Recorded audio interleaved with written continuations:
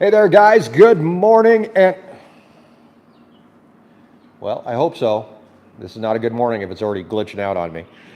Good morning, guys, and welcome to the third 24-hour live stream set here in Northeast Wyoming. Thank you for joining us, guys. If you guys could do me a quick favor and let me know that you can hear me okay, and we'll be able to get started here. This is become an annual thing, and as we finish up the 20 or the 30 and 30, we come into the 24-hour live stream, and it's something that it's like a love-hate relationship, right? Like I look forward to doing the 24-hour live stream, but at the same time, it's hard to do. But I have a lot of help this year. We have the help of our moderators who are hanging out in the chat with us. We've got Zach Hewitt, Matt Fensel, Lori Habel, and I think William Dunn is here as well, and a brand new moderator with you guys have never seen before is Evelyn, who is moderating from north of the border up in Canada, representing for Canada on the Our Wyoming Life channel. So thank you, Evelyn, for coming in and giving us a hand as well. I don't think I missed anything. Bill the Tractor Man will probably be here a little bit later. I know he's working today, so that might be something we're going to have to thank folks throughout the day for moderating. Also here on the ranch, we've got Mr. Ranch Hand Jeff, who will be joining us here a little bit later. Jeff actually took care of checking cows for me last night so I could get a little bit more sleep and be ready for the 24-hour live stream. So thank you, Jeff, for doing that. Hopefully he's sleeping right now, but he's not here, so he may be catching a few C's before we get started today. Also, Erin, who is in the house, she will be answering comments throughout the day, and she'll be coming out and joining us throughout the day in what we do and giving us a hand out here.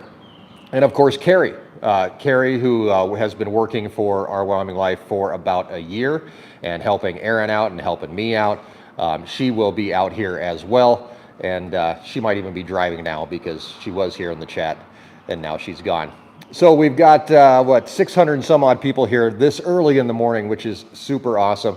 I'm going to show you guys around the shop here just a little bit and show you guys what we've got set up for this year to help us make the chat a little bit better for everybody. One of the problems that we have is we actually do the 24-hour live stream from my phone. So if you've ever done a live stream or seen a live stream on your phone, the little tiny chat windows pop up, they disappear pretty darn quick.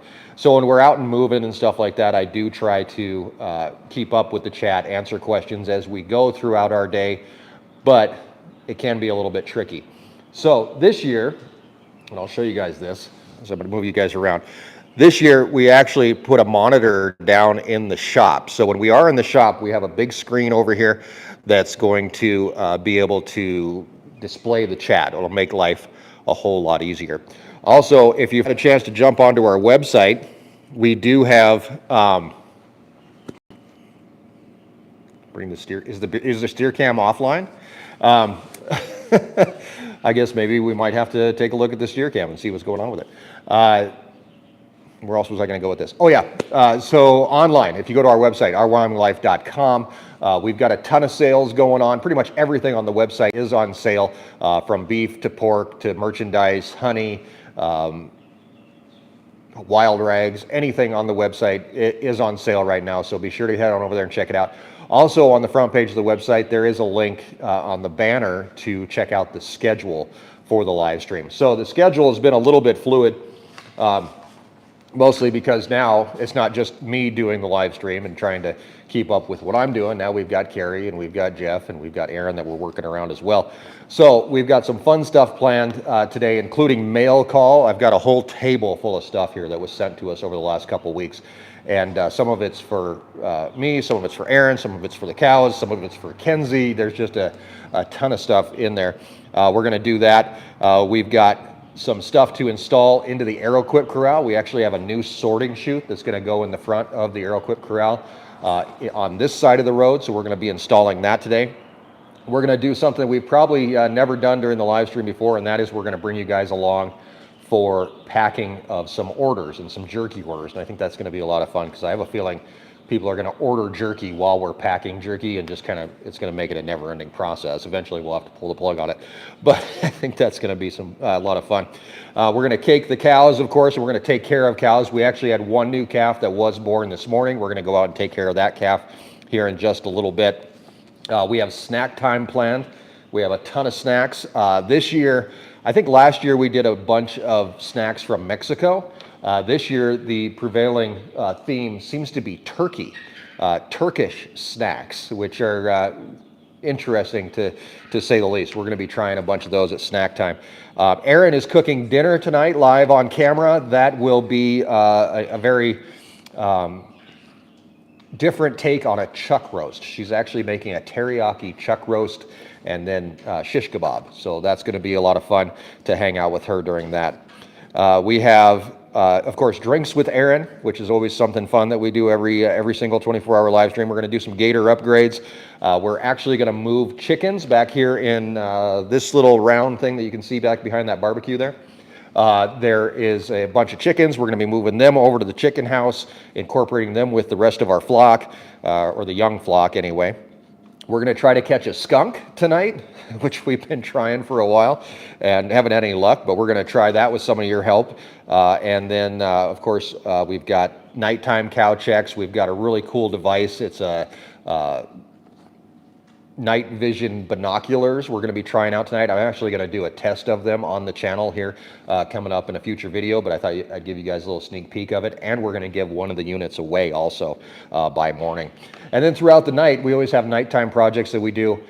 We are going to be kind of, Erin has the saying down, and I can't remember what it is reuse, upcycle, recycle, I don't know, something like that. She'll probably tell us what it is. We are going to be tearing apart pallets and actually building useful things here on the ranch out of pallets alone. And nothing that we're not going to run to town. We're not going to buy anything. We're going to use stuff that we have here on the ranch. We are going to build a really, hopefully, really cool playground for the goats, for the petting zoo, and then a new house for Petunia, who is our miniature pig, potbelly pig, whatever she is. So that's some of our nighttime fun and games that we have planned. And Jeff will probably be joining us for that because he doesn't really plan on sleeping a whole lot either, except for right now, because he's sleeping right now. So the chirping you hear in the background is probably the chickens. What I figured we could do here for a little bit, it is a little bit past 7 o'clock, obviously, here in Northeast Wyoming. And we are going to answer questions here for a little bit, kind of hang out, get to know each other. You guys obviously showed up here early, so you all deserve a little bit extra attention. So we're going to answer a few questions as they pop up. Like I said, if you see me looking off to the right here, that's because I'm looking at the big screen rather than the little screen on my phone, which is kind of a pain in the butt to see. So not that I'm not paying attention to you, I'm actually looking over here.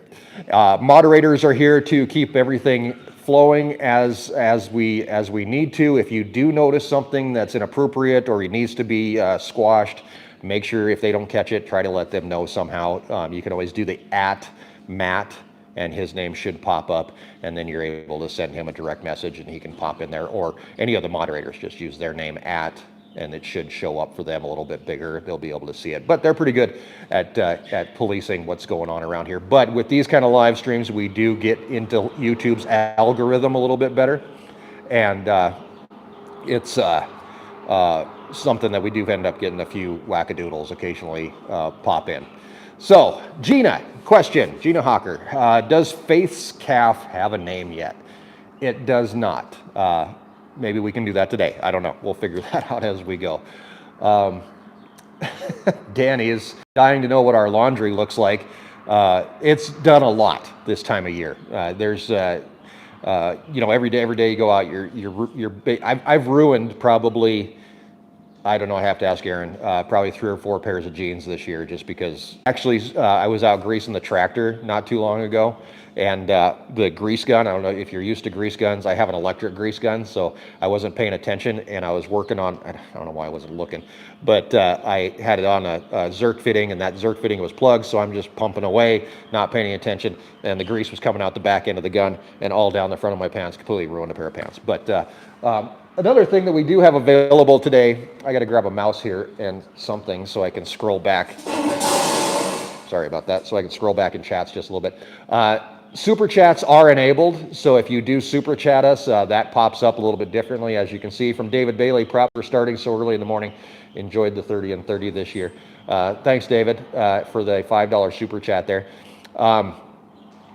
As we go through the day, if you do super chat and I don't get to it right away, I'm hoping that somebody else will be able to either answer your question or at least thank you for that super chat, and then I'll get to them. They do stay up for me a little bit longer, so I'll be able to get to it if I do miss it. Let's say we're in the gator out doing something. So Joe asked how much hay we have left. We're going to check on that throughout the day. I think we have enough to get us through, obviously, in the feedlot and for the rest of the season. Those Aeroquip feeders that we put in make a world of difference. The waste is just cut down to practically nothing, like I showed in the last video. So Roger, your package did show up. It'll be during live stream, so very cool. And if you did send a package late, like I said, we're going to be packing jerky orders today. Erin is going to take those jerky orders to town to get them sent out, so that's why we're packing jerky orders at 10 o'clock this morning.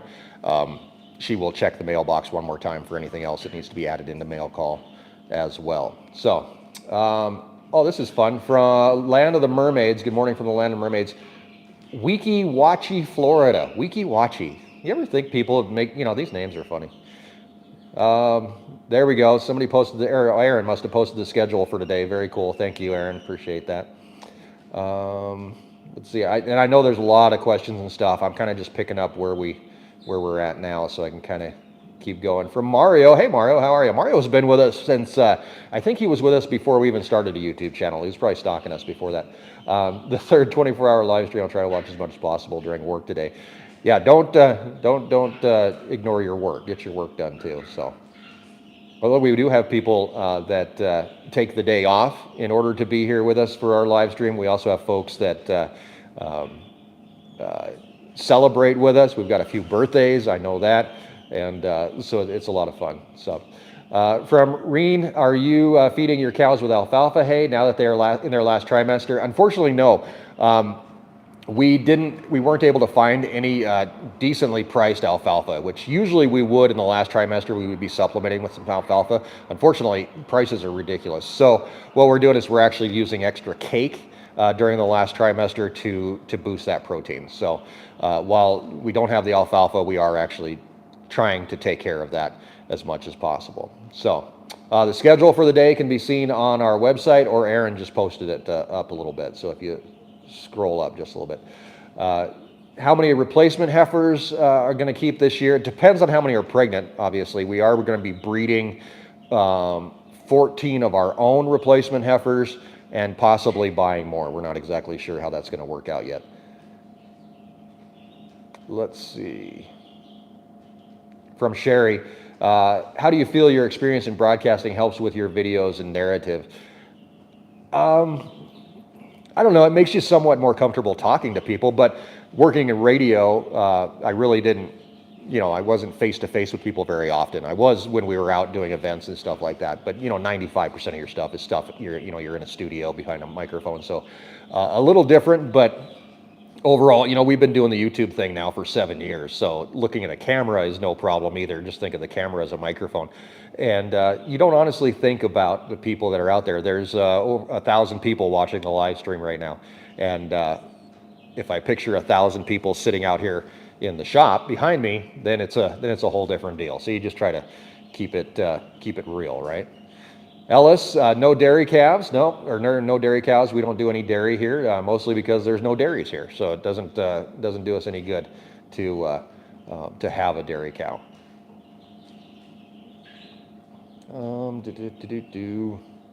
Truckers, Millennial Trucker, thank you very much. Appreciate that. Scrolling through, looking at questions here, not ignoring you guys.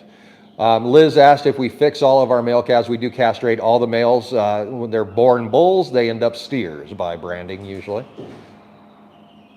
Old Man on a Mission, today is his birthday, turned 65. Happy birthday.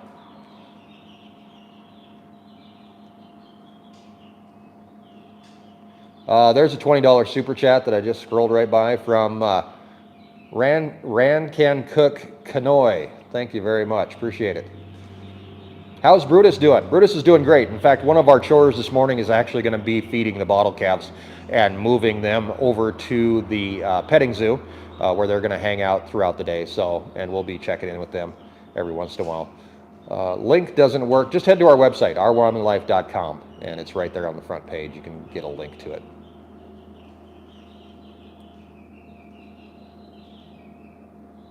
Miriam asked if we have a herd size goal. Yeah, I mean, we kind of have an idea of how many steers we want to put through the feedlot every year, so that kind of dictates how big of a herd we want to go with. Stocking rate here in Northeast Wyoming is pretty high, so we don't want to overgraze our land. So I think an ideal stocking rate would probably be between 75 to 100 cows, breeding cows, that are having calves every single year, and that should keep the feedlot stocked with steers and then replacement heifers rolling through the ranch. So that's kind of where we're looking, but we're still working on that. From Kayla, did number 8 have her calf? No, not yet. In fact, when we do night checks, Jeff will go out, or I'll go out, however our schedule is working out. And basically what it was when I was editing for the 30 and 30, we would put the kids to bed and I would go start editing. And then about midnight, I would go out and do the 12 o'clock check. And then I would finish editing, get the video uploaded for you guys. And then I would go to bed. Jeff would do the 3 a.m. check. And then I would do the 6 a.m. check. So what we would do is we would actually text each other after every single text and say what's going on, right? So we've all been keeping an eye on number 8 because she's been acting a little sketchy. And so last night, even Jeff, when he texted me last night, and he said, hey, number 8's not doing anything, come on, hurry up. So we're still waiting on her. But who knows, maybe today will be the day. David asked how I like the new tires on the Gator. Here's the thing with those tires, and I found out John Deere is still shipping the Gator, or actually I think your dealer can request what kind of tires they put on it. Our dealer chooses to use the little bit more rugged tires that I got on the new Gator, which I can show you guys a little bit later if you have no idea what I'm talking about. But that's something that's actually chose at the dealer. You could probably go to your dealer and get those tires. They seem to be, it's more like driving a truck. I don't know how to explain it. It feels more like driving a small truck now than it does driving a four-wheeler, if that makes much sense, because it did have those balloon four-wheeler tires on it. You had a little bit different suspension, a little bit different ride. Now it's like just driving a truck. It's different. Ask Jeff about it too. I'm sure that he'll have an opinion on it a little bit later on today. $10 super chat there from Liz. Thank you, Liz. Appreciate it. Joyce T, in the intro to your videos, you were tube feeding a calf and saying, don't you die on me. I'd like to know if that calf lived or not. That calf actually was from last year's 30 and 30. That was our number 1 calf from that year. And unfortunately, that calf did pass away. It was a little bit premature. And I'm pretty sure that calf was number 10's calf, who her calf passed away this year as well. She's the one that's over here in the B.5 team. So, Jared, happy birthday. Thank you very much for joining us on your birthday. Roxanne asked if we name all the calves. We don't. That would be too much to keep track of. But I don't have any problem whatsoever with naming any of the animals on the ranch. And that's because I think every animal on the ranch deserves to have respect. And it seems like when you name something, you tend to have a little bit more personalization, obviously, into that animal.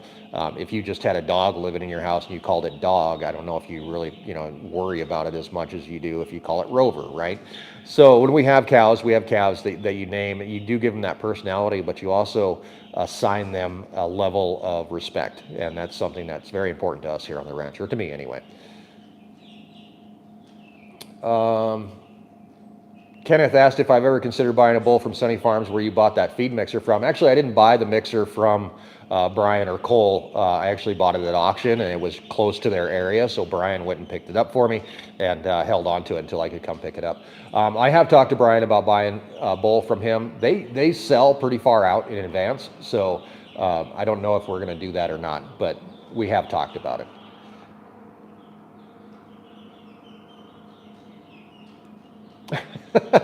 Latma TV, you a student? Okay. I wanted to know, did you ever get that help that you asked for in the intro? I did, actually. I think Carrie came running out of the barn and came out to help me with that cow before I got myself run over. From JB Weld, what's that on your chest, this black thing? This is actually a microphone. In the past, for the past 7 years, when making videos, I've used clip-ons, like little like lavalier microphones that have the cord that runs down to the body pack. These came out recently from Rode. They work really well, and you don't have all the extra cords running around.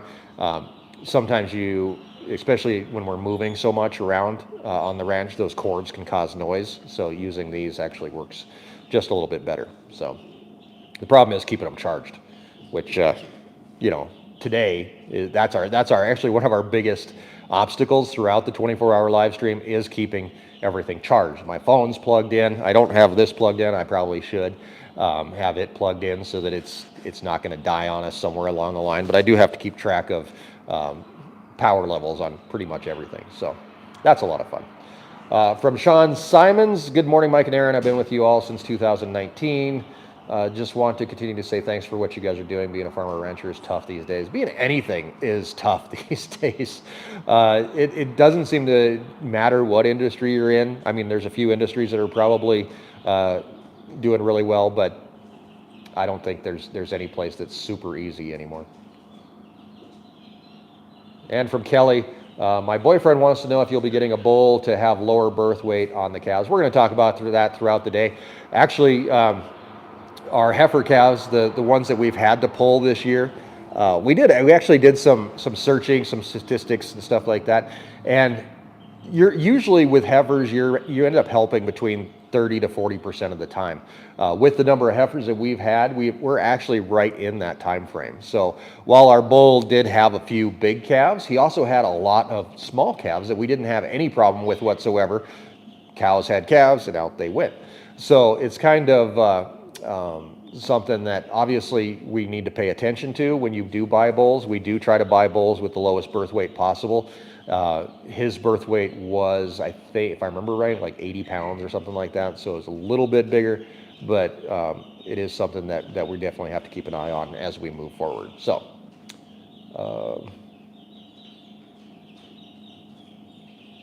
I just realized something. The chat that I have on the TV is actually different than the chat that I have on my phone. Must be a little laggy or something.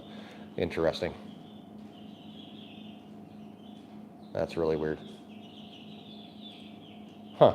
Okay. Anyway. Either that or it stopped, one or the other. You might have to look at that. Let's see. The cutting board and stuff, Cody, we actually still use. And in fact, I think the cutting board and stuff ended up over in the Airbnb. People get to enjoy it every time they come. Sorry, now I'm looking at my phone. Looks like Jeff's awake.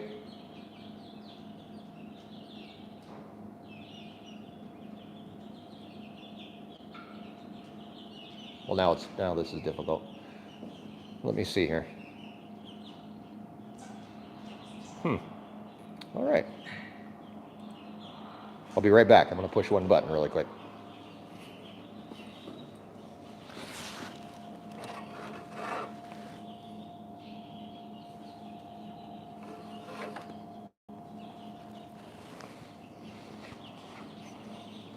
Okay.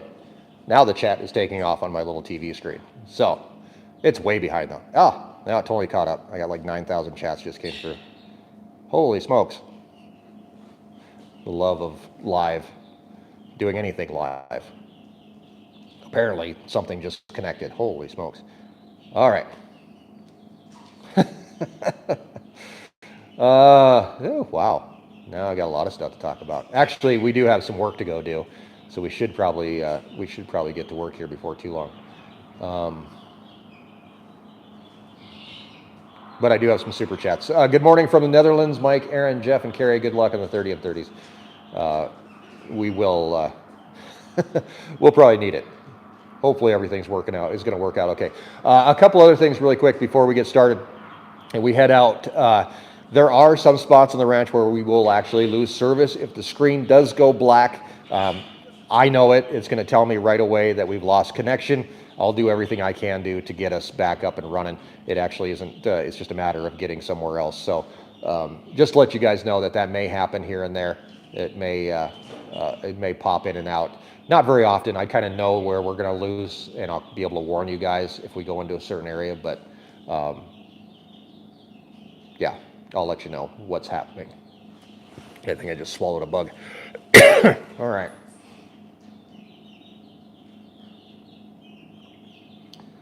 Karen said she found a channel this year has been binge watching. Wow. Binge watching. Washing. Dave asked if we have all the license plates. Well, we have all that we have. We have all. Oh, hold on. Erin's yelling at me. Not yelling. She's calling. Yeah, I do. Drink some water. I will. Thank you. I don't have any right now, but I will get some. Also, by the end of this 24-hour live stream, my voice will be pretty much hashed, just to let you guys know. All right. Are you guys close to Welker Farms? Actually, you know, funny story with Nick and the Welkers is I actually grew up in Montana, about 80 miles from their farm, and we played Shelby, which is the town that they're closest to. We played Shelby in high school basketball. I didn't know them, but we grew up not far from each other. But Welkers are they're quite a ways from here. It's good day's drive, so they're a long ways away up in Montana.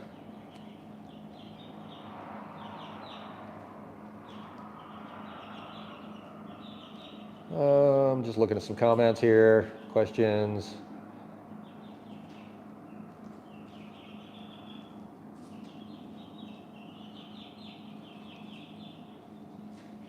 All the cows not had calves. We still have a few that we're waiting on, and we've got some heifers that we're waiting. We got 3 heifers, I think, that we're still waiting on. So hopefully we will have a heifer calf today. That would be nice. Meryl asked if this video will come back later like our regular videos. Yes. We learned during the first 24-hour live stream that if you just go for 24 hours, YouTube will not re-upload a 24-hour long live stream, but they will upload a 12-hour long live stream. So that's what you're going to see today is come about 7 o'clock tonight, we'll shut down this live stream and we actually start another one, and that will round us out for the last 12 hours. So as long as we keep it underneath 12 hours, then it'll be re-uploaded. You guys will be able to go back and watch this if you missed anything that did happen, which you might. So we do have some good news on the baby donkey front. Now we have our fingers crossed because Erin was out checking Ethel, who's our miniature donkey, who is pregnant, and she was able to get a little bit of colostrum out of her, which means she may be getting close. Never know. Ginger asked, saying, is the vet going to check the donkey's due date? The vet was actually out here for a bangs vaccination this week, and we had her look at Ethel, and her answer was about the same as ours. Well, she'll have it when she has it. I mean, that's kind of what we're waiting on. So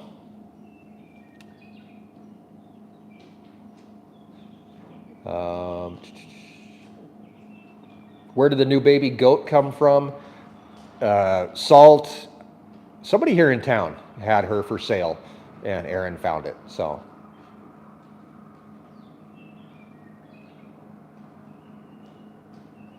all right, let me see if I've got some water back here.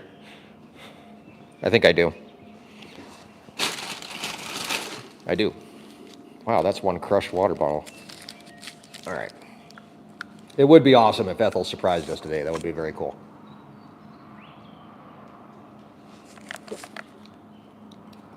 BCP Farm and Trucking, do you keep all your heifers back for replacements, or do you choose who you keep? We do pick and choose a little bit based on lineage and that kind of stuff. If we know their mom has problems or whatever, we will kind of pick and choose. We'll also buy heifers from other ranchers if we need to.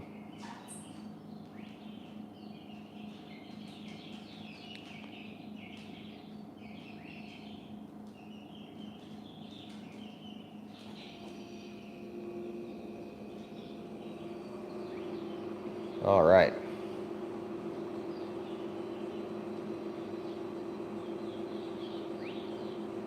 Did you tease the vet about the heifers in the feedlot that have their? I did. She just kind of rolled her eyes and said, well, that happens. It does too. In fact, our friend Dr. Spencer, who's been on the channel a few times, he was actually telling me just the other day, he was back in a feedlot and they had 3 heifer calves in a feedlot that had calves. So it happens quite often.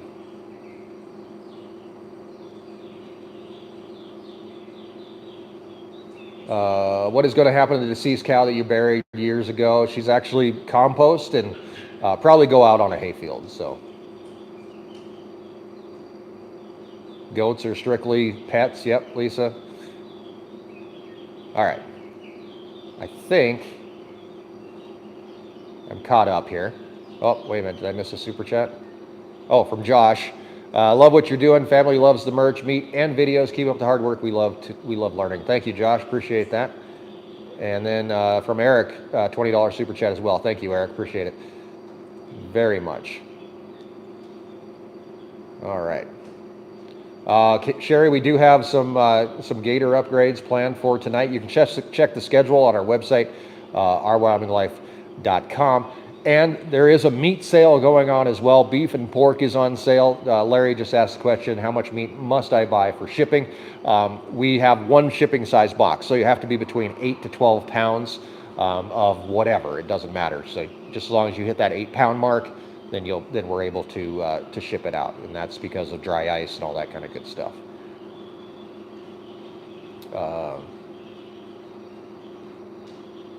What do you search on the website? Just sit on the front page of the website, the banners there. One of them will say 24-hour live stream schedule. Click that, and you can go straight to it.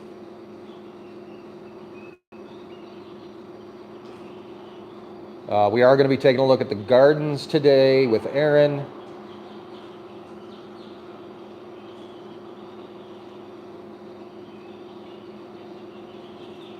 There's a $5 super chat for Jeff and his Mountain Dew addiction. Thank you very much, UK Kaylee.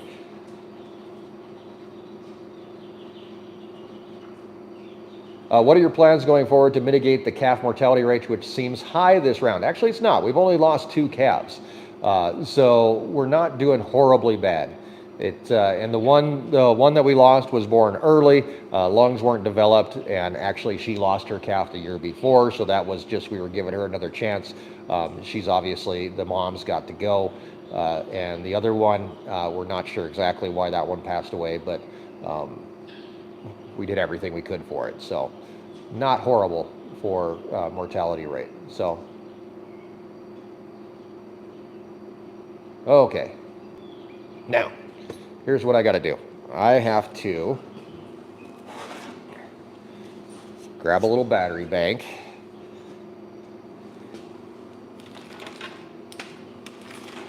and a cord.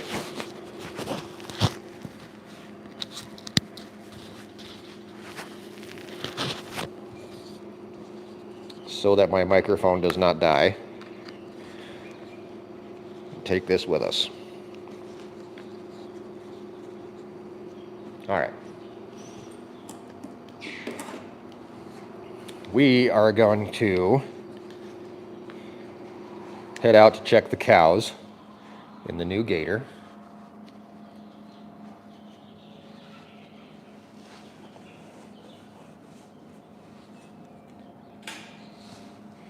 And I think I got everything I need. Let me check the schedule really quick. All right, we're still on schedule. We haven't screwed anything up yet. Okay, so we're gonna head out of the shop here.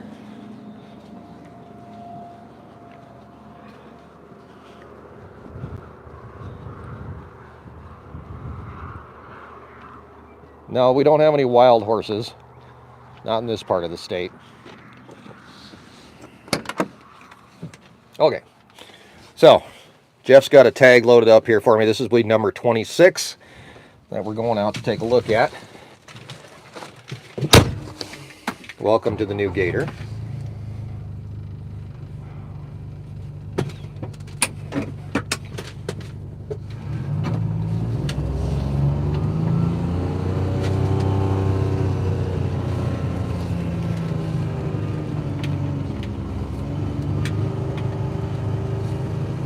And our first stop for the day is going to be, we're going to try to find this calf that was born last night to number 66, I do believe. We'd go over the ramp, but we have to open this gate anyway, so we're just going to go ahead and do that.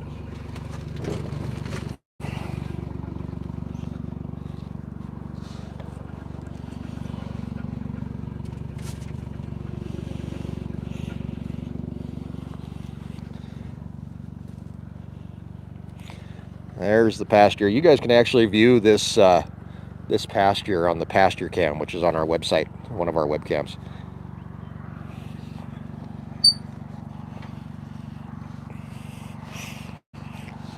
Cows are a little scattered today.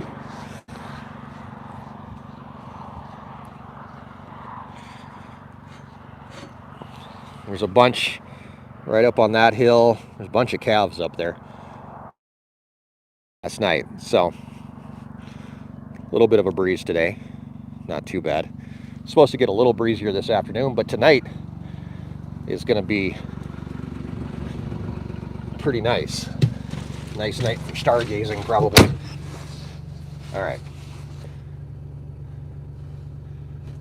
What problems did you have with the prior gator? I don't know. Pick one.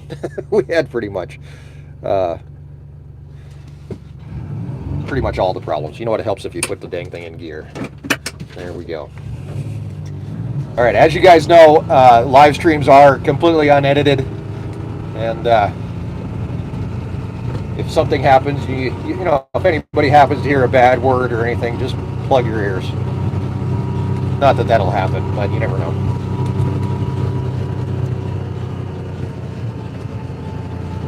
Do we have to deal with predators? We do have coyotes.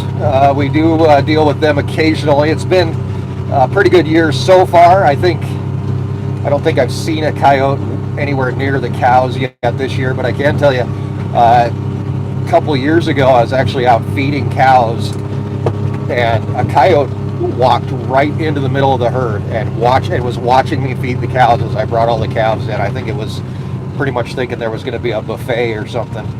And that was not good. That coyote ended up going away eventually.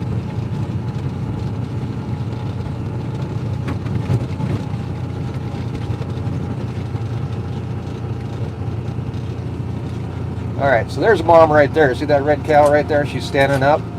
I think that's number 66, but I'm not exactly sure. I can't remember if she was a red cow. I forgot to print out a cow report this morning, so that is number 66. So this is the new calf.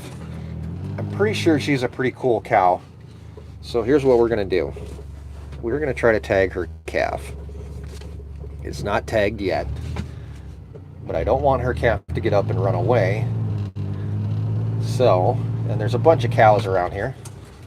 So here's what we're going to do. I am going to try, maybe, to clamp you guys in here where you can see her. I'm going to grab, I just blocked off my tagging gun. Come on, tagging gun. Oh, and I lost the tag. Where'd the tag go?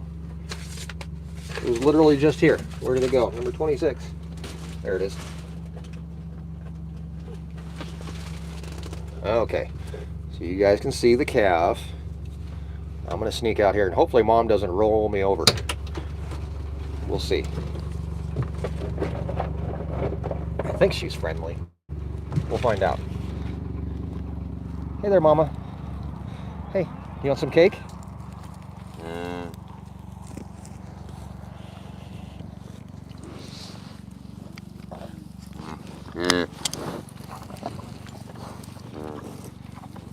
Good girl.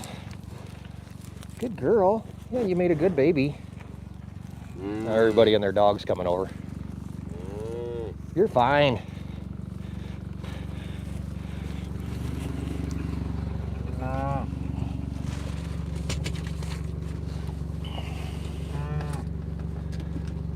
And that's how simple it is while we're out here. Let's see who else is here. So here's some of our heifers, number 48, 39 there. You want a piece of cake? You want a piece of cake?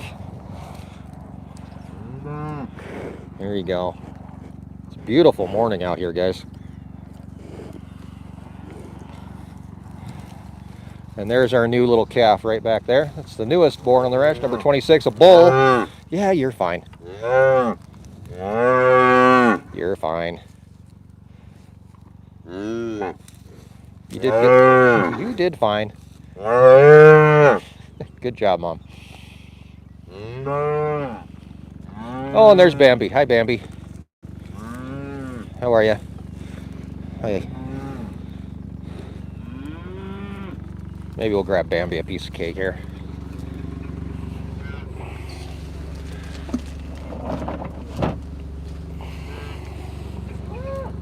Bam, Bam.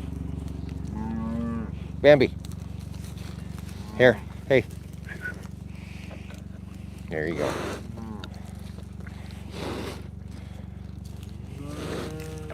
You dropped it. Now my hand's all slimy. Here. There you go.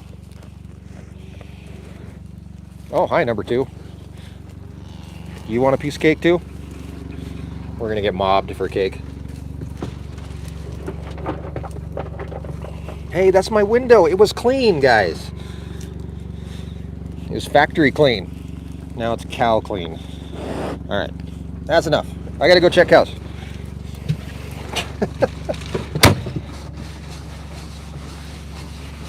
Nobody break my mirror off. All right, let's get out. Hi. Hi. This is my gator, not your gator. All right. There's Cracker Jack over there. I'm surprised he didn't come over.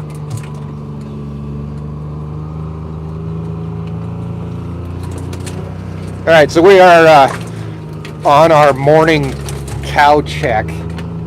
This is something I usually like to do before I come out and feed cows. Is kind of go drive through everybody, see if there's any issues going on. Make sure that, see, kind of a precursor, like seeing how our day is going to start, right?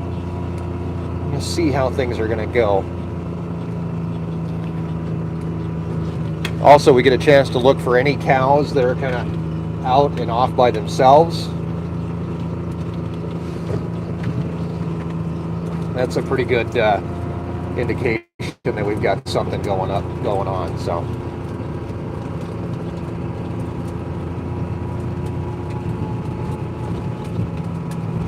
as we cruise around the ranch, this is northeast Wyoming for you. No trees, mostly prairie.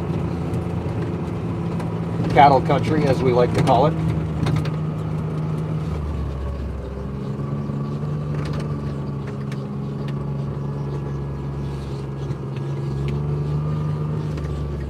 Who are you, Mama? Hey. You have a baby somewhere, I think. So one of the things I didn't think about is I keep all my records on my phone nowadays. And since I'm doing the live stream with my phone, I can't access my records, so.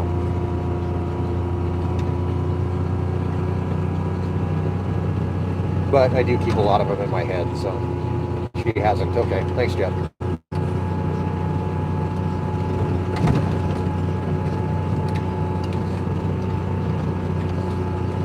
These are yearlings over here, so we don't have to worry about them.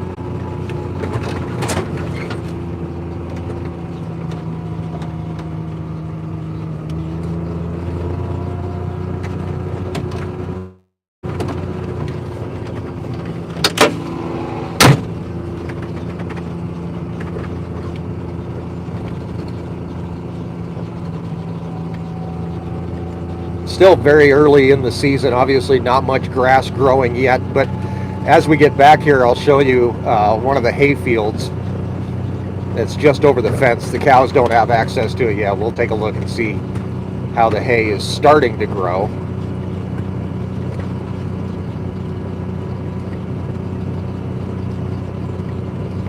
This field is grazed every year, so it takes a little bit longer to get going, I think. Plus a lot of sagebrush out here.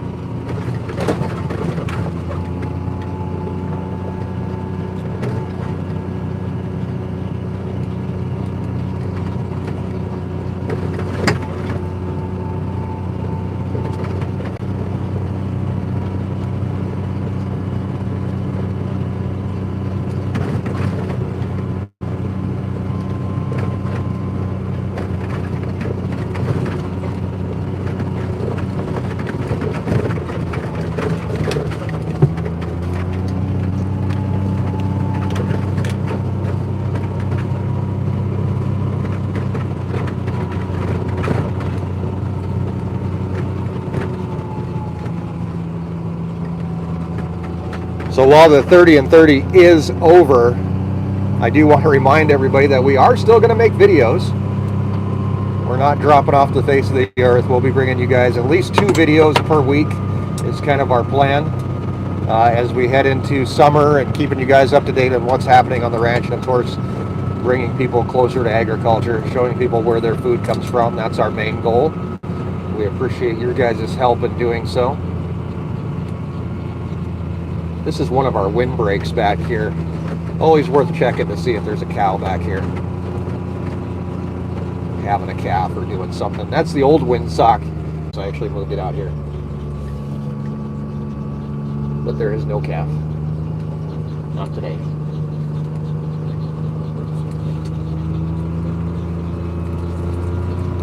We'll swing up this way and I'll show you guys our hay field here. This is our first hay field.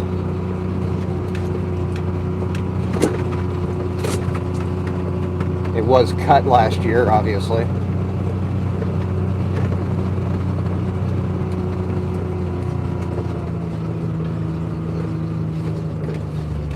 But even the rain that we've had and all the snow melt and everything really hasn't done a whole lot yet. We'll swing in there. I don't feel like climbing a fence. We'll drive over. Take a look.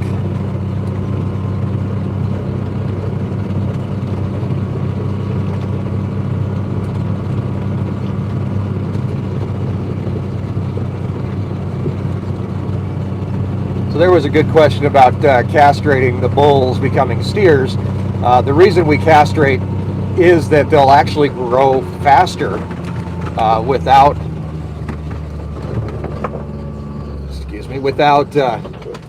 testicles. They're gonna put less effort into reproductive measures.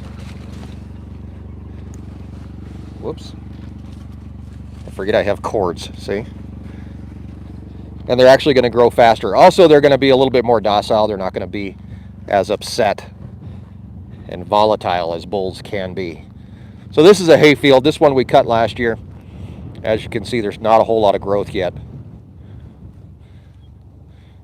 And we probably still need to get out here and harrow a little bit.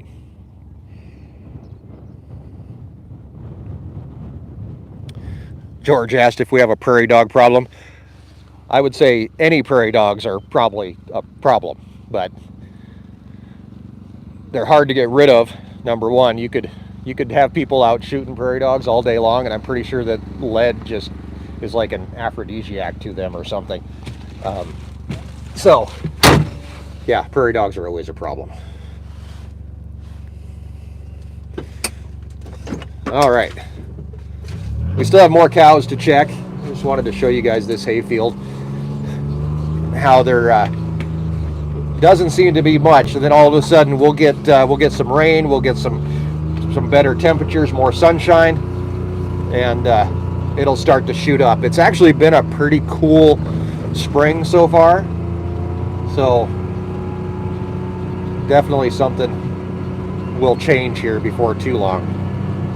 Even here, you know, in pasture or prairie, where the cows are grazing now, and I know as I've explained it about new grass and how they're out chasing grass, but once we get the temperatures and everything else up and running, and everything working for us, everything's running on all cylinders, we'll see an explosion in grass, or at least we hope so. Liz asked if I've ever gotten hurt by a cow. Oh yeah, plenty of times. 9 times out of 10, you know what it is, and it's not even cows usually, it's their calves stepping on your feet or kicking you. Calves can kick like no other.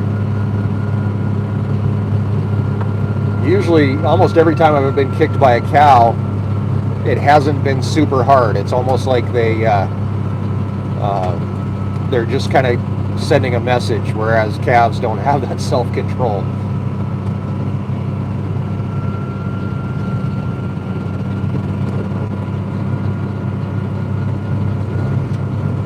There's one of our oil wells that are on the ranch. They've been on the ranch for years and years and years. That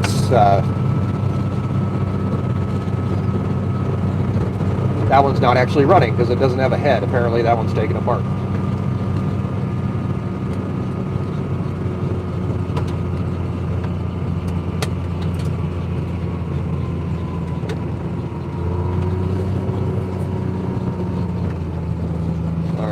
Here's one of our ponds down there. Of course, we got a nice lot of water in it, which is great. This is from all the runoff that we've had from the melted snow.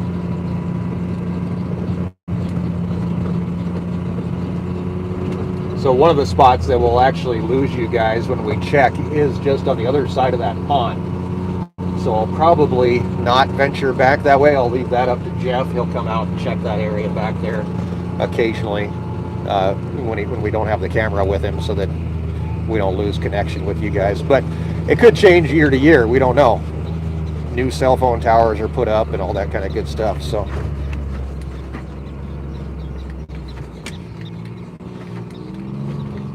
good morning, calf. Small nursery over here. All these calves are tagged. There's number 25. That's the one that we found in the last video.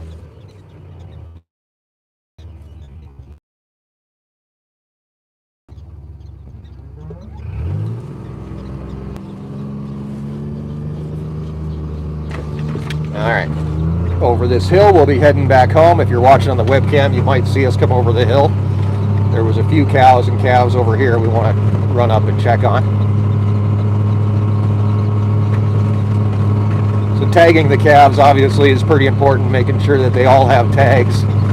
We're able to keep track of them in the computer. We know who their mom is. More importantly at this point for the ranch is that we're able to start tracking lineage and which cows are producing the best steering weight. That's one of the things we're starting to look at, making sure that we have cows that are producing steers that are gaining weight correctly, that she's able to feed them what they need to be fed. They need to grow correctly, they need to be the right size at weaning, and there's a bunch of different formulas that come into play there. This is number 45. This is the first one we saved from the feedlot. She says she's very, very thankful. Haven't seen the eagle yet this year. I think Erin saw one earlier in the season, but I haven't seen one yet. Run, little kid. Lots of calves out here this morning. This is kind of a nursery area, apparently. This one, number 13, is the one that was born in the feedlot that we went and rescued.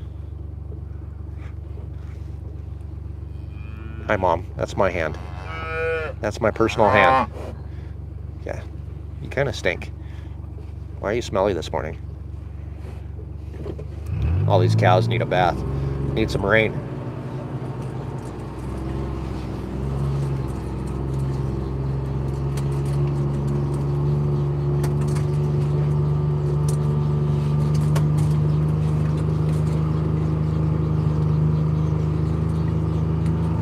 Morning breath.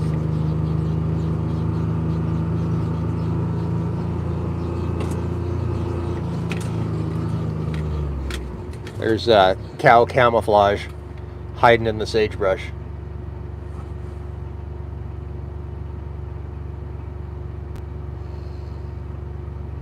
So the sagebrush in the pasture obviously has a lot of different uses.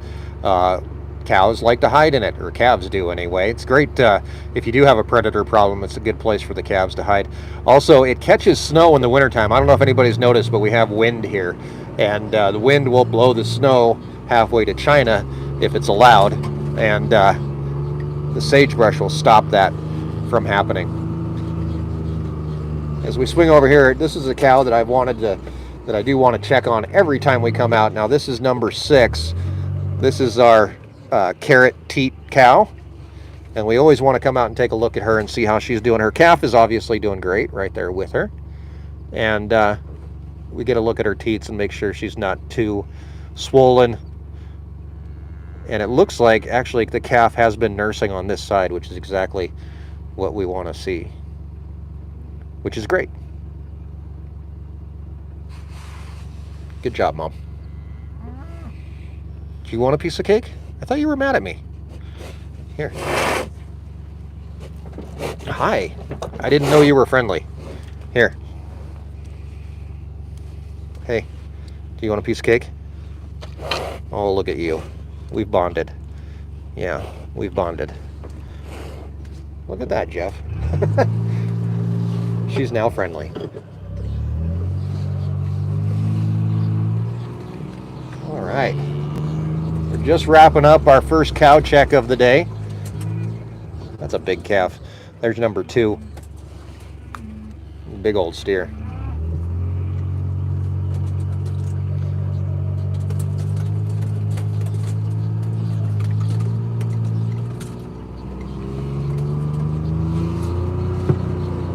And we'll swing by the cow shed really quick just to make sure there's nobody hiding up in there, which is not uncommon. Occasionally we'll have a cow that decides to go have a calf and she'll hide in the cow shed. And I get to show off Jeff's hard work because he spent a couple days getting it all cleaned out with the skid steer, creating manure and compost for the ranch. That's going to be going on the gardens before too long.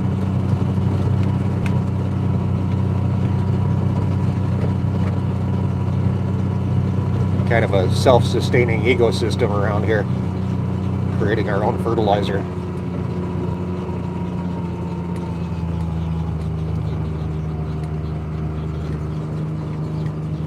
That's all fertilizer. All right. Nobody in the cow shed. We've got 3 more cows to check, and that is our heifers that we're still waiting to calve. They are right here in this corral. Let's take a look.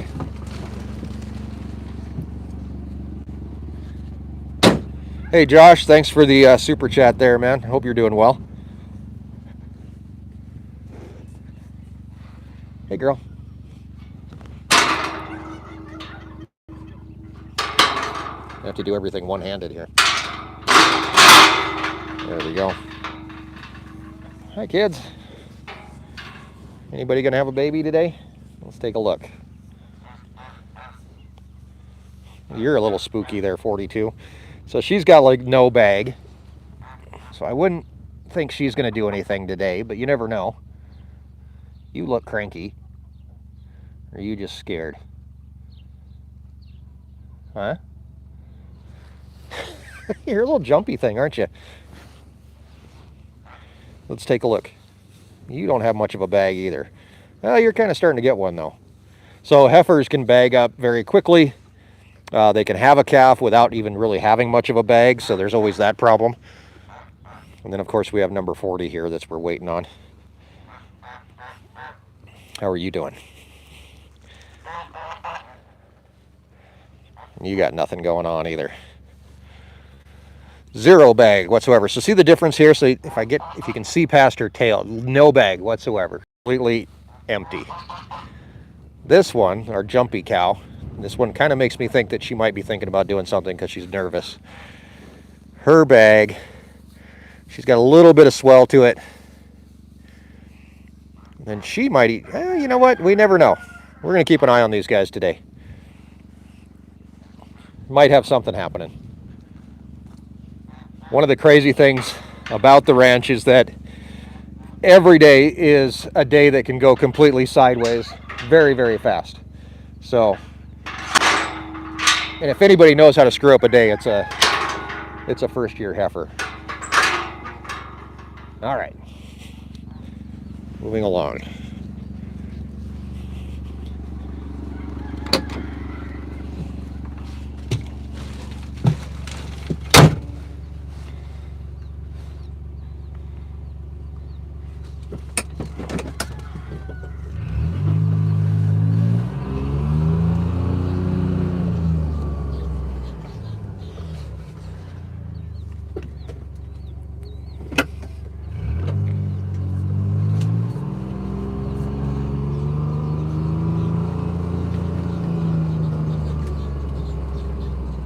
Barn's nice and clean.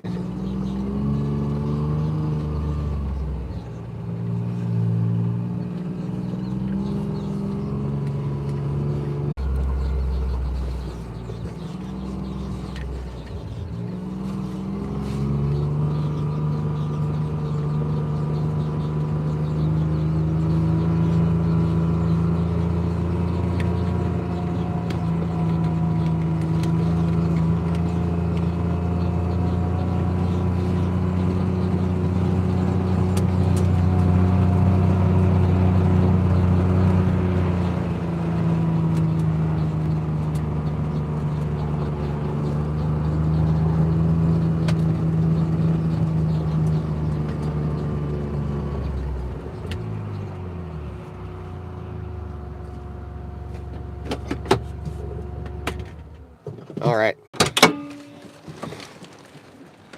Let's head back into the shop here.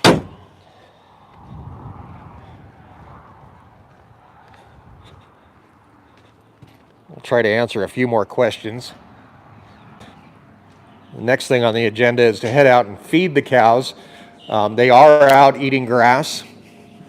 Nice green grass out there, but there's not much of it. So we're going to supplement their feed still with hay so that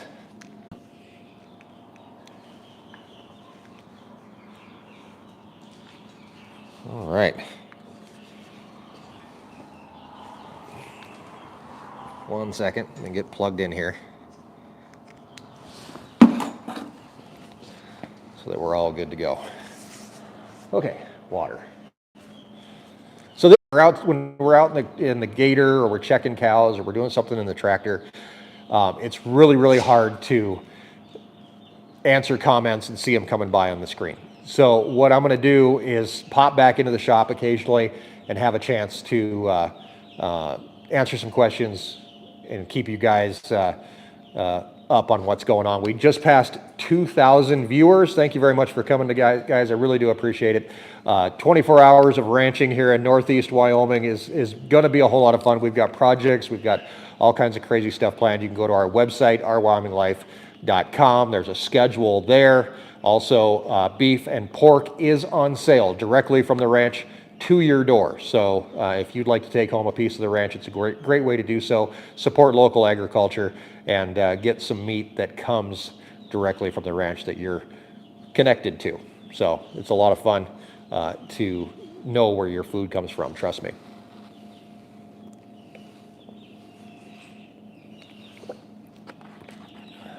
All right. Let's answer a few questions here. From Linda, good morning. Totally enjoy watching you guys. We'll be in and out watching today. We are cleaning pens and getting irrigation ditches ready so we can get started. It amazes me when there are other farmers and ranchers that watch what we're I'll get emails that somebody will say, I was out working all day, came home, watched your video, just to see. It's a huge compliment. So I do appreciate that. Peggy, what are you going to do with those two? Are you going to keep those two moms or get rid of them? I'm not sure which two moms you're talking about. We have one back here in the B&a-half team is what we're calling it. That mom, she will be going into jerky production.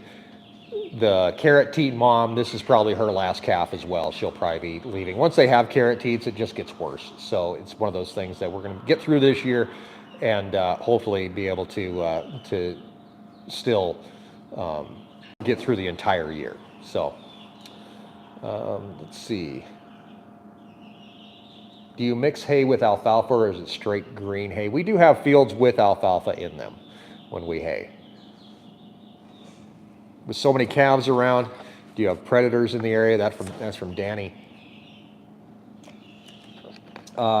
Predators are just something you deal with when you see, honestly. We do have predators. We do have coyotes that will, if you have a sick calf, I mean, that's one of the reasons that we try to be there when the calves are born, make sure calves can get up. Moms do a pretty good job protecting their calves. As long as the calf isn't sick out in the field, you usually don't have any major problems with coyotes. Have you had any problems with scours? A little bit, mostly with the barn calves. And it's hard to have a bottle calf. It's, if you have a bottle calf, they're going to get scours. So we've been dealing with that with the bottle calves a little bit. So.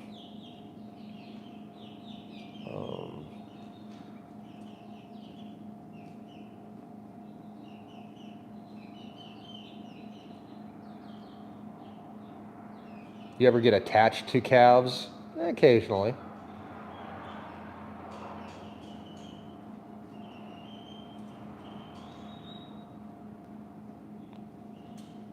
Why do you keep number 8 even though she's a bit nutty after she calves? She's a really good mom, and she's not a bad cow. In fact, I should have probably went and saw her today because she will, she's friendly except for 3 days out of the year. And those 3 days out of the year, I can deal with her. But she's a good mom, and she throws really good calves, and that's the main reason we keep her. And you got to be a little bit, tolerant of some of those cows. And when they're good moms, they're good moms. So we're happy to have that.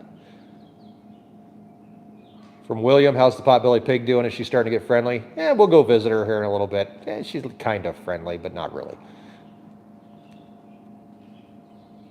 Was that calf a bull? The newest one? Yes. How much do the bottle calves let you handle and pet them? They are like dogs. You could ride them around if you wanted to.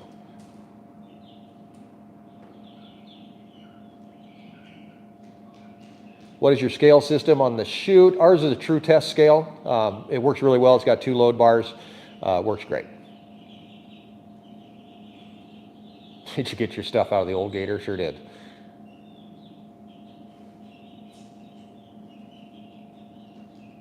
We don't, Roger asked how often we get their hooves trimmed, the cows, I'm guessing. We don't trim the cows' hooves out here. Dairy cows, you do that quite a bit. Out here, we have really sandy soil. So if you think about it, it's like the cows are walking on sandpaper all the time. So their hooves, we usually don't have that many hoof problems. Tim asked how many antelope are harvested from the ranch every year. I think last year we had 40 some that were brought off the ranch.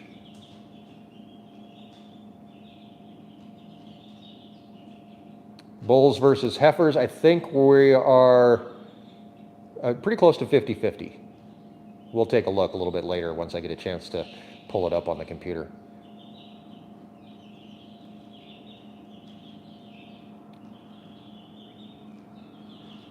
Joyce asked what carrot teats are. The cow that has the swollen teats, there's a ligament at the base of the teat. Sometimes that ligament will get torn or will just get stretched out. That's what creates the carrot teats. Sometimes it's called bottle teats. It's something that once a cow has it, it doesn't go away, and we have to, get rid of the cow pretty much.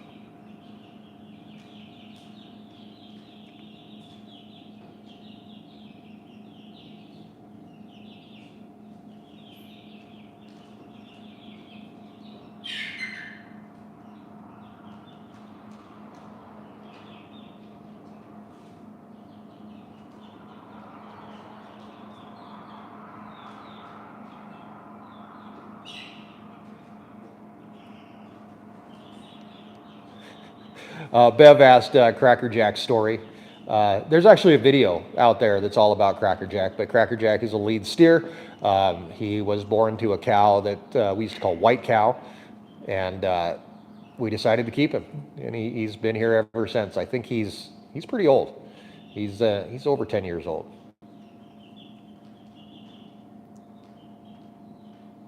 Susan, we had 1 new calf last night. We just tagged it, actually. We'll be checking on that a little bit later.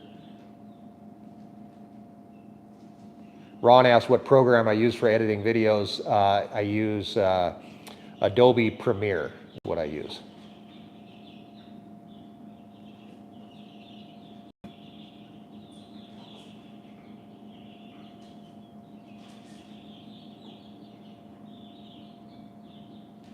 Oh, blown teeth is probably the same thing. There's lots of different names for everything. Any plan when you're going to go to the Straw Hat this year? Pretty quick, I think. It's starting to warm up a little bit, sun shining. We're expecting a temperature today of 61 degrees, a little bit windy this afternoon, but it's getting there. These felt hats start to get really hot as soon as the temperature, and especially when you're working, they get really hot really fast. So going to the Straw Hat actually will keep me in a cowboy hat more than I usually do. If this hat I'll wear, of course, when I'm filming or when I'm doing something that, I can wear it, but I don't like the chance of getting it dirty or getting it ruined. So straw hats give me a little bit more freedom.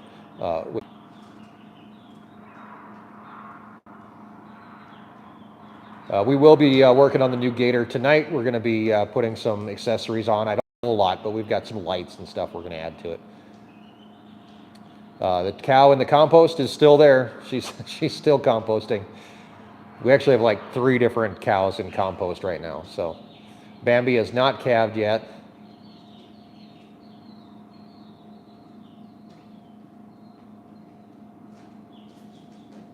Story behind the license plates. That's a good one. That's from Laura. There's not really a story behind them. There was actually, before YouTube, and I had a little bit extra time before kids and everything else, I found a bunch of old, here, I'll show you guys. I found a bunch of old license plates on the ranch. And what I did, I think I found, you know, like this one's 1947, 1958, and they were kind of just beat up. In fact, I've got a drawer of them somewhere. I don't know where they're at. But I found a website that showed me the original colors. So I actually bought paint and kind of straightened them out as much as I could and repainted them. So they actually looked like this one when I found them. You can see how they're just all rusted out. That's a 1951 plate up there. Or they'd look kind of like this one, or they just kind of be rusted out. And I went through and repainted them. So those have always been here even before YouTube. And Gilbert, I think my father-in-law would save license plates because they were actually, you know, they were sheet metal. So you could use them to patch stuff. You could do all kinds of stuff with them. So he would save these old plates. So I redid those ones. Then when we moved the farm store out here, and we stopped going to farmers market, one of our first years we had in 2019, we had some subscribers stop by, and they were over-the-road truckers, and they gave me this license plate, Ivan and Uliana. And they gave me that license plate, and they said, hey, would you like to put this up with your other license plates, which are over there? And I said, sure, I'll put it up on the wall. And then license plates just kind of started flowing in. We've got people sending us license plates from all over the world, actually, up there on the very top. We've got Denmark and Germany, Dubai, I think that's New Zealand, Germany, don't know what that one is, Australia, so from all over the world, and all 50 states. And one of the really cool things is that people will often write a short note, or they'll write on the back of the license plate. They'll kind of send me their little story. So we put that behind the license plate as well, and that all stays here on the wall. In fact, this wall is completely full, so we started over here, and we've got a stack that actually came in even for the mail call tonight, and we're going to be adding those onto the wall here. So we're going to keep on adding license plates. Also, I don't know if you guys have ever noticed in the videos, and I haven't even talked about it, is I actually built this bar this spring. In the summertime, we hang out in the shop quite a bit, and we thought it'd be fun to have some place where folks can sit around and talk and chat, and we've got a little TV up there so we can watch shows or whatever else we're doing. So I built this bar this spring, and I included this, which was actually sent to us by a subscriber. That's very cool. This was sent to us by Charred Chisel. Ethan Kinney makes these. Very cool. So that goes right there on the bar. Here's some of the snacks while I'm out moving around. I might as well show you guys. These are some of the snacks I was talking about earlier that came. Erin actually found most of these. And we're going to have a little snack time later on. Different dips and nachos, and we've got tons of different stuff. Japanese Kit Kats, a bunch of stuff from Turkey there. We're going to be having a little snack time as well. And then mail call, which will be happening later on today. We got all this stuff. And we're going to be talking about this. All of these things sent to us from subscribers. And a little bit later on tonight, we are going to head out with these guys. These are actually night vision binoculars. Come out, see how they work during nighttime checks. And we're actually going to give a set of those away as well. So that'll be a lot of fun. They're worth about $800. So super cool. All right.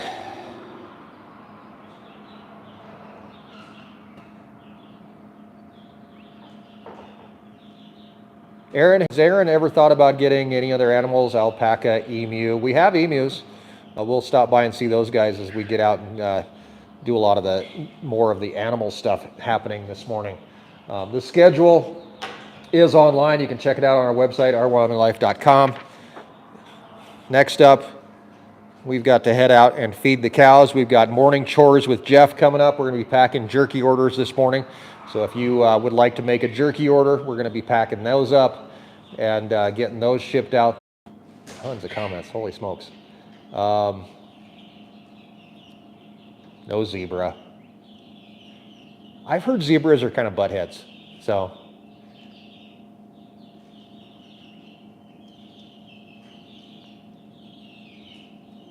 Everybody's going to want to order an owl bar.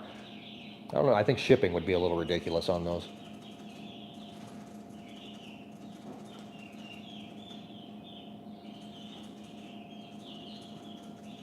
We do brand cattle. We brand in June usually. Our donkeys don't protect anything. They just hang out. Oh yeah, we can take a look in the chickens over here. We can do that.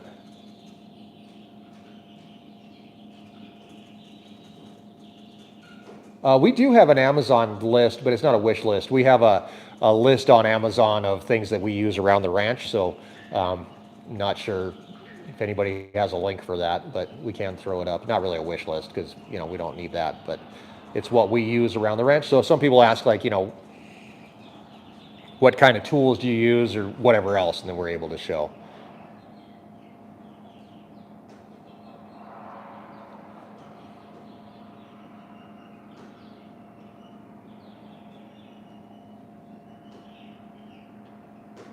All right. A zebra made news for ripping a man's arm off. Okay, well, maybe we don't need a zebra. I would like to have one. Just, you know why I want a zebra is because I want people to drive by and slow down really slow and be like, what the heck is that?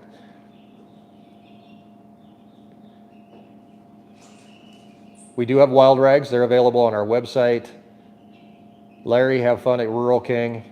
I've actually been to one of those in Indiana. We have stores just like them out here, though, pretty close.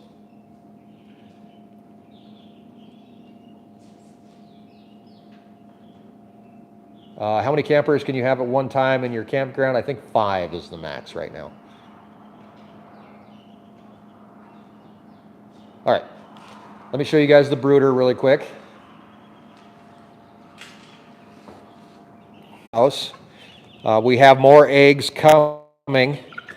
Actually ordered some eggs with some special.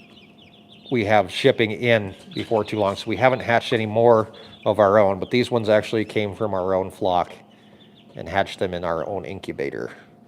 We're going to be moving these guys tonight over to the chicken house. I just saw a super chat come through. That one from, hold on, from Eric. Thank you very much for the super chat. Appreciate it.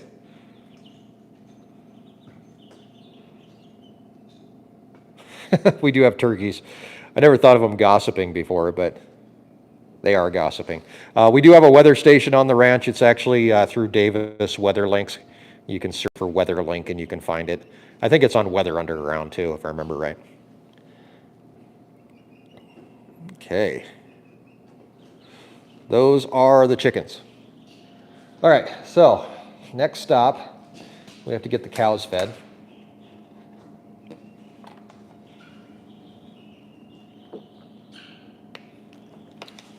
The chicken brooder we actually built, it's actually just a stock tank.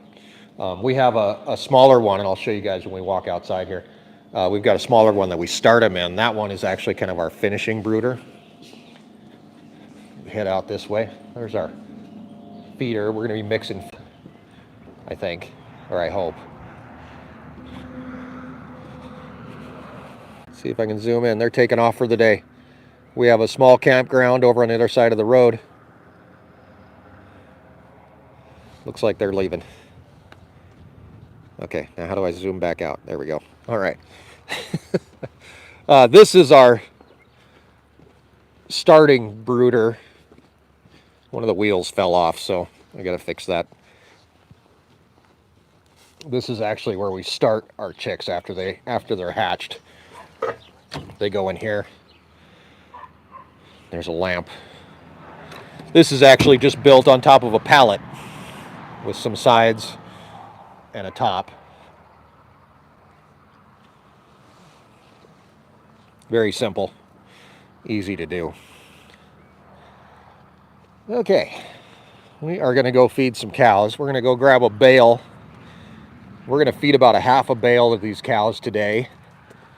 The other half we're going to utilize when we mix feed later on.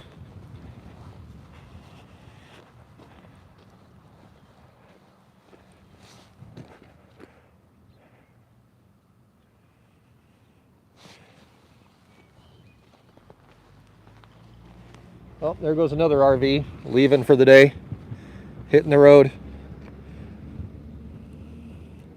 See you later. Have fun at your next stop.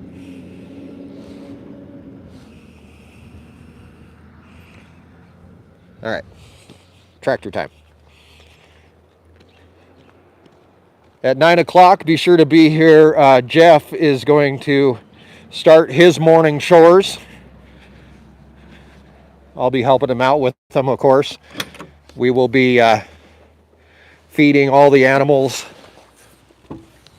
all the goats, moving bottle calves, feeding emus, doing all the things. That starts at 9 o'clock, but right now we're going to head out. We're going to be feeding these guys at 9 as well. We are going to head out and get the cows fed.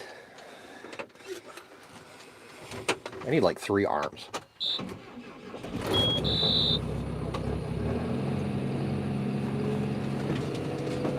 All right.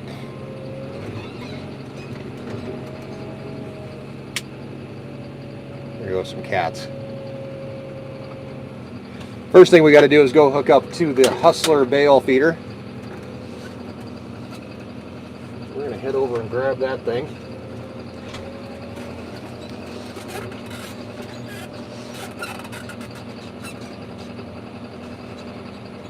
The Caribbean represented this morning. Wow.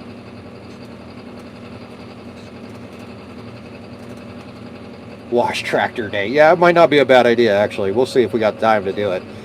One of the things you figure out here on the ranch pretty quick is that there's not enough hours in the day to do all the things that you need to do. Erin likes to call it dealing with the biggest fire.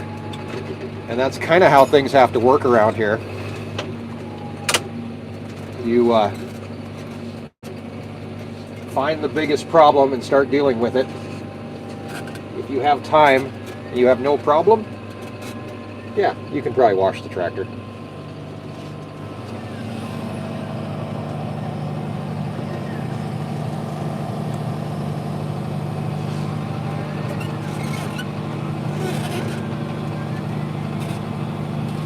I'm probably gonna have to take this hitch off really quick.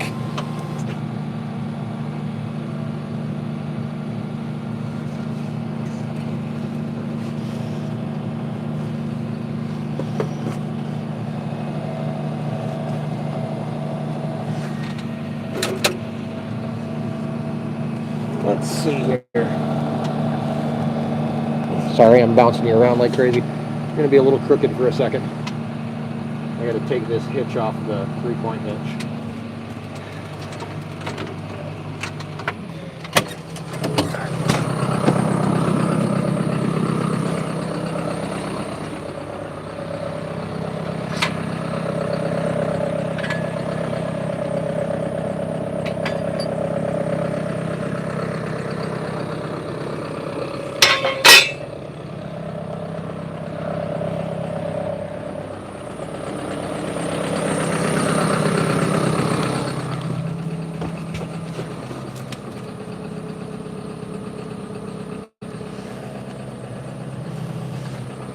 Okay, now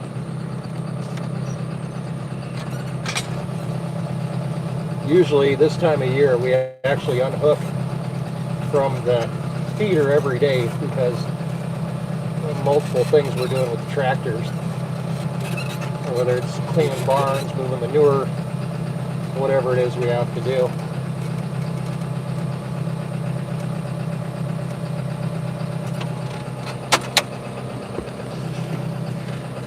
Trying to do all the things.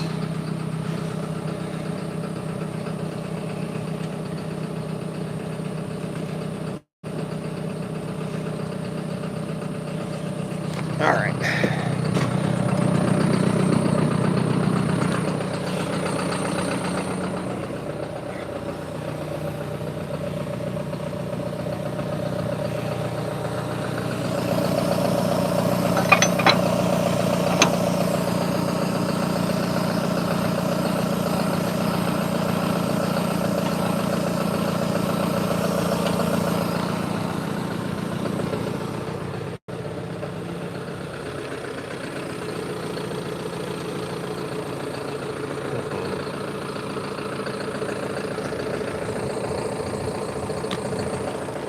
See if I can find somewhere to clamp this camera for a second.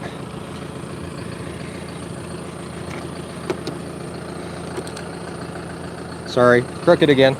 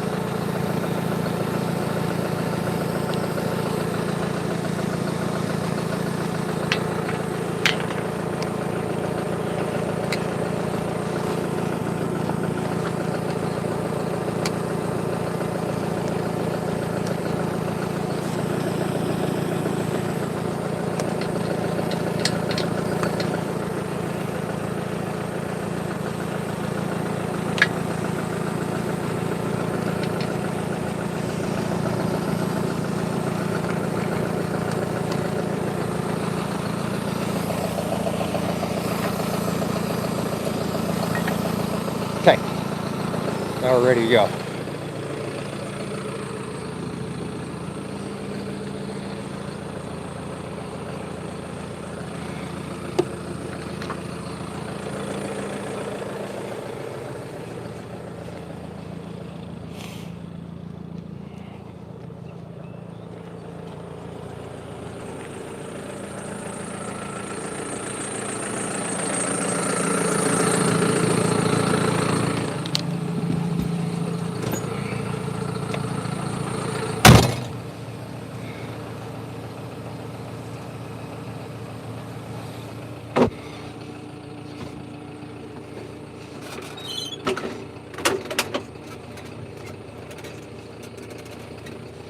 We're going to head down to the hay yard and grab ourselves a bale. Get out and feed the cows.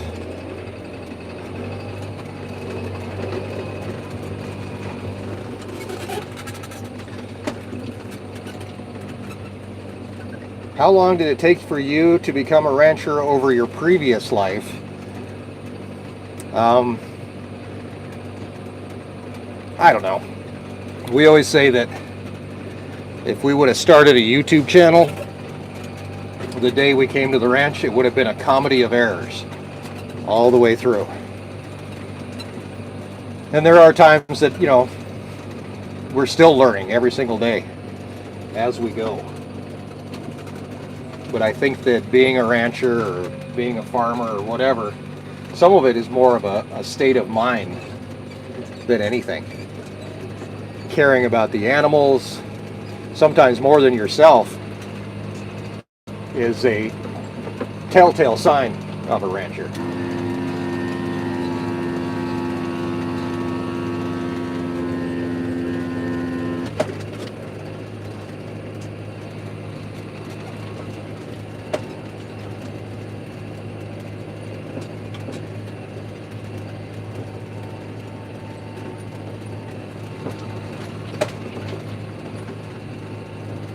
What are we going to do with our bottle calf, our bottle bull calf? He will actually go into the feedlot at some point.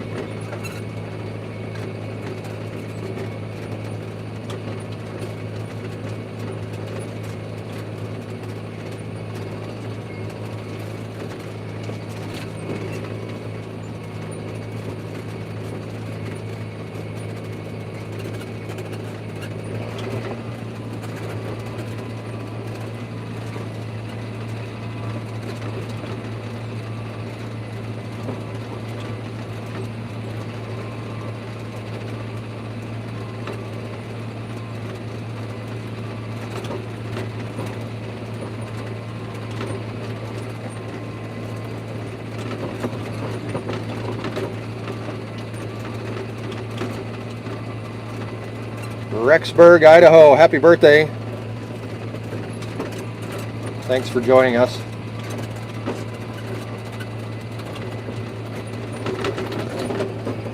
Excuse me, cows.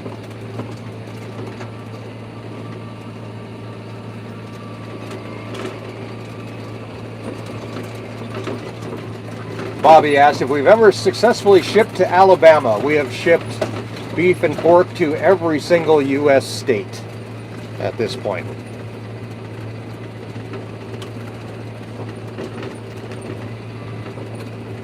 There's number 8 right out there. And Bambi.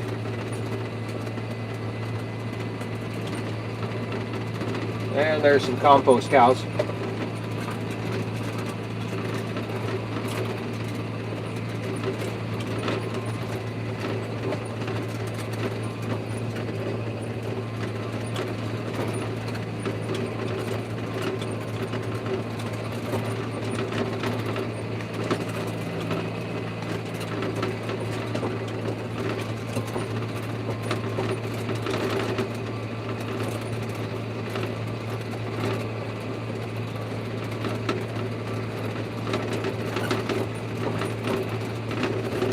All right, how many people do you have helping watch the chat log? I'm not sure. There's what, 4 or 5 of you guys, so.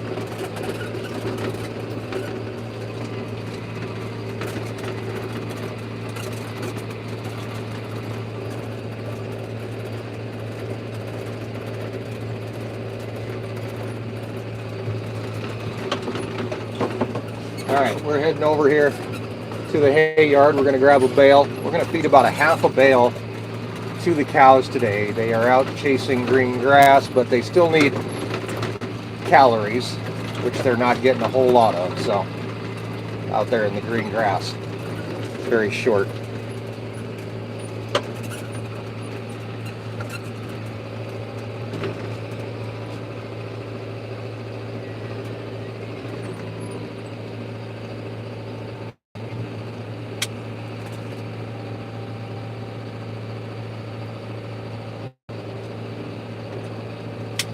How much coffee do we consume? That's a good question. We actually got some coffee from a coffee place down in Rock Springs we're going to be trying out today.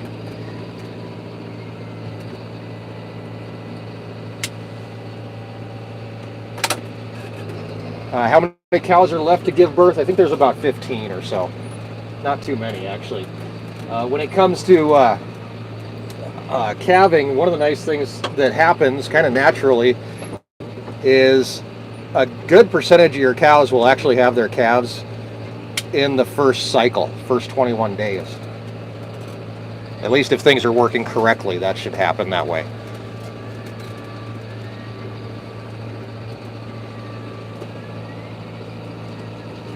All right, there's our bale. We got it off the stack.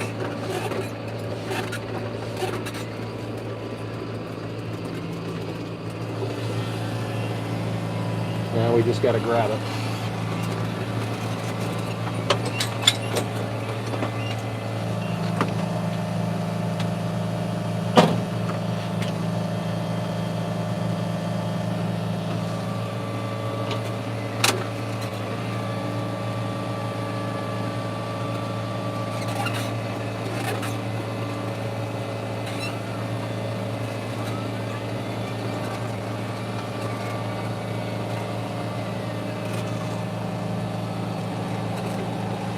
This is not as easy as it looks when you're trying to film.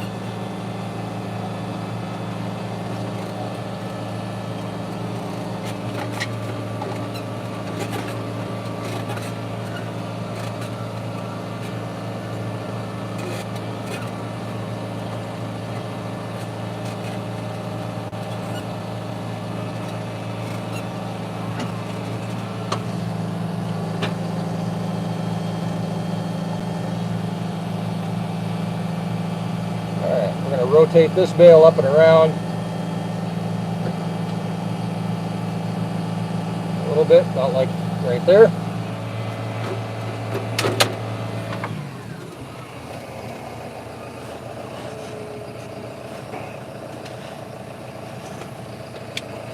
I'm going to untangle all my cords here.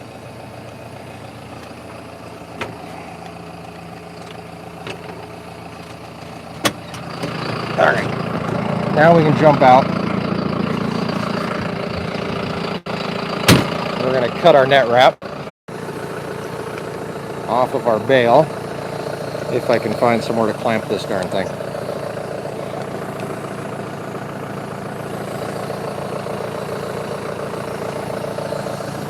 Sorry. Horrible view there. Okay.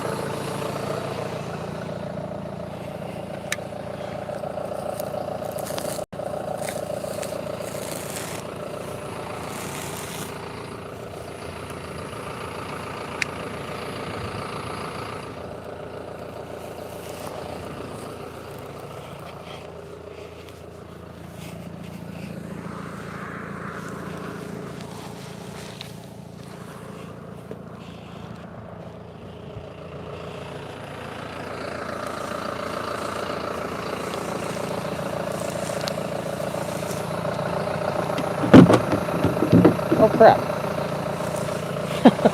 I just broke the, so we affectionately call this the beer cooler. This is where we store our net wrap, and the lid just broke off of it. Now let's see if we fix that.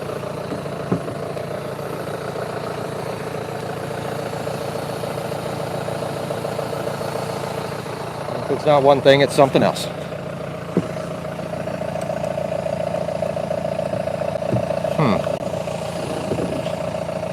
There must be a nut or something on the inside of there that came off. Oh, great. Okay.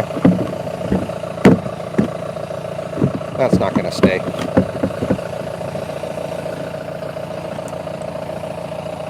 Oh yeah, there was a nut inside here. Oh. Let's see if we can find the nut.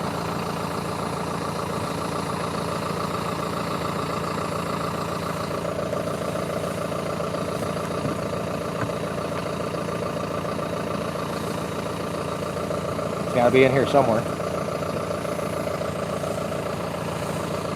No place else it could have fallen to.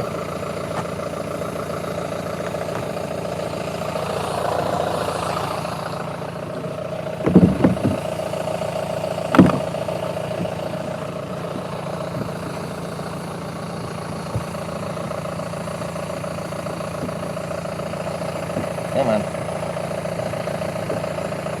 Riveting. I know. Absolutely riveting content. Well, that'll hold for now.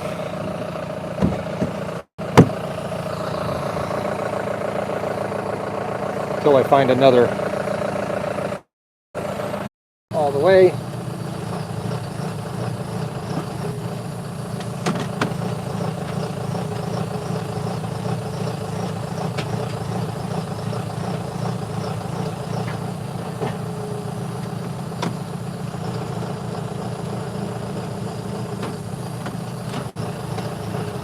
Away we go.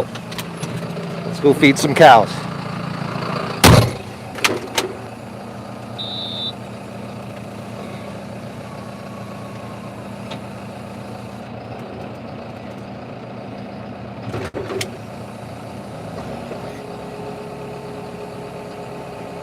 How do you see your second bale to pick up? Because usually what I'll do if I'm going to take two bales is I'll put them back to back. You don't actually see the second one back there. You just know where it's at. You back up straight into it. I did hear about a couple people that have put like backup cameras on the Hustler feeder, and they've got a monitor up in the cab of the tractor. But if you just line them up, you're fine. You can back right up to it. So totally fine. Easy peasy.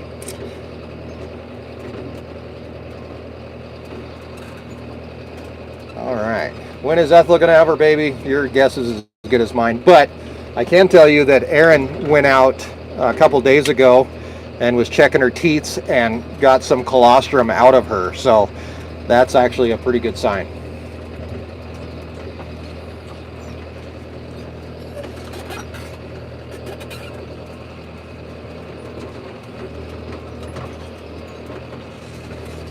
All right, where do we want to feed the cows?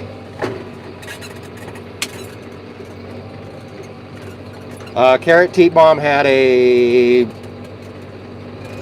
That's a good question. No, it's a girl. I know it's a girl because we had the conversation about if we wanted to keep her because there could be a chance that she would have the same problem that her mom has. So we kind of went round and round about that. We're not sure.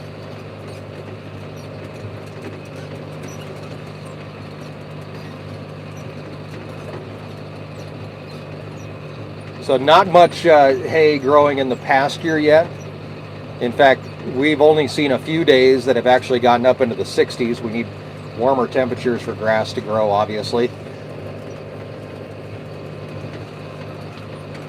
I had somebody send me an email not long ago and said, well, we've got grass in North Carolina. I don't know why you don't have grass there. I said, well, you know, different place, different ecosystem, whole different world in some aspects.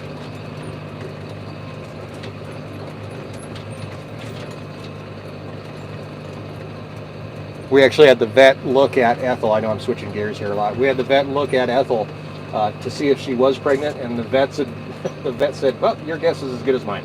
So, but I think Erin getting some colostrum out of her is actually a good sign, hopefully. There's Bambi. Maybe we should feed over here, give a little bit to Bambi and these guys. Let's see. I actually don't like feeding this time of year because sometimes they'll turn their nose up at it. And they're just like, we don't need you, and we don't need this. But there seems to be a few coming.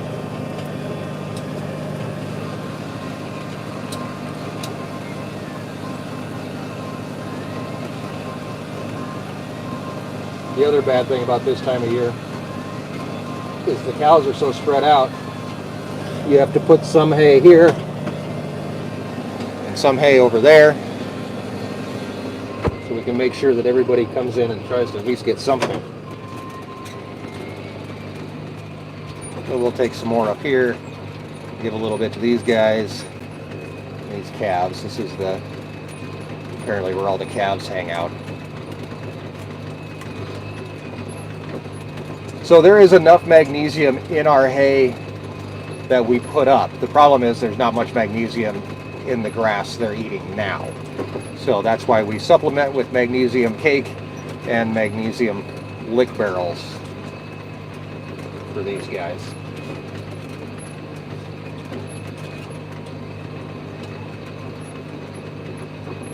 And we'll get up here a little bit further and we'll put out some more hay. We are going to save about half of this bale.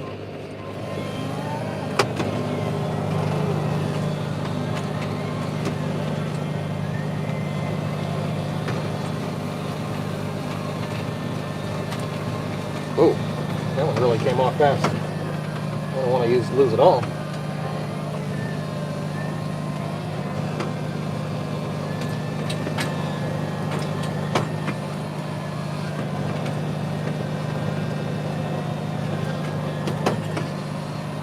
Okay, there we go. We're going to save about that much of that bale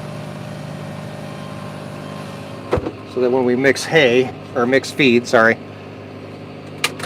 we can add it in.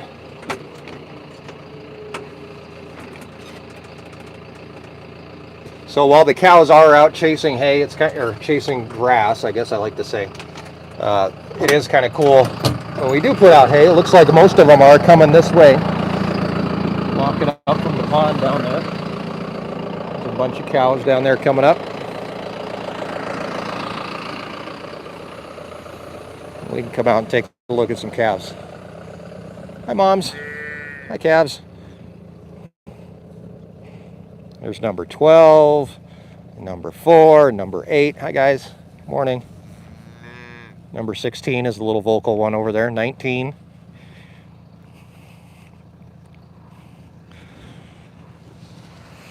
Hey, kid.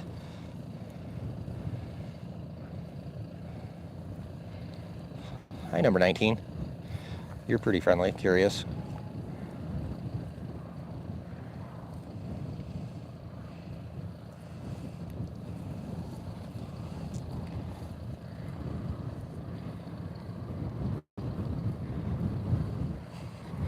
Who else do we got down here?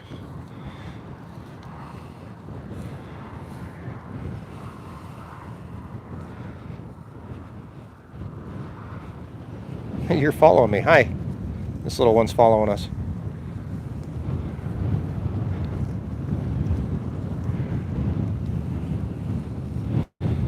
Notice 130 here once she just left, but she's got a little bit of a lump on her face, probably has an abscess of some sort. This will probably be her last year on the ranch here too. And number 6, who we checked on earlier. A bunch of moms and their calves on the way here. Take a look at them.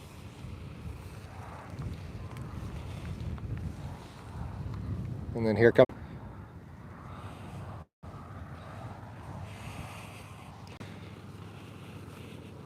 this is Bear. We've talked about her a few times. Bear is missing the tips of her ears and her tail. When she was born, she actually ended up in our bathtub, but she had frostbite. So, lost the tips of her ears and a portion of her tail. You got high-centered in the hay, buddy. You okay? That's number 4. That's 130's calf. You guys playing King of the Mountain?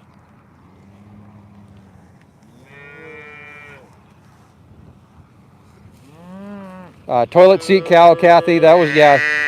Shush, I'm talking. Toilet seat cow. She actually went away. She ended up not pregnant, and it was a pretty old cow. Oh, hi, Bambi. Hi. Hi. You want some scratches? Hi. How are you?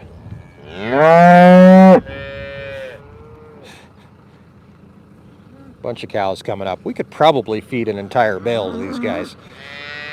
They might be hungry enough for it. What we'll do is we'll see how they do on this throughout the day. We might come up and give them some more.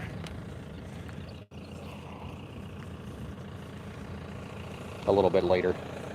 I do want to save some of this bale for our mixing of feed later on. There's 52. She was saved from the feedlot. Her calf is out here somewhere. Caking will be coming a little bit later.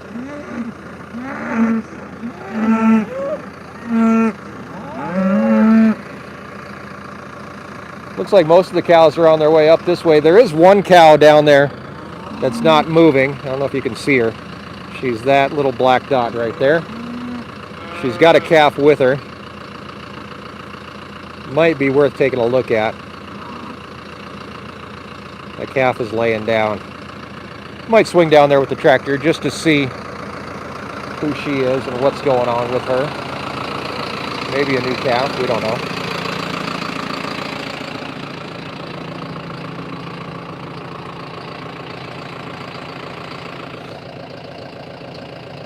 Lynn, we have not had a single red calf yet this year.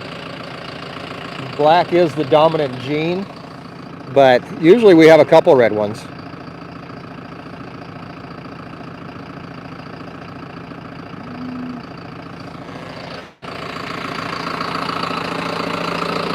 All right, on this little one down here, just because I'm more curious than anything. We want to make sure we're being the best cow dad that we can.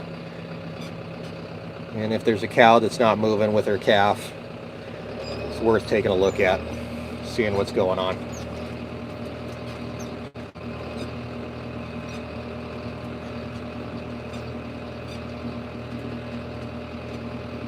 The kids do have chores on the ranch, Richard. They've got eggs to gather and calves to take care of. In fact, they'll actually be taking care of the noontime feeding with our calves today. Our bottle calves.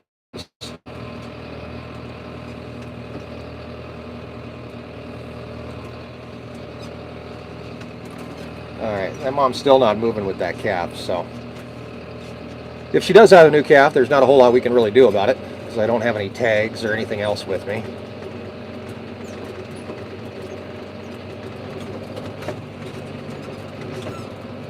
But we could give her a little bit of hay. We have lots of that with us.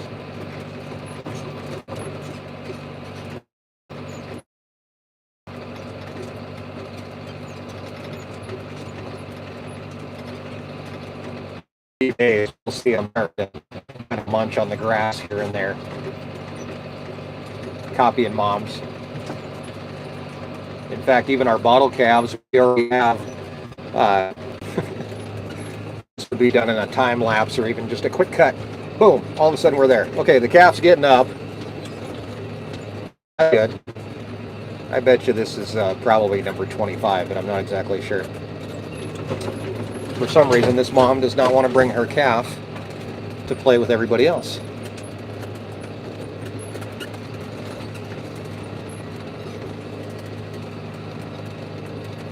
It does have a tag, so let's just really quickly see who this is.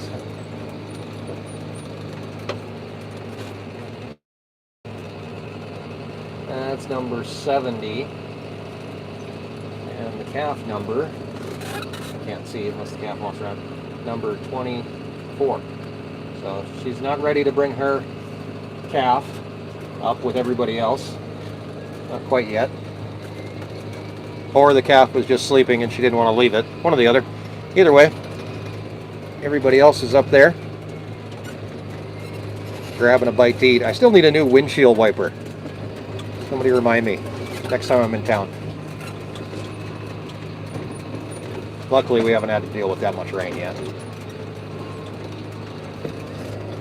All right, we're coming up on 9 o'clock here in the mountain time zone. So it's about time for us to go meet up with Jeff, who's going to take us with him for morning chores, which will include chickens, goats, emus, donkeys, and the feedlot. So lots of started with the major projects of our day until 10 o'clock, 10:30, something like that, once you wrap up all the daily stuff that needs done. And that includes waters, food, animal checks, making sure that everything's working as it's supposed to be.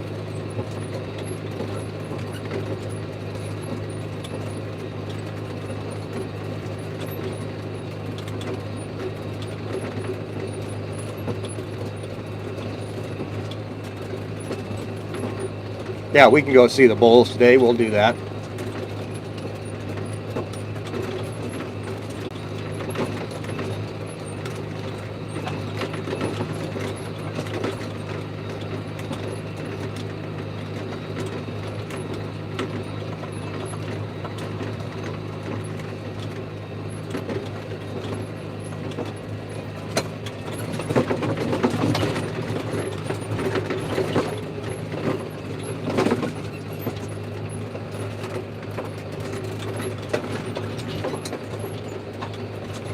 Total cows on the ranch reach about 100 cows if you count bulls, steers, our new calves, and of course the breeding herd.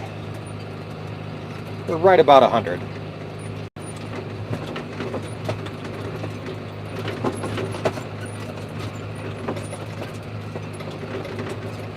Hello, Scotland. Thanks for joining us. That's pretty cool. I'm always amazed. Obviously, the internet made the whole world a different place, but being able to so easily reach across the world, visit places that there's a chance you could never ever see. We did have a visitor last year who came to the ranch from Scotland, which was very interesting. A lot of fun.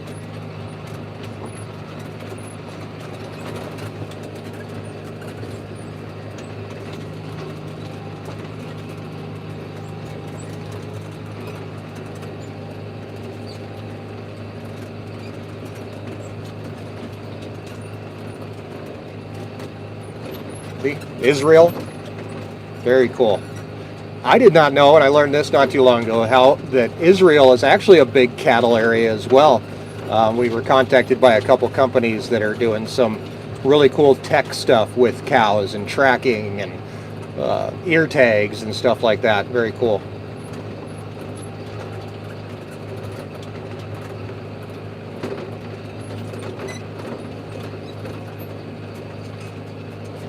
And of course, India, thank you for joining us. No stranger to cows there.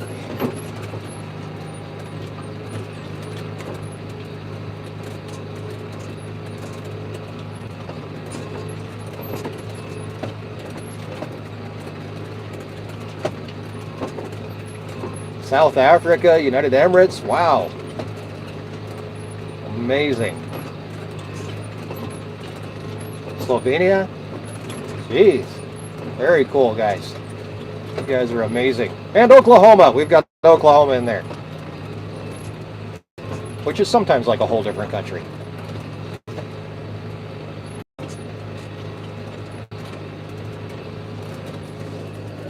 Did you ever think your videos would be seen all over the world?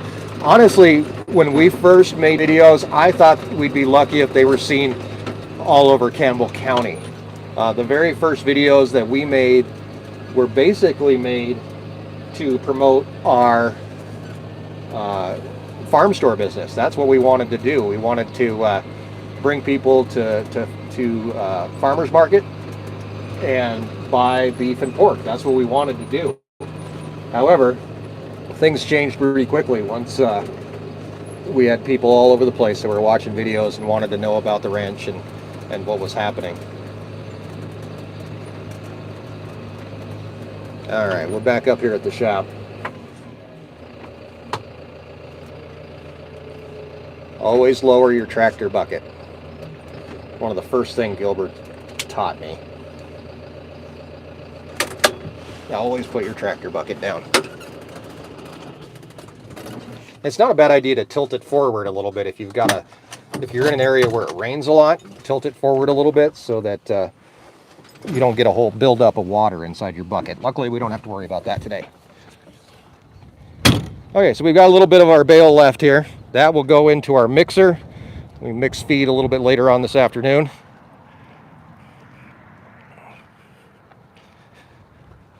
No cows in Key West? Come on. I saw a video yesterday of a cow running through a suburb of Chicago. I thought that was kind of funny.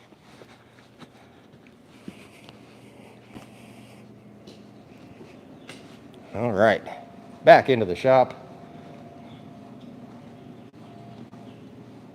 And we'll wait for Jeff to get here. Once Jeff gets here, we'll answer a few questions for you guys here on the chat, and then we'll get going on Jeff's chores. I am totally crooked. That'll drive me crazy. 5 p.m. in Croatia. Wow. Very cool. There's Jeff. There's a microphone right on the calf table there, if you grab that. I don't know if we're going to need it, but it's worth having. Now Dominic has to go feed cattle. Are you turned on? I think so. Is it showing?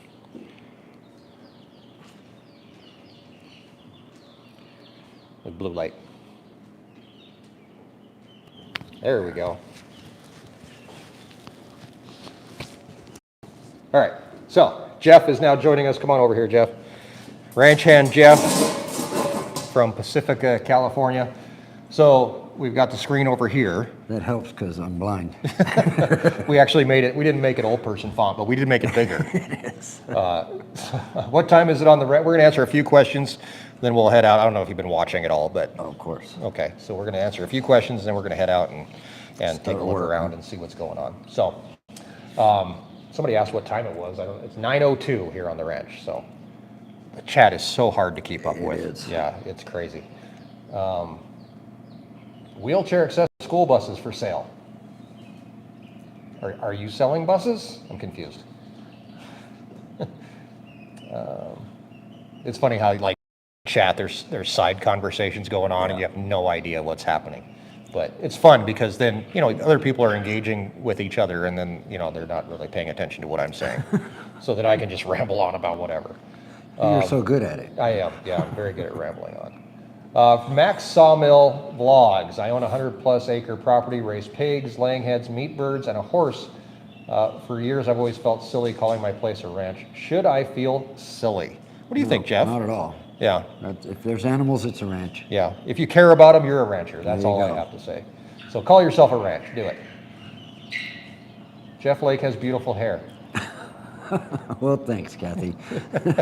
We asked Jeff if he was going to wear a hat today. He said, no, I'm having a good hair day. Yeah. So You get breakfast? No. No, me neither. We're gonna have to figure that out. The animals come first. I That's mean, true. Yeah, we're gonna have to figure that out eventually, though. About lunchtime, we'll have breakfast. By lunchtime, yeah, no doubt. Do you plan on breeding the emus? Jeff, do you plan on breeding the emus? I don't get that close to them, but you know, to each his own. So we have a mating pair. So eventually they will breed. She will lay eggs. He will sit on the eggs. What we do with the eggs past that point, I really have no idea. I don't know. Whatever Erin decides to do with them. I really, you know what? I want to have an emu omelet Just to see. just to see. You tried turkey eggs this week. I did. How were those? Very rich. Really? Very, very People rich. bake with like duck eggs and goose eggs Yeah. and turkey eggs and stuff like that, probably because they're so rich. Yeah. Yeah. Give a little more fluffiness to your batter. Could you tell, you could tell the difference when you were eating it, obviously? No, it tastes the same, but it's, I mean, super, just deep yellow and thick, but it tastes just like a chicken egg. And you said it was like 9/8 yolk. Yeah, it seemed to be more yolk than white. I know 9/8 is not a fraction. It is around here, It math. is around math. I'll have 3 math, please. No doubt. But it was like a lot of yolk. Yeah. Yeah. I'm not, I don't mind yolk, but I kind of like egg whites too. Probably So. 'cause they're big birds. So the chicks are big and the yolk is the chick, so It makes makes sense. sense to have, yeah, it would be bigger. Somebody from Half Moon Bay, where is that? that's just about a half hour south of us. Oh, very cool. Hi, Debbie. Right on the coast. How's the weather out there? They've been having nice weather, actually. Really? Yeah. Very cool. I'm a little jealous because it's been so cold here. I know, right? Speaking of weather, Zach, it seems like the weather this year has been a little bit better than previous years while filming the 30 and 30. Do you think that'll affect haying or grass growing later in the year? We talked a little bit about it earlier, but obviously to grow grass, you have to have the right temperatures, you have to have sunshine, and you have to have rain. It's been cool. It has. So there's different grasses, right? So we have warm weather grasses, we have cool weather grasses. Cool weather grasses obviously do better when it's cooler, and then hot weather grasses will do better when it's hot. I would like to see a little bit higher temperatures. And there is a lot of moisture in the ground right now because of all the snow melt and the little bit of rain that we've had. If we got some decent temperatures, I think the grass would start to grow like If crazy. it gets up in the 70s, it wakes the dormant grass and, Yeah. and away it'll go. But Exactly. Are we expecting more snow? Everybody's talking about weather now. God, I hope not. Please say no. Teresa asked, why don't you ride the horses to check the cows? Mostly it's a time issue. We talked about it earlier, but it's always the biggest fire on the ranch. We don't have, it's not a dude ranch, so we don't go saddle up, 8 horses every single morning, or even 2 horses every single morning.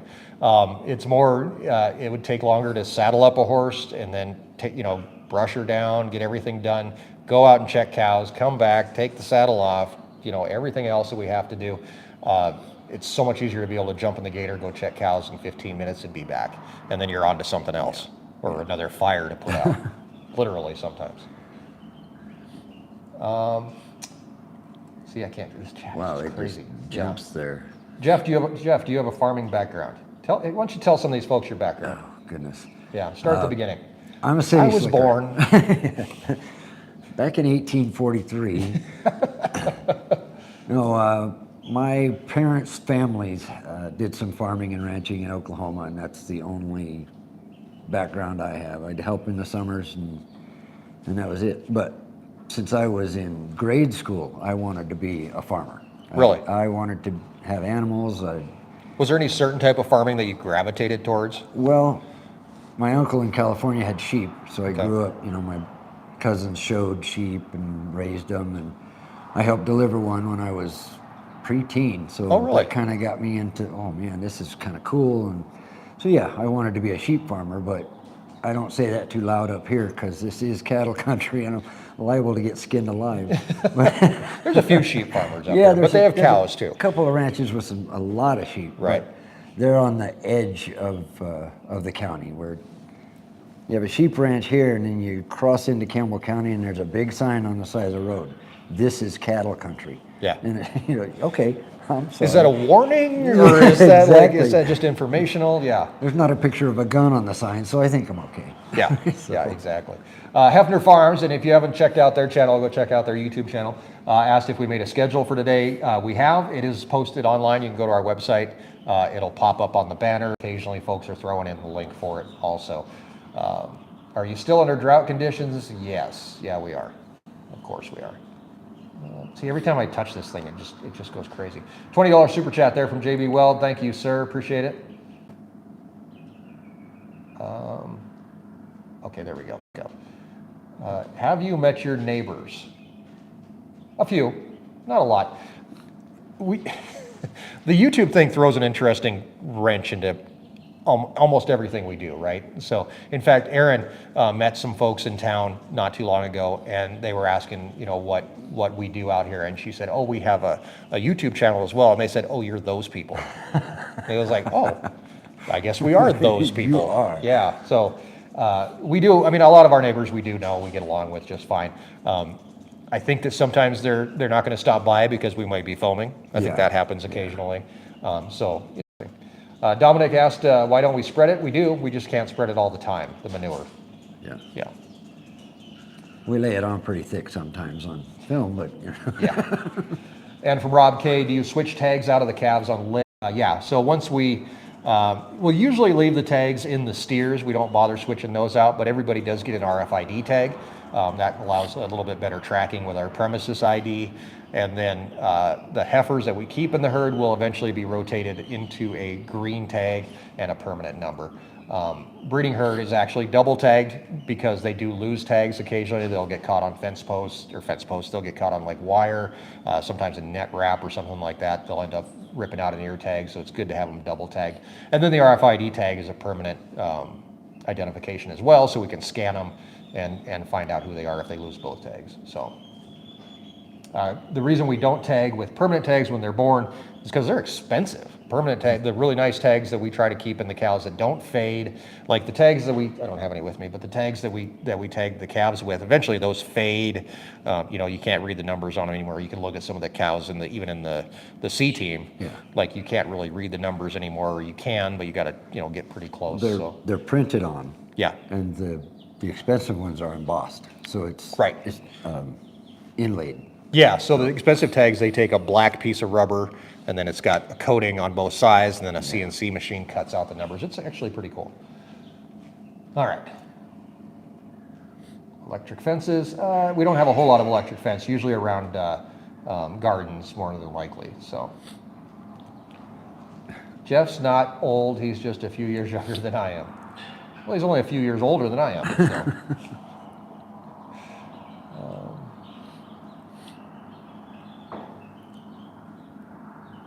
Mandatory? They're not. No, in fact, nothing's really mandatory. You don't have to brand cattle. You don't have to tag cattle.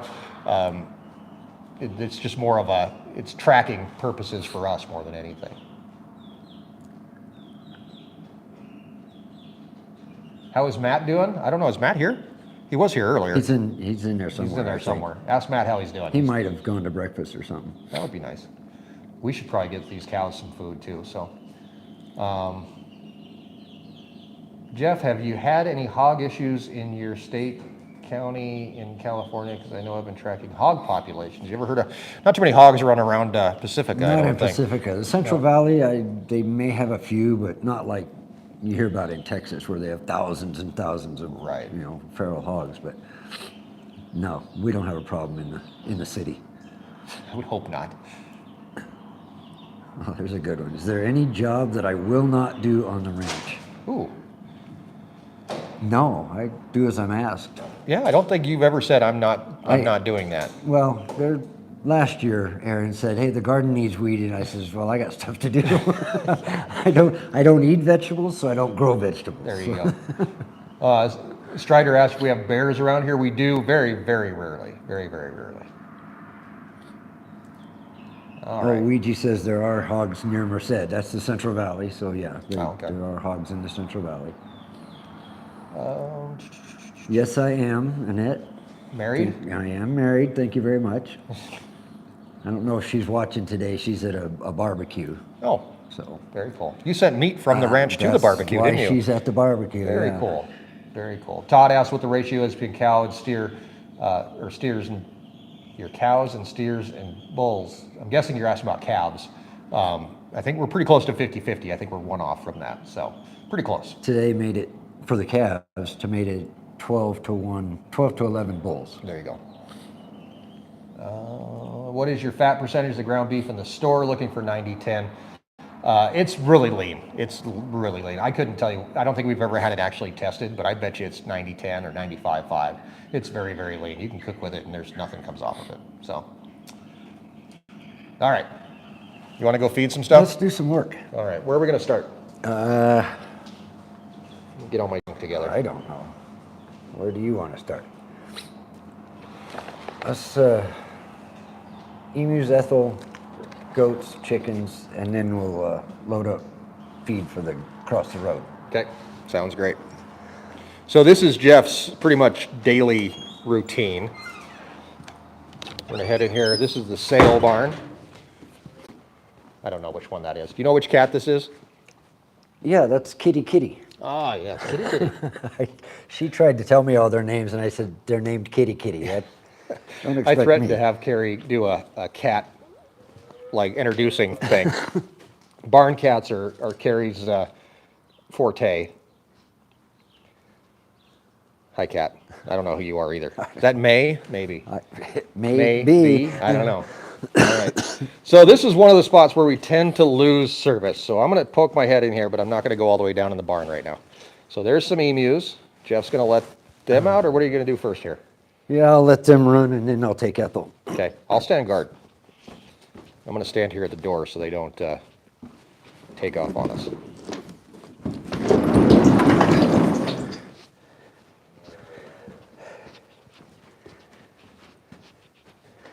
That door, I'm already winded just opening that door. Don't tell people No, that. I'm not old. Come on, Superman. Hi, Hercules, babies. Hercules. Hi, babies, come out. Here's the emus. Come out. That's Forrest. That's Jenny. There's Forrest. They're going to head out. Our bottle calves are back there whining, and we're going to come deal with them in just a few. And then we have Ethel over here, the perpetually pregnant donkey. She is. Go on, baby, go on. Hey, girl. Whoa, they're fighting. Now they leave. Okay. So where's Ethel going? She's gonna go spend the day with the goats. Cool. Come on, baby. Come on, keep going. Keep going, I gotta close the door.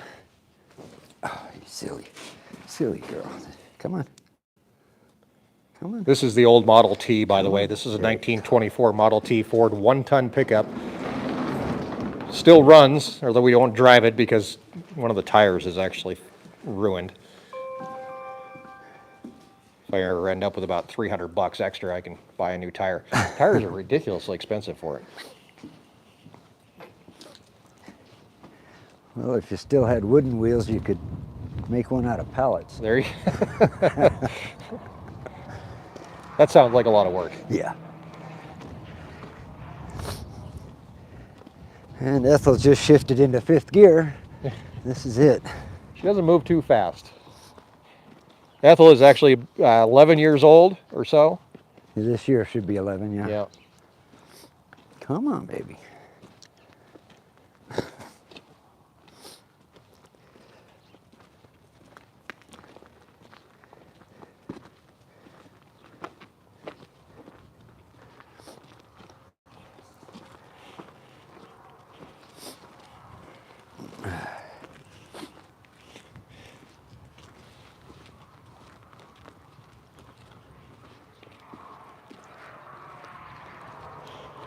I got an email yesterday, Jeff. Somebody thanked John Deere for giving us a new gator. Yeah. Well, unfortunately, we are making payments on it. And the payments went up, which is amazing how that works. Yeah. They're going to get theirs. It's a corporation. Yep.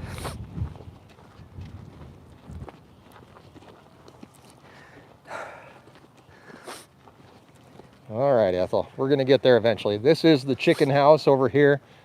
The goat area where there's another webcam.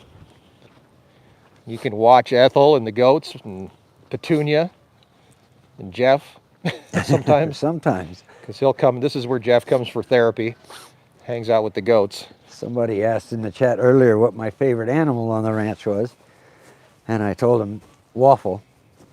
Waffles. Little mini goat Waffle. I kind of feel sorry for him. He's smaller than the others. He's the only male left. No, Jack's a male, isn't he? But he's a cutie. Tallow's a male too. He's actually a male. Yeah, but he doesn't know me yet. He's new. All right. So there's the webcam right up there. If anybody ever wondered where it was at, And if you're watching now, yeah, you Hi. can say hi.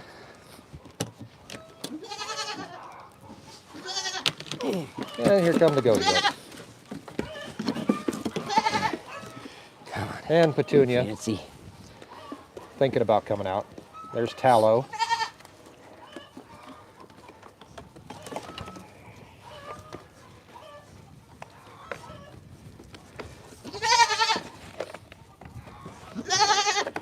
You think Petunia's lost weight since she's been here? I don't know. There's my boy. There's my boy. She seems very happy. Her tail's always wagging. Yeah, she's living a pretty good life. No doubt. All right, that's Did all you of bring it. over egg baskets? No, Carrie did yesterday. Oh, okay, cool. So we can gather eggs. Yeah. All right, we're going to head inside the chicken house. Oh, give them some feed Just first. going to Some throw them hay. some feed really quick.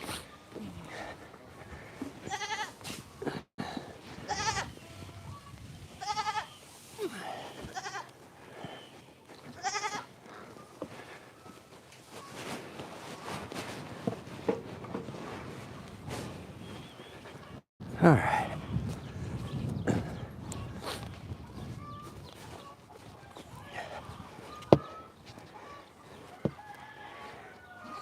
All righty. Okay, let's head inside.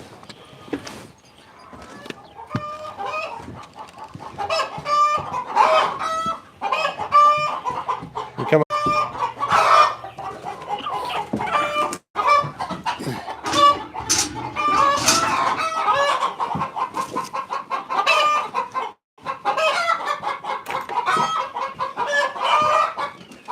Most of the chickens are outside, but there are quite a few in here. Jeff is gathering eggs.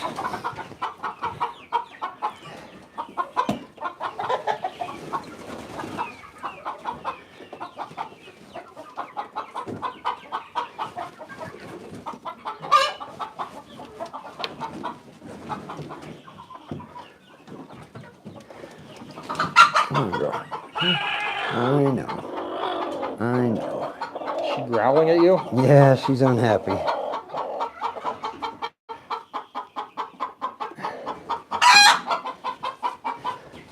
Actually, this is a turkey right here that thinks she's a chicken. She lays Jeff's breakfast every morning.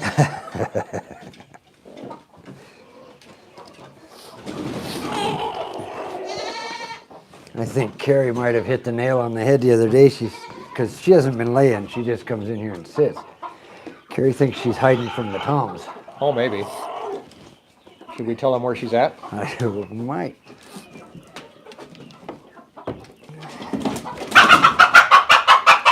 Oh, gosh, I'm in trouble.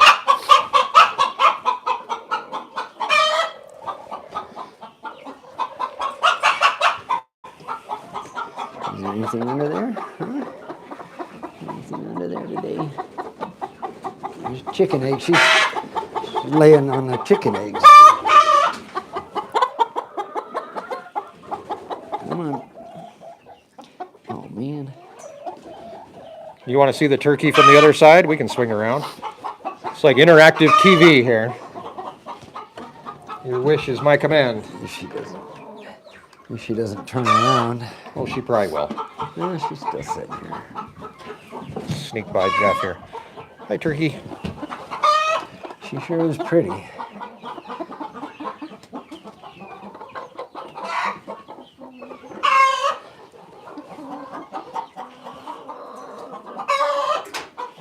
Good turkey. And there's a chicken butt. How many eggs did you get?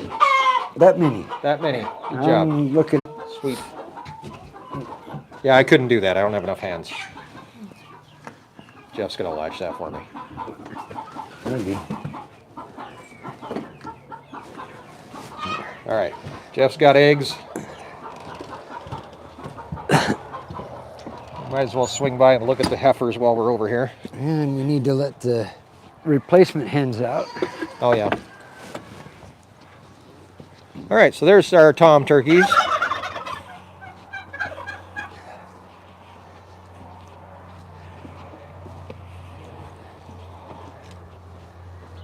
And there's one couple that are stuck in the arrow clip.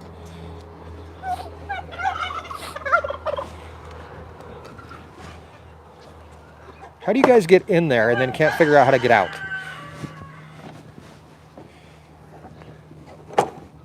That metal nesting box, actually they usually don't lay in it. All right, Jeff, we missed what Jeff was doing. Jeff came over here and opened up. These are actually, I didn't show you guys from the inside. These are replacement chickens. These ones were hatched in the incubator as well. They're just like the ones we saw in the shop. And this is where the ones from the shop will be moving over tonight. A little nighttime relocation project. Yeah, these are Erin's projects. She checked them every 2 hours while they were incubating. Yeah, it's or crazy. twice a day. Twice, well, it was a lot. It was, had to get up and check the eggs. It was like calving. And there's our girls. That girl's got her tail up. The one that's in the barn there. You can see her tail from here? I can see it through the window. Oh. See? Can you see yeah. it? Let's duck in here really quick and take a look. It would be nice to have a heifer calf today, but at the same time, it'll screw up our day. Well, maybe she was just pooping. That's a fun game that we play around here this time of year. Are you having a calf or are you pooping? Check their water, looks good in here. Chicken. I don't know. She might be thinking about doing something. She's licking her side like something's bothering her. Who knows? We'll keep an eye on them. What do you think? I think she might be getting close.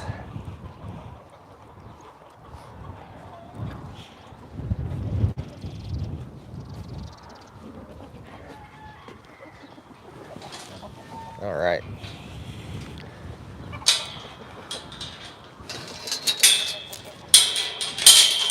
Chickens are messing with your eggs. All right. Are you keeping track of steps today? No, but my phone is. Your phone is. We'll have to do a step check at the end of the day. I don't know if my phone is because I'm recording with it. So Yeah, it's not bouncing like yeah, it's supposed to. I don't know how that works.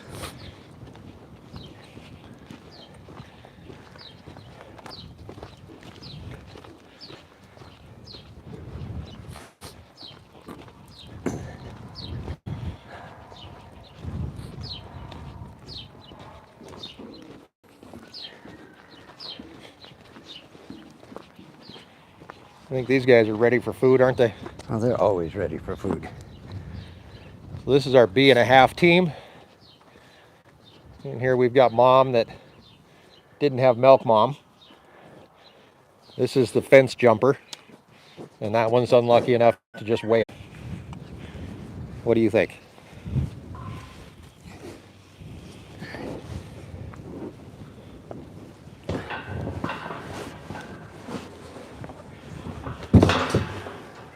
They keep on flipping over their feed troughs. Every day.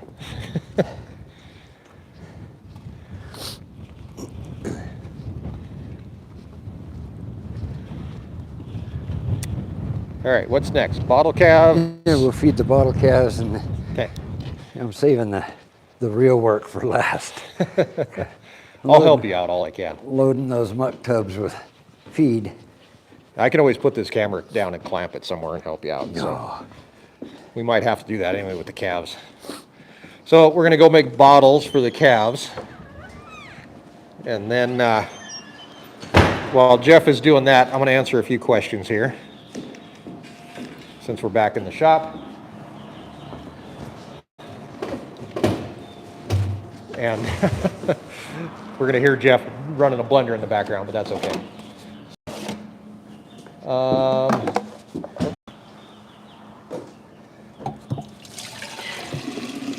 Heifers left a cow. I feel bad for them too, Deb. It's not any fun. It's hard to pull a calf and see what's happening to mom. And obviously, like, you know, they start pushing, or sometimes the heifers will actually give up pushing. So we run into a situation where we just have to have that calf, and it doesn't look like fun at all. So just some random on the internet. New to the channel since number 6, a video of the 30. How many different types of animals do you have? And is there a plan to get any other type of animal? I've heard rumors of a alpaca, possibly. Not exactly sure quite yet. So sometimes I don't know either, one day to the next. I think it kind of depends on what Erin sees on Facebook, doesn't it? Exactly that day. Michael Yoder, what made you realize the 2 heifers in the feedlot were pregnant? Well, number one of them had a calf. That was a big tip-off. True. The other one, actually, you're going to want to turn off your mic probably. Yeah. Or else it's going to get really loud, right? The other one actually started getting an udder, and we kind of had a feeling that something was happening there. So got him out, or her out.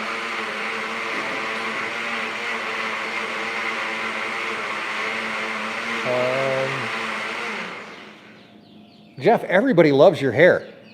Well, thank you. He said thank you. I got it from my mother. Does she want her hair back? The most beautiful hair. Why can't you get colostrum from another mother instead of making it? Well, that's sometimes a trick. We do have, actually we have colostrum now in the freezer that we harvested from a cow, which is nice. It's good to have. At the time when she had her calf, we didn't have any, so that would just kind of put us in a bind. How often you do pour-on? Pour-on's usually twice a year, sometimes 3 times a year, depending on how bad it is. Pour-on is used to protect them from mites, biting flies, that kind of stuff, fleas, all that kind of stuff. Feedlot is not being expanded quite yet, but maybe on the list somewhere. How did you and Jeff begin working together? That's from Terry.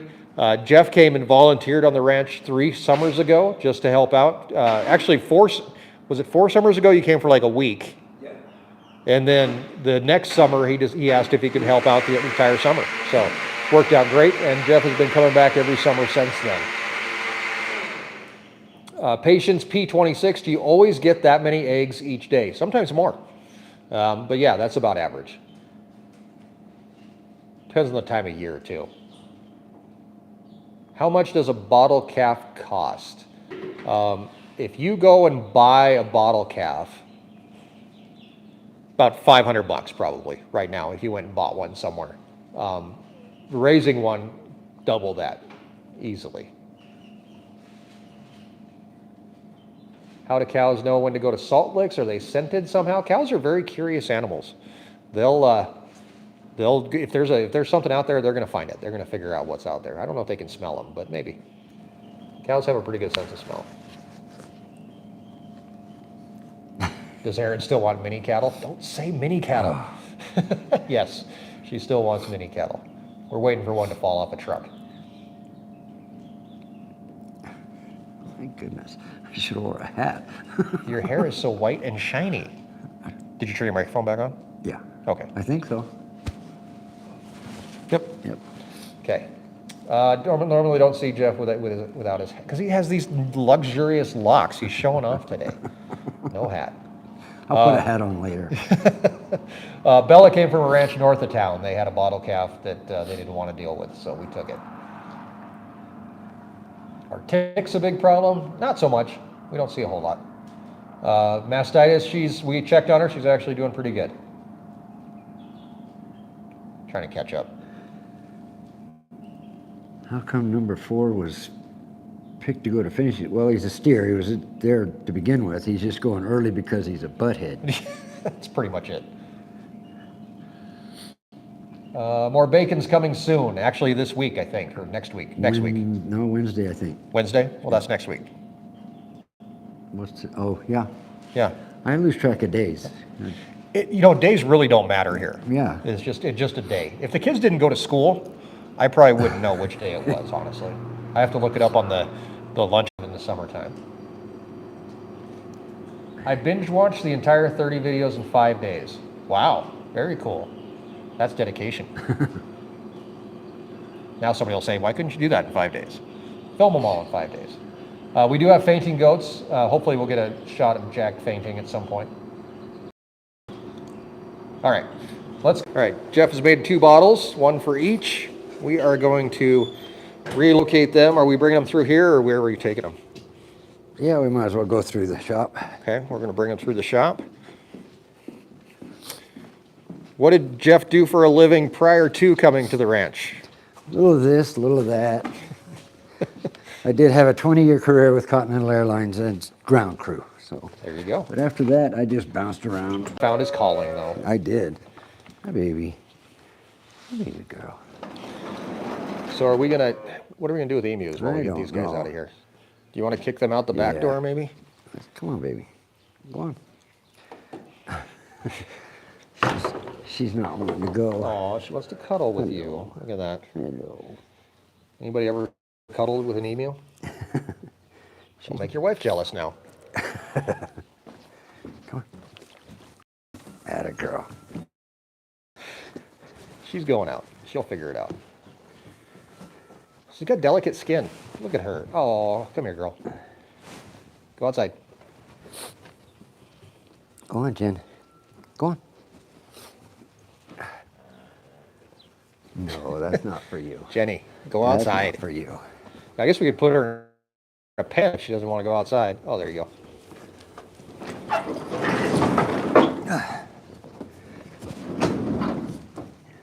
All right, we're backing out of here because we're going to start cutting out a little bit. All right, Here come come our on. bottle calves. I'm going to get run over here. Hey, buddy. Hi. Oh, All right, come on, guys. following Mr. Jeff. Are you up to running? We might have to run. Oh, to keep me from getting run over. Watch that cord. Oh, we fell down.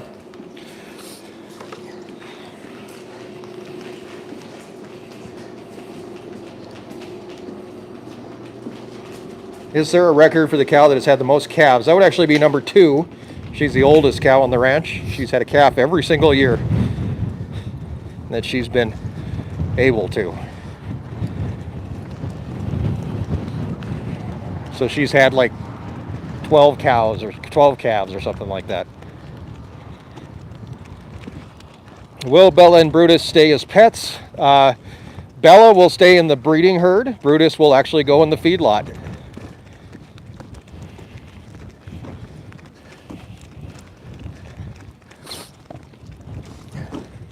Jeff, you're doing great. Luckily, they don't know which end is up. They don't care. It's just a bottle. Now, Oh. I'm being herded here. Come on. hey Bella. Come on, Bella. Hi, Bella.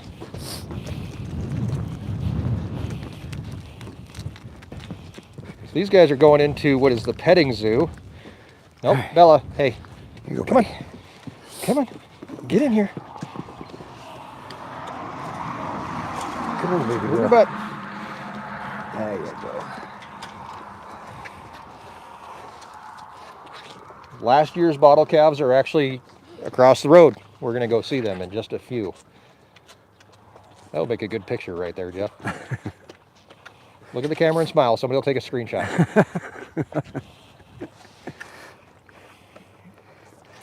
Calf cost just to bottle feed. I think we figured about $500 up until weaning time.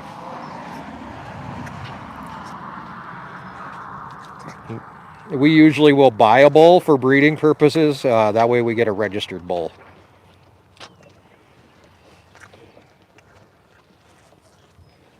Whose other red pickup? Well, Carrie's got a red pickup. Jeff has a red pickup. I have a red pickup.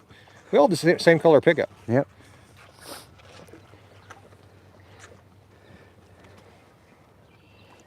What's on Bella's neck? It's a Oh, collar. a collar. Yeah. Brutus has one too. You just can't see it.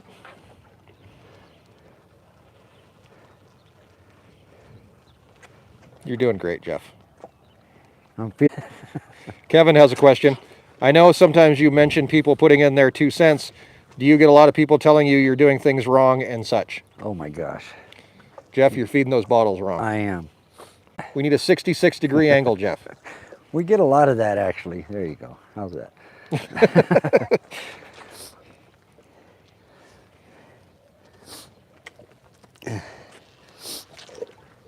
I think about 50 people took a screenshot of that.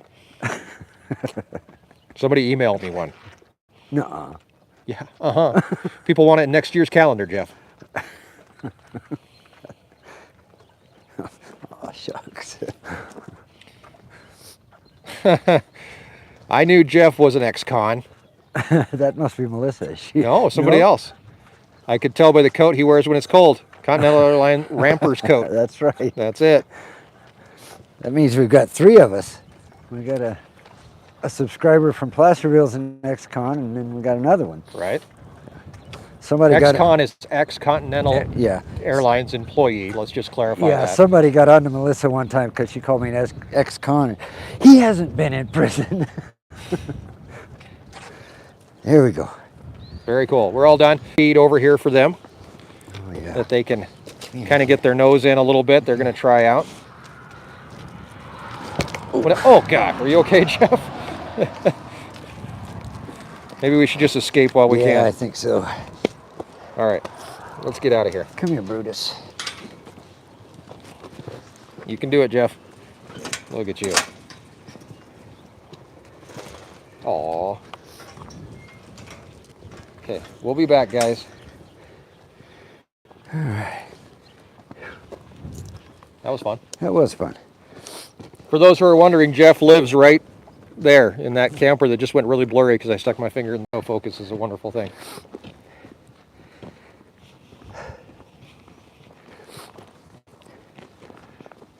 The original tiny house. Yeah. We had, how many? We had 4 bottle calves last year. Last year we had 4. So Yeah. feeding was A trick. lots of fun.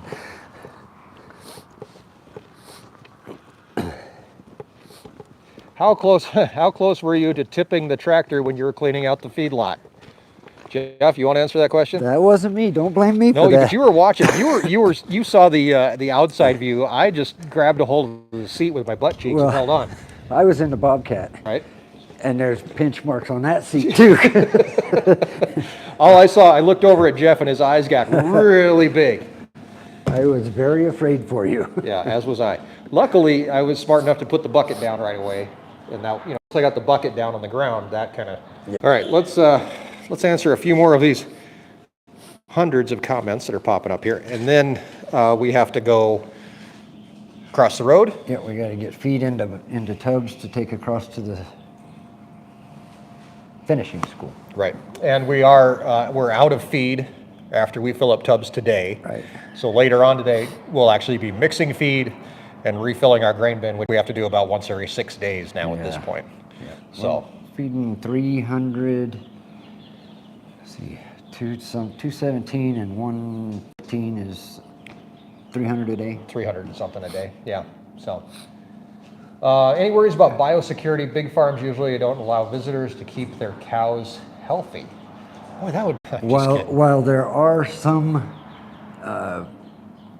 maladies that are transferable from bovine to human, there aren't any that go from human to bovine that I'm aware of. Right.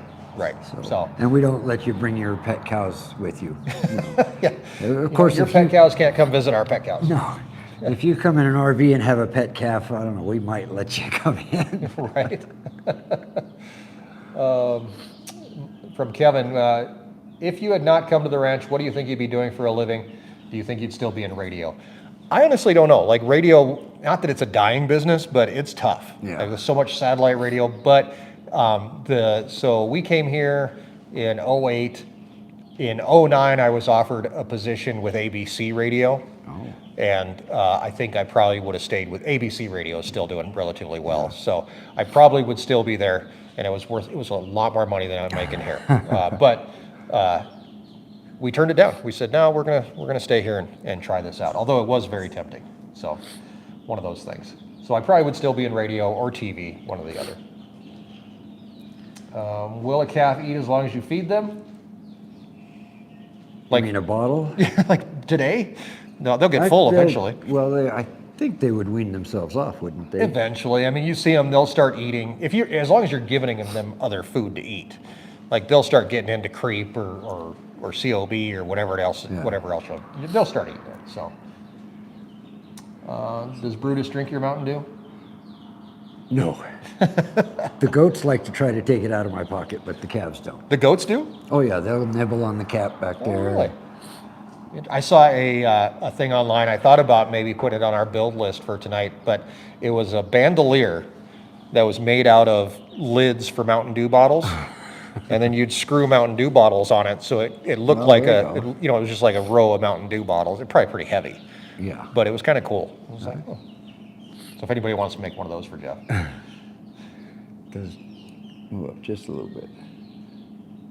I don't see it now. It's gone. What are you looking for? There was a does Jeff something. Jeff, love your smile. Or should I say shyness with a laugh? Yeah. Oh, shucks. Oh, shucks. Everybody wants me. My wife does come visit. She prefers the Bay Area to Wyoming climate. So, and it's easier on her. The heat and the cold, she just doesn't like it. Last summer, she went to Scotland. Yeah. For a portion of the time you were here. Was it last summer? Yes, it was. Yeah. So she's off in Scotland, and she gallivants while I'm working. Where's Jeff's cowboy hat? Probably in his camper. I have a couple, and everybody wants to see me wear one. Maybe later I'll put one on. Maybe. I want to muss my hair. You put one on, I'll take mine off. There you go. How has feed costs impacted your beef costs for the ranch? I've heard it's gotten a lot worse since Europe started importing U.S. grains because of you know what. That's a good Erin question, because we always like to say that if you looked at the ranch like a restaurant, I run the front of the house, Erin runs the back end. Yeah. When it comes to money and it comes to costs and everything like that, that's Erin's wheelhouse. But I can tell you, the costs have gone up, obviously. Price of grain, transportation, everything has gone up. So when people say, your beef's really expensive, I say, yeah, sure is. Wow, you should try paying for it on this end. So yeah, it's definitely going up there. Mike sure loves Jeff there with him. Wonder what surprise they have in store tonight. Stay tuned. That's funny. Nice teaser. Thanks. Yeah, there you go. Giraffes for the petting zoo. Oh my gosh. It would be so cool to have a giraffe, just because, again, people would stop on the highway. Yeah. They would think they were seeing things. They would. Like, oh my gosh, college is coming back to get me.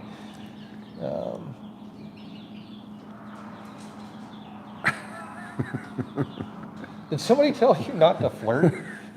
Oh, don't flirt with Jeff. Yeah, okay.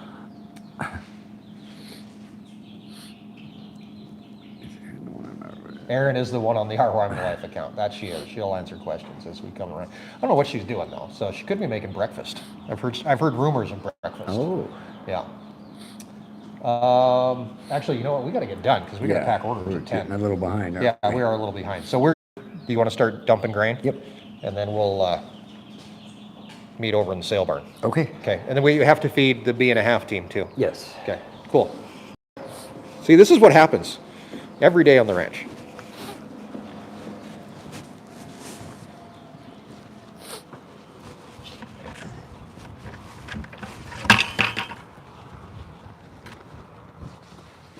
But it is a good thing we have a schedule, because if we didn't have a schedule, I guarantee you nothing would get done. If you have ordered beef jerky in the last few days or today, chances are you will probably see it get packed here in just a few minutes.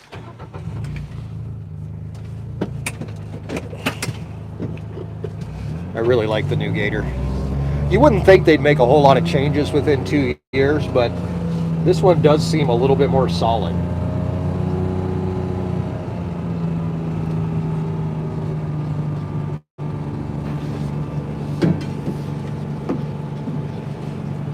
Cats, emu, chickens, cows.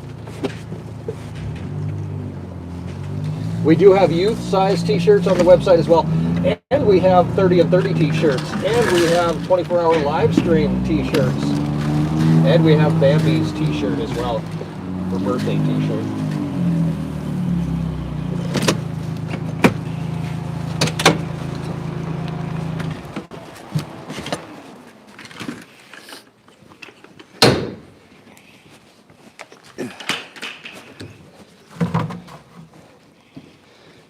We have Clamp you guys here. What's a that? little less than I thought we had. We're gonna have to feed them twice today, I'm afraid. After we mix feed? Yeah. Okay. Do you want me to get up and shovel? I just did. That's only about here.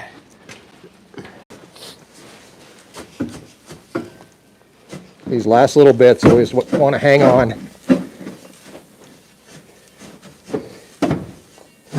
Whoa! Drop the shovel.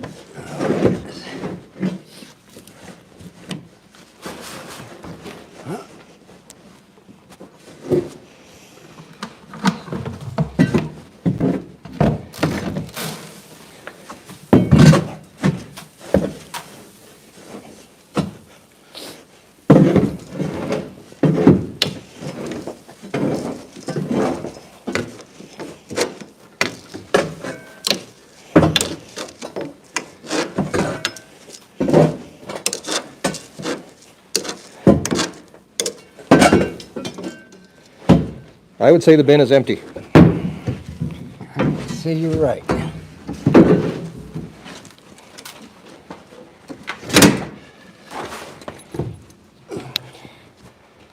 So we got 2. 1 3/4. We'll give each the A and B one tub and then finish them off later. Okay. We'll have a to be continued feeding. Yeah. And this is for them. Jeff's gonna go feed his favorite cow. But don't think this cow is prejudiced. She also hates Carrie. Mike, do you have your radio? Hold on, somebody's calling me on the radio. I don't have enough hands for all this.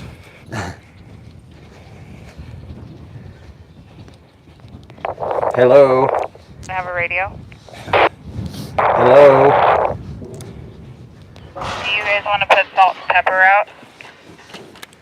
Yeah, we can do that. Thank you. You're welcome. Now we're gonna get the goats, baby goats, salt and pepper out as well. They're so cute. Hey, you like goats. I do like goats. Closest thing to sheep I'm going to get on this ranch because Erin won't have sheep. No.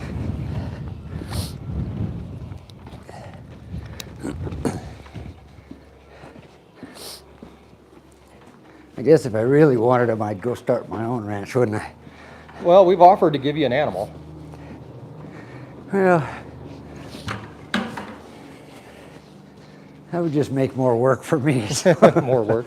You driving or am I? I'll drive. We stopping to grab creep really quick? Yes, please.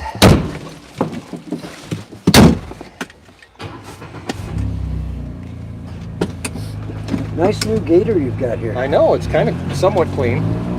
Can you believe it already has 58 miles on it? Yeah, I can. What a nice. Got goosed. Oh, Backwards. the gun? Yeah, it was behind The me. tagging gun, I should say. Yeah. Before somebody wonders if you sat on the gun. We'll use that word. Alrighty.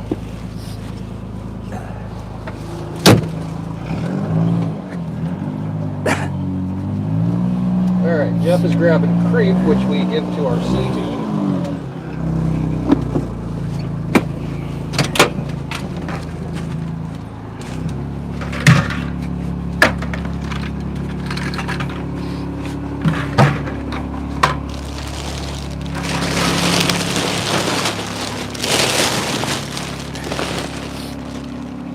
If you've done a video on the cost of raising and feeding.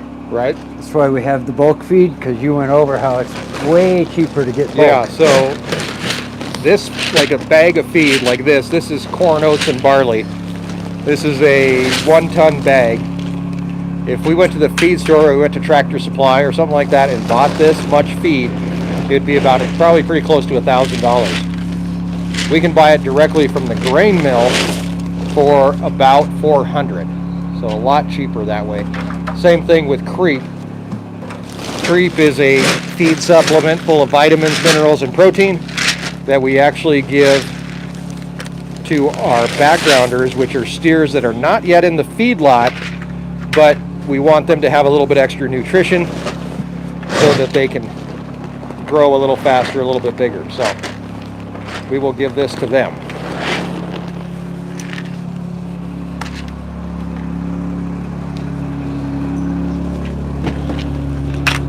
Each bucket weighs about 25 to 30 pounds. We're going to give 4 buckets worth.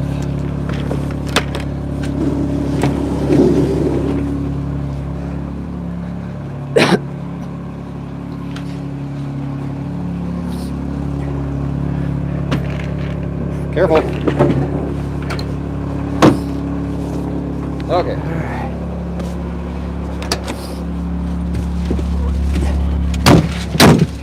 We didn't go over what the muck tubs have. The mixed feed. Those are 50 pounds each that we fill them with. Right. And the A-team gets, well, next week we bump it up a little bit, but you figured out all of the nutrients they need and how much weight per animal. So there's usually 6 of those tubs back there, not just 2. Not just 2, yeah. We have to mix feed today, so we'll end up feeding some more later on.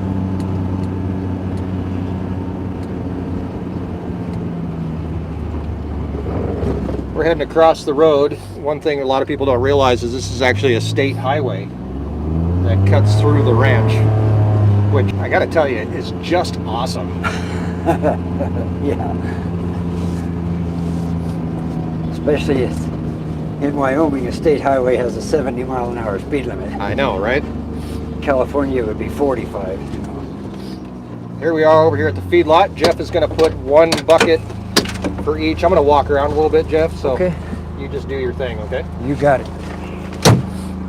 All right. I'll try not to grunt and groan too much. Yeah.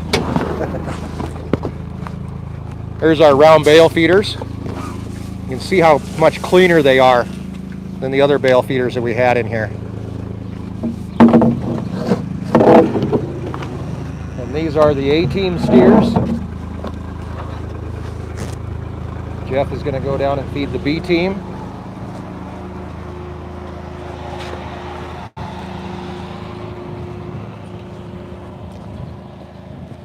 Which is now cut back to only 4 since we had the heifers that had calves.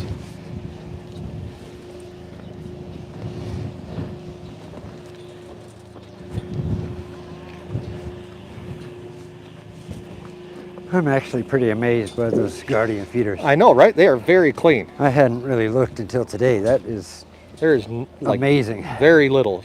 Yeah.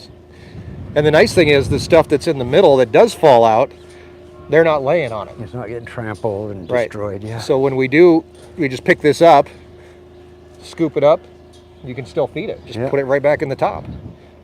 Not that wouldn't probably be a good idea because it just fall right back through the bottom again, but could be fed to something. Yeah. Yep. All right, so you got to feed the backgrounders and the C-team. Where do you do that at? Right over by the brown fence. Okay. You can move the gator if you need to. And they know. Oh yeah, they're coming. You can hear them coming. Those are the back. Somebody else suggested the bench warmers, which I kind of liked. Now I wish I would have used. They are coming around to grab their feed. And we're actually in the process of looking for some concrete feed bunks to be able to feed these guys more efficiently. We don't really have any feed bunks for them right now. But one of our summer projects is to get some feed bunks in so that we don't just have to pour it on the ground like Jeff is doing, but they'll still eat it. We lose some. But they're still doing pretty good.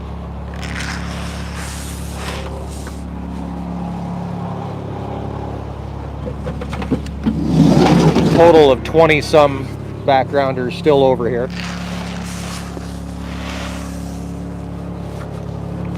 They'll slowly work their way over.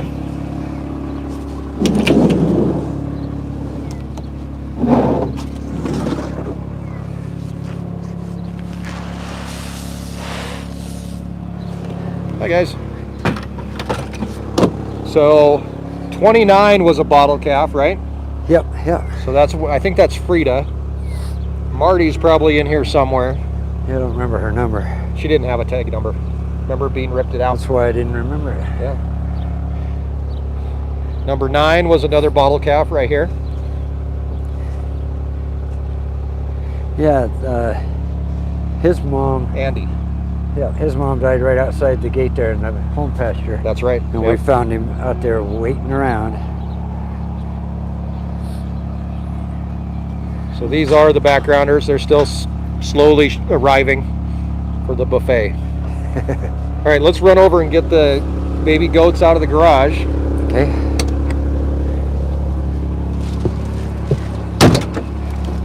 And then we can start packing orders. And we're not too far off schedule. We are doing our best.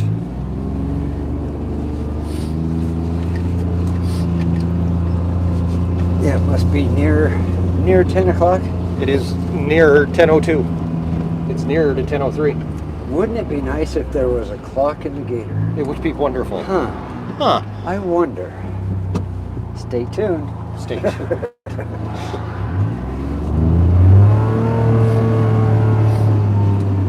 So if you remember in the last couple, I can't remember which episode it was, of the 30 and 30, we got the new baby goat, Salt, that is Pepper's buddy. There's our bottle caps. At night, they actually stay in the garage. During the day, we bring them out into our yard.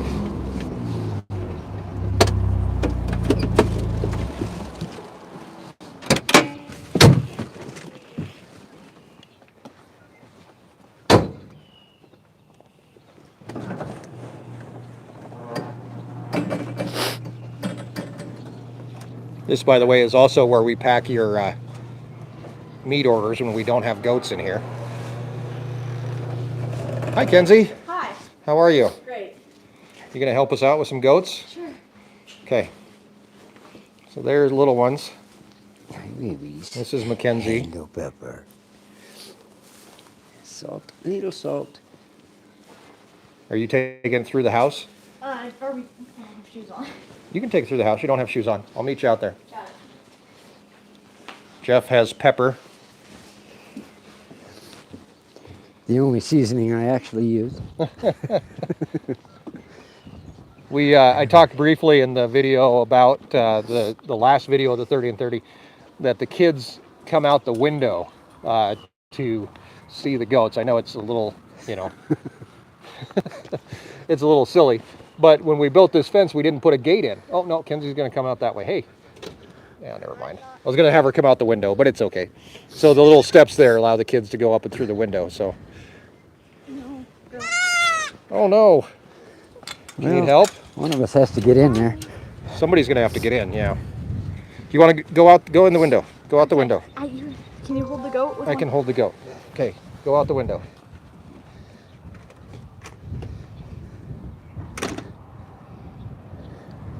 Oh, It's classy, I know. it is. Okay, here's a goaty goat. I like it. Oh. Okay. Jeff's not going to give up the goat. There you go. Thanks, Mackenzie. And a cat came out. You might have to rescue a cat, Kenzie.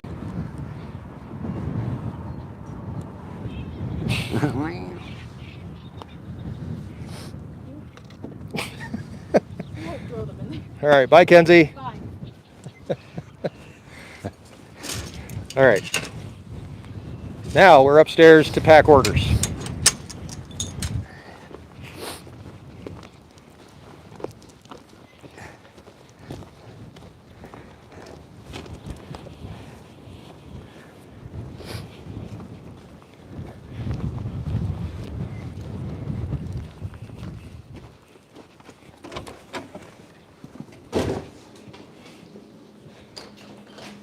excuse our messy garage.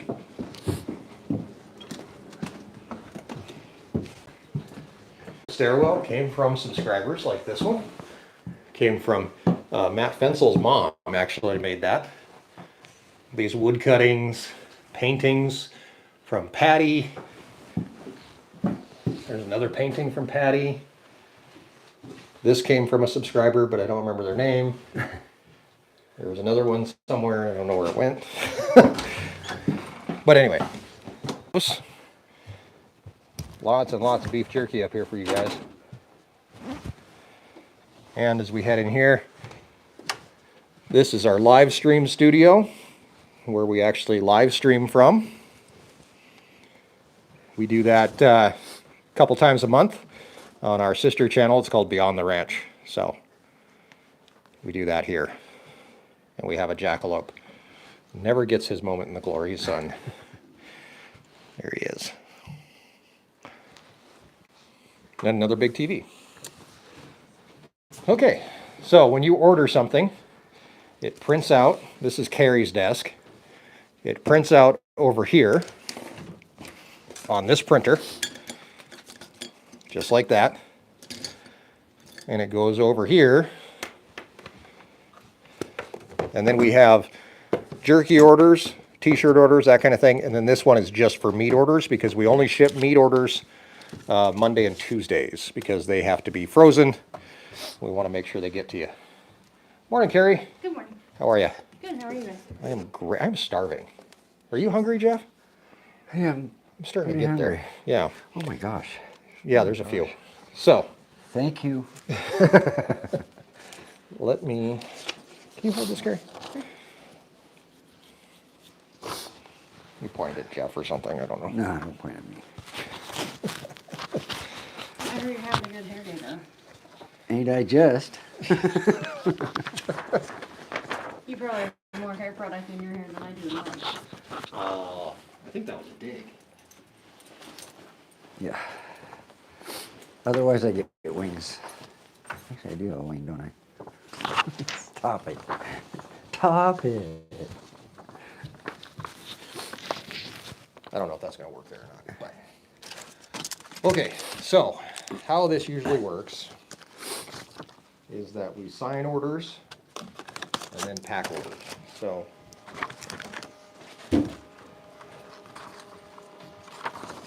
let's get like a tripod or something up here.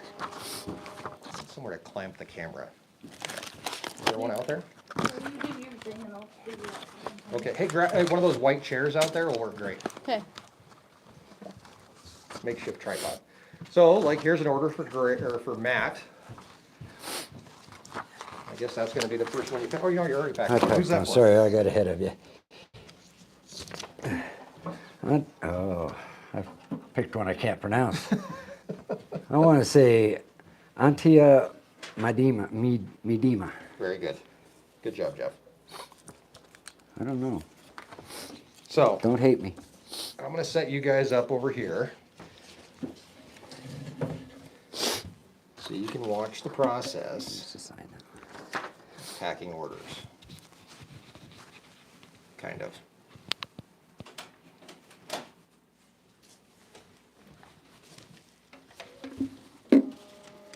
There's orders printing too, which is awesome.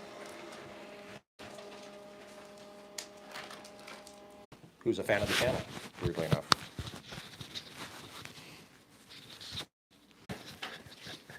Are you doing okay?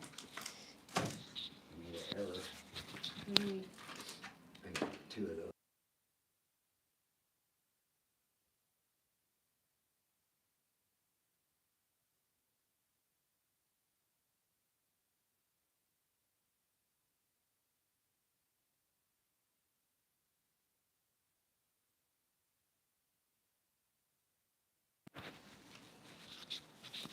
Okay, sorry about that. I turned off my microphone. Jeff turned off his microphone.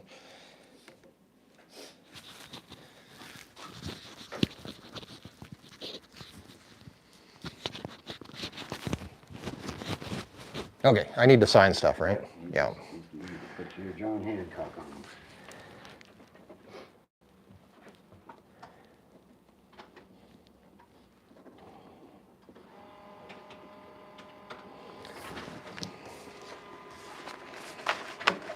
I'm gonna steal Erin's chair.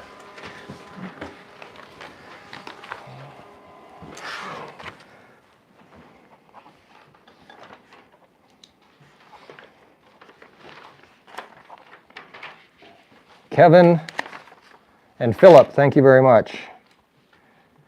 Kevin's from, hey, this is in Pennsylvania. Do you know where this is at, Jeff? Pequea? Pequea, Pennsylvania. Pequea. No, I don't know where it is. Okay. And Omaha, Nebraska. That I know where. I've been there.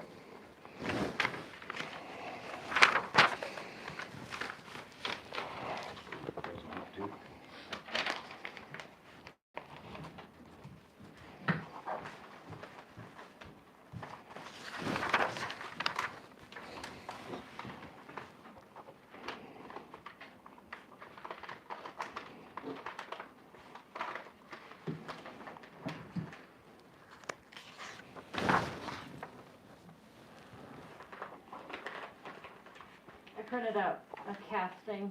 I put it in the gator for you. Oh, thank you. Appreciate that.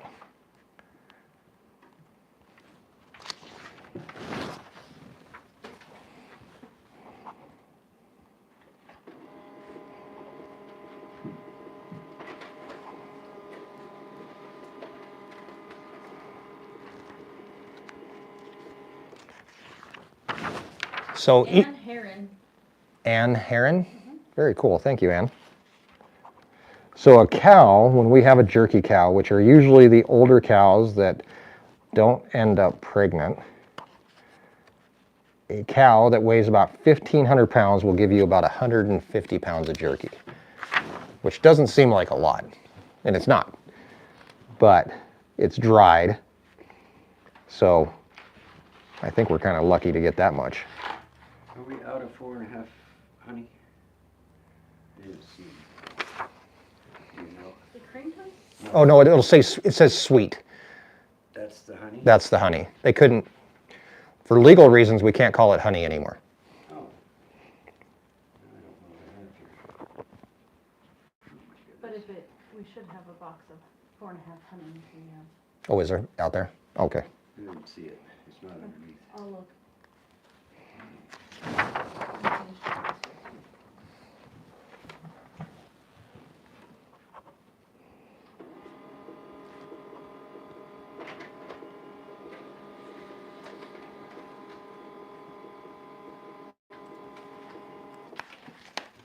There's another order. And another order. Oh my gosh, you guys. We'll turn the 24-hour live stream into the packing order live stream for 24 hours. Does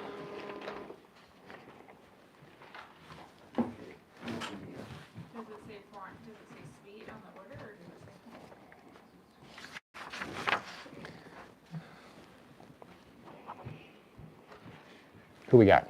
This is the next one. The next one is Jared Ravid from, oh, try that city name. Mattapoisett. Mattapoisett, Massachusetts. You did great. What do you have? You don't have original. I think this is Jeff's first time packing orders In a year. in a year, so. Oh God, somebody needs to check his work. Original British American. Yeah, okay, you're good, right? I think so now.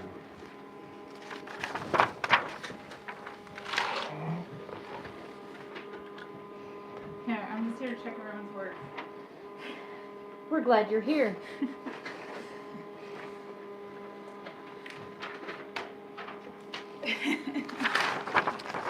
Everyone's just gonna keep ordering, huh? Yeah. I did say this morning that eventually we have to, like, Are you printing duplicates, Gary? And stamping as I go. Okay. You have a system? Okay.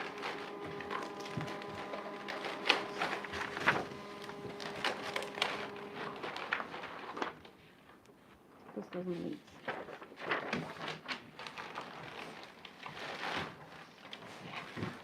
so if I find one in here that has meat and jerky, do we already have those done? Stamped. If it's not stamped, okay. I don't know.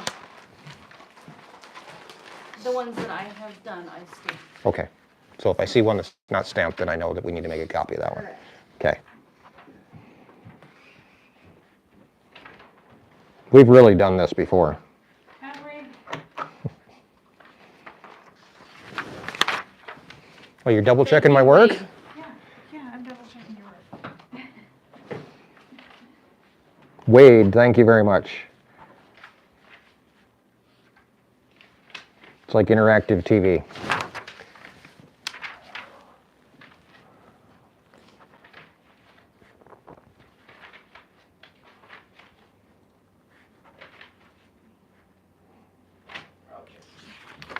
I think we caught up, guys. The printer's not going.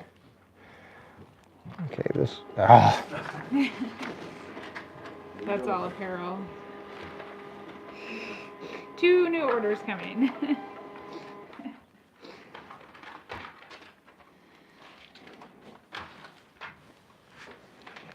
Oh, this one hasn't been. That one's just meat. No, it's not. Oh, it's got a trucker hat in it. Yep. I haven't gotten to that pile yet. Okay. This is just meat. This is just meat. It's got trucker hat.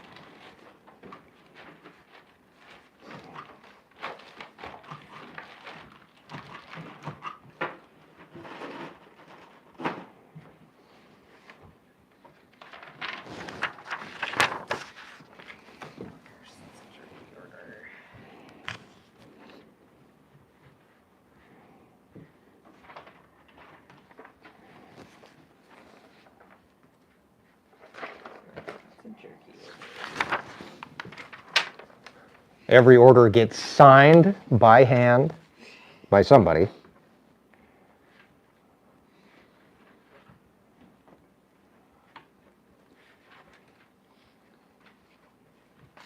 Today it happens to be me.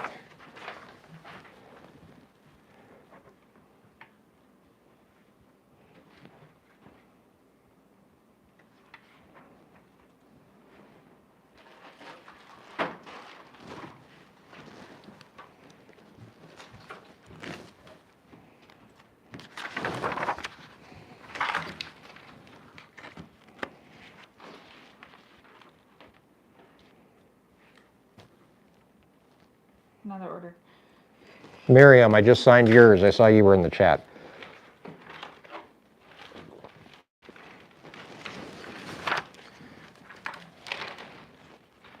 Well, here's a wild rag.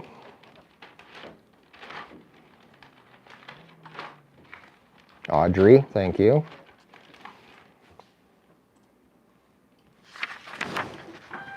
Letty would like to know if we'll accept payment by PayPal and Venmo.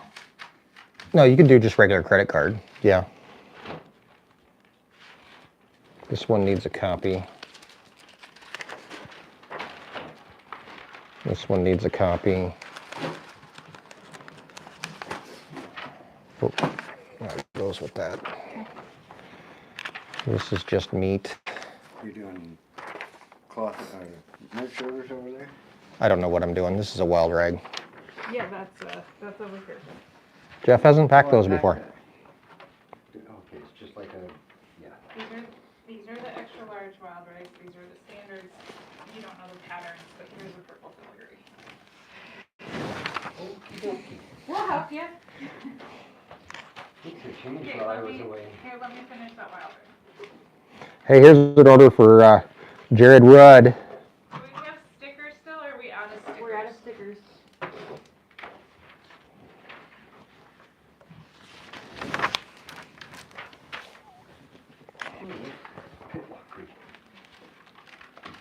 That's going to the Great Britain, right? Yep, I didn't buy that.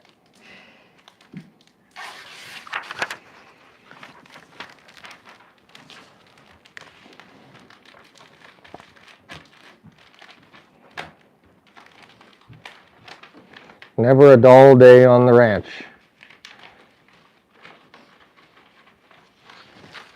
And we shift gears quite often.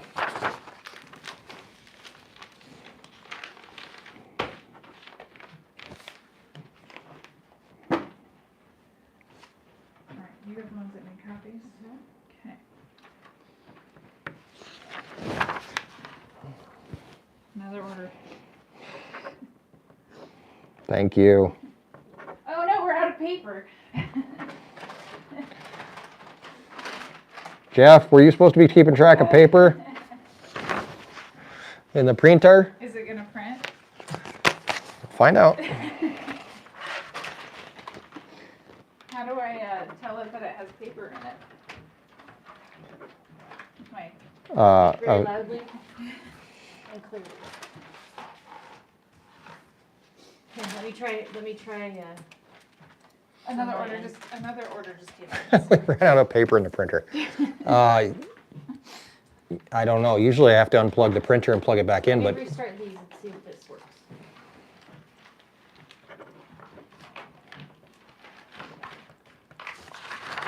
I'm supposed to be making breakfast. you're making breakfast? I was going to, yes.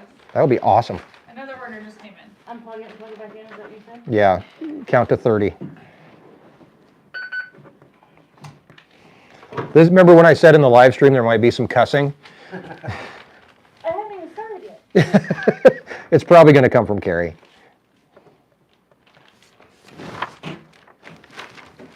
It's the black plug. Another order.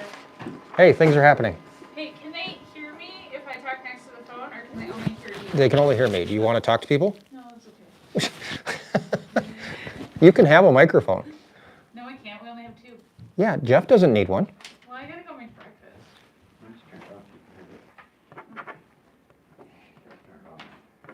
I don't know how do I turn it on? I don't know how to do anything. Thinking. Are the blue lights on? Yeah. Hey, it's working. The printer's... Matt says they can hear me.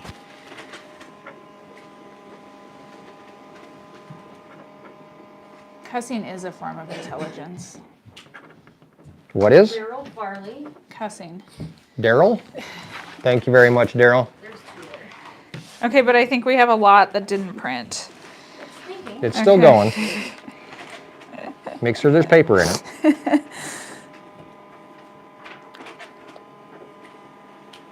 I got a mic now, guys, so you can hear me. She's had a mic for 15 years. No. My voice carries. I thought that was me. Now you, we can hear through walls. I think if everyone keeps up the ordering speed, we're gonna be here for more than an hour. What are these over here? Those are ready for you to sign. Oh, okay. Another order. I told you, it's like interactive TV. We should do this once a month for live streams. We can do it on Mondays, and we can just sit and pack meat orders all night.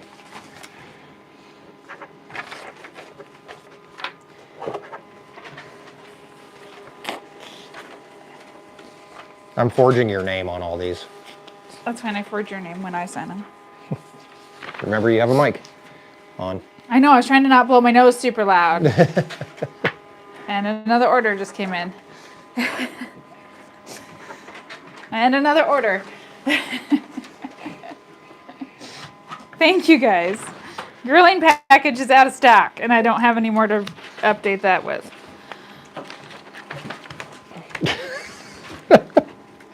All right. All right, you guys want me to read off some names of people that have just placed orders? Yeah, we would love to hear that. All right. Names and where they're from would be awesome. Well, I can't see that on my phone.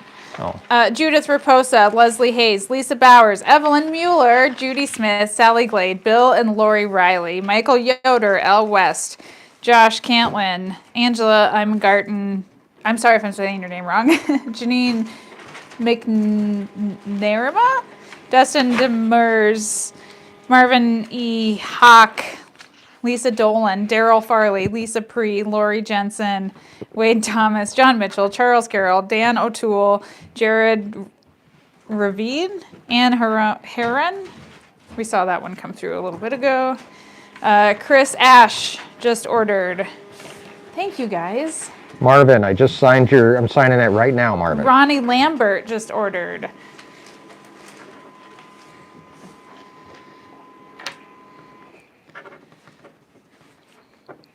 Christy Dunham just ordered. Thank you, Christy. Jeff, you having fun? Jeff, you're never leaving. That one needs stapled, please. Do I have a stapler? I do. Carrie, are you totally confused? I know. I'll get it figured out though.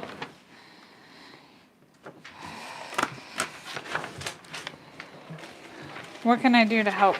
You can make breakfast. Sweet. Judith from Bristol, Rhode Island got the grilling package, which is the last of our T-bones. When are we expecting more? Steers go Wednesday, so probably 3 to 4 weeks. It's a good problem to have. Yeah, we want to be sold out. It creates demand. Just like they only made one of you.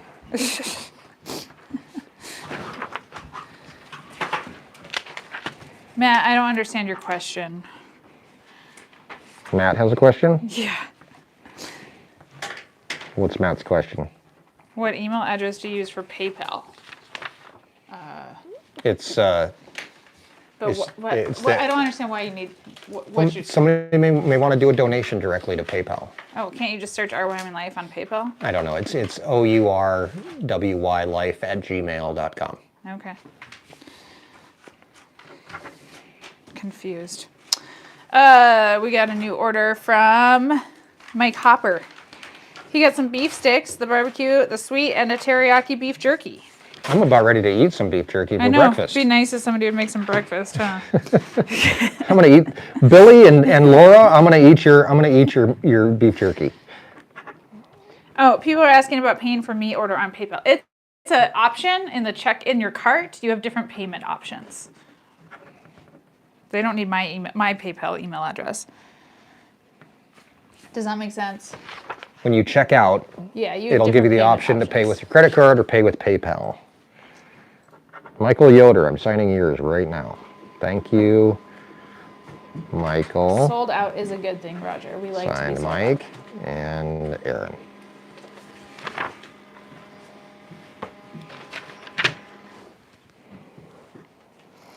Ellie West in Wales, Wisconsin, got a trucker hat with a leather patch. Yes. What am I? Are these? Oh, did you? Oh, yeah. You. Oh, I get it. Oh, there's Do the 3. things. Sally Glade from California. She ordered 3 different meat orders. Thank you very gosh. much, Sally. She got 10 pounds of ground beef, 10 pounds of pork, and a smoker package. Holy cow! That's a lot of. That's like That's half a- a cow. That's the Dunham. That's a big order. Oh, there's the Dunhams. Do I need to stamp this, or Yes. do we stamp it?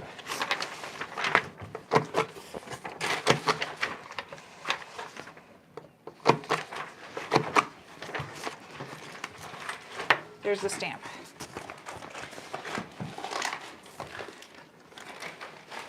And another order's coming through. Will you stamp this one for me, please? Okay, so I stamped that one. Okay. Here's the other copy. Okay.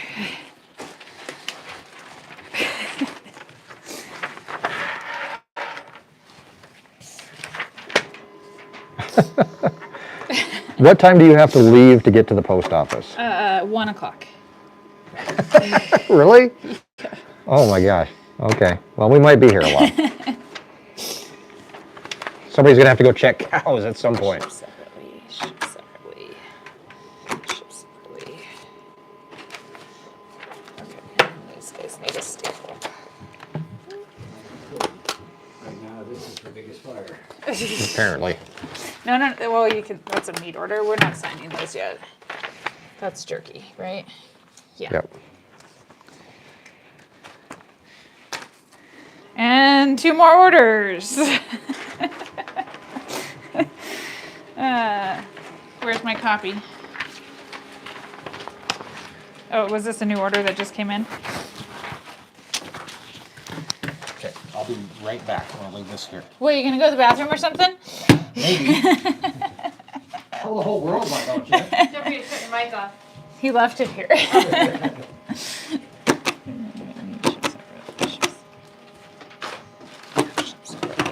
Name? Ryan Holtz from Laurel, Montana ordered Nice. some beef jerky, a pork chop, a couple pork chops, some ground beef, and a breakfast sausage. Okay, so now I'm gonna sign one.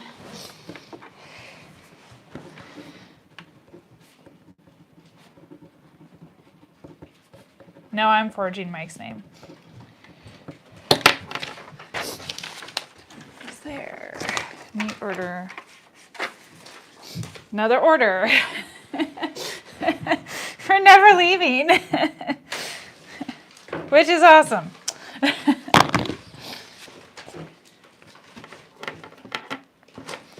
Mike Hopper from Garland, Texas got some barbecue, some sweet, and some teriyaki beef jerky. Another order.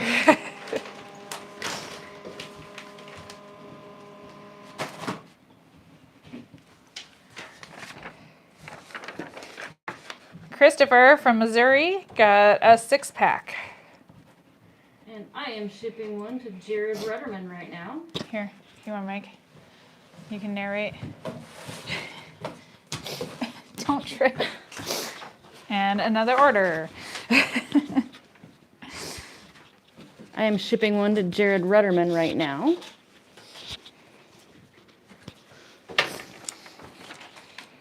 Jeff, you doing okay? Yes. I am. Dave Morales got from Tucson, Arizona, ordered a trucker hat with the leather patch in the gray and white color.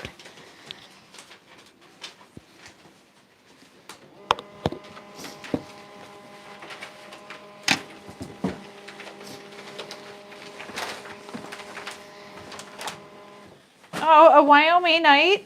Linda Lance in Evanston, which is way the opposite. You know, we're way up here in this corner, and Evanston's way down there. Linda got some beef jerky, the original flavor, and a peppered beef stick.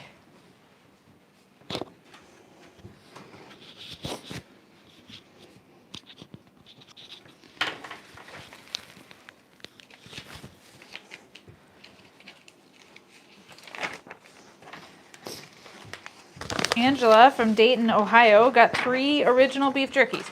Original beef jerky is probably my favorite. Carrie, what's your favorite? I've been eating a lot of the barbecue lately. I really like it. It's not overly barbecuey, it's just a really nice jerky. Another order.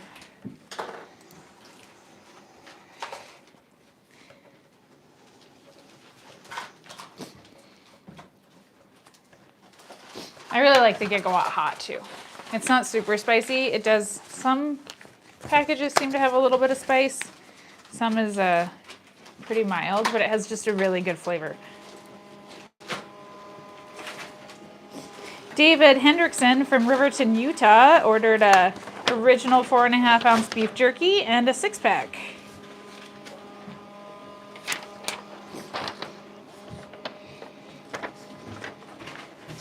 How's it going?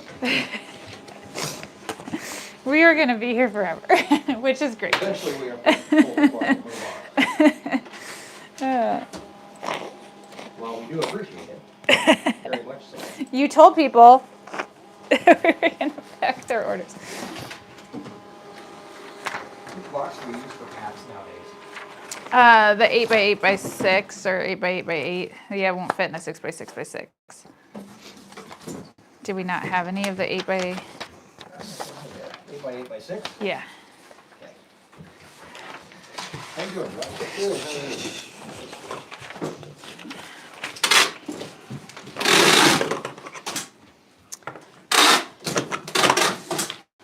All right.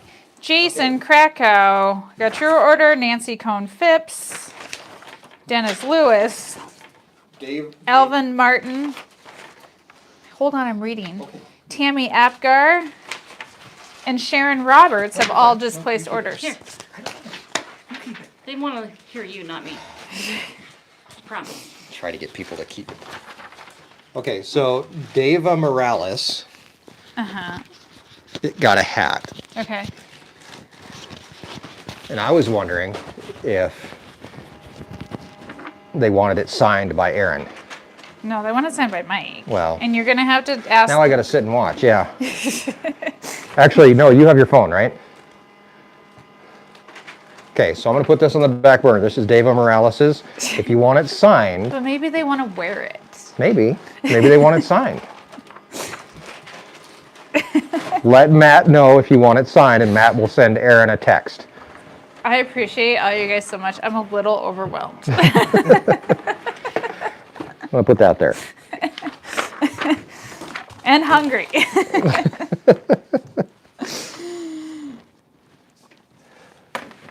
I kind of thought you'd have breakfast ready already. Yeah, but- well, oh shoot, our son is in the bathtub. I know, I just checked on him. He's okay. I noticed the door was closed, and I was like, who's in the bathroom? And yeah, he's in there marinating, so he'll be fine. Our shipping. We broke the shipping. What happened? It's loading. Did you break something? The shipping is still loading. Oh. Well, I guess we can deliver by hand if we need to. Jeff.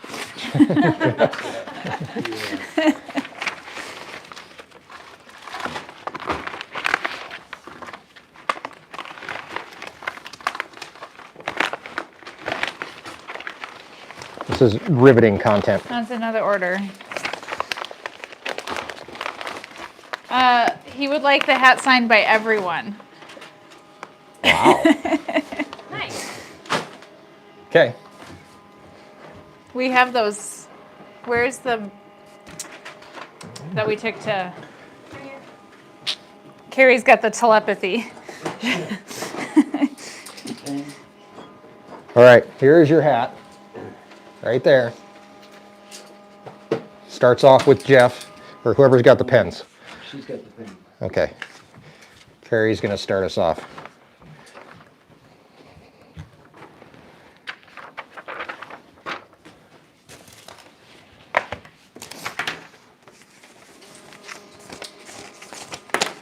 Is your printer working again? Where's that order slip for the hat? Oh, it's right there on their box. It's on the box. Okay.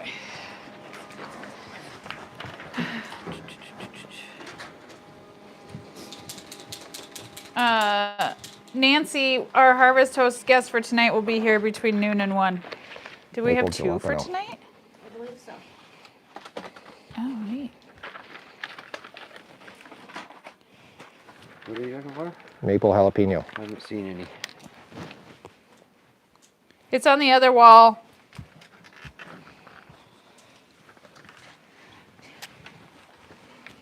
What? What are you looking for? Maple jalapeno. What size?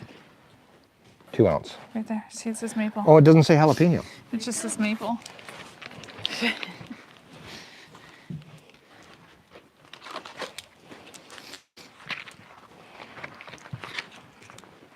College Station, Texas. Judy Smith. Hi. You guys sign the hat. Okay.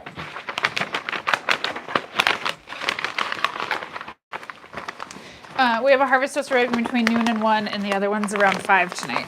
You hear that, Jeff?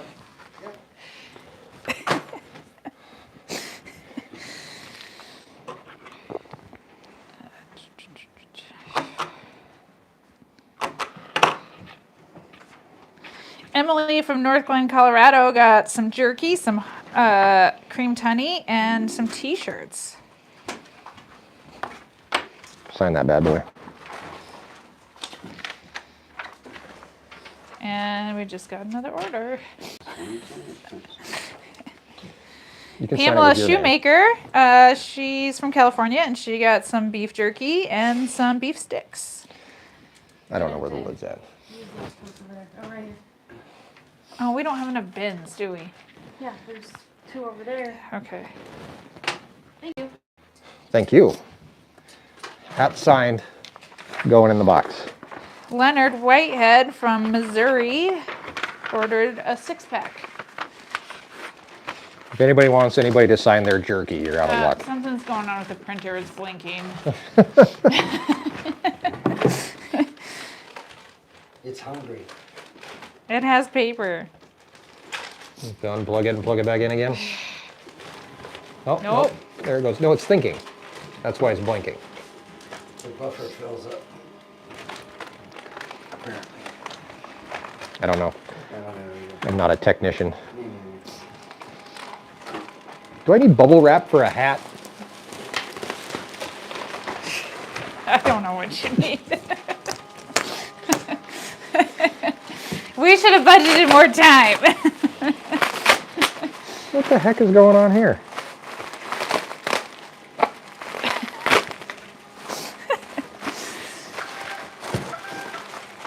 I think we might have our highest one-day sale total happening today, probably. Why'd you pop the bubble pillow? Because it's fun.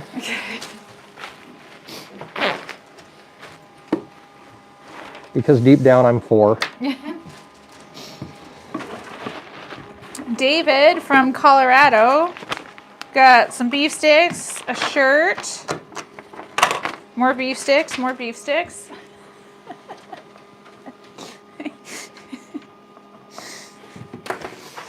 Told you we should do this once a month. Oh my gosh. Interactive shopping. It's like QVC. People do this on TikTok all the time. Do they really? Yeah. I didn't know that. Here, I thought I came up with something. Yep, you totally did.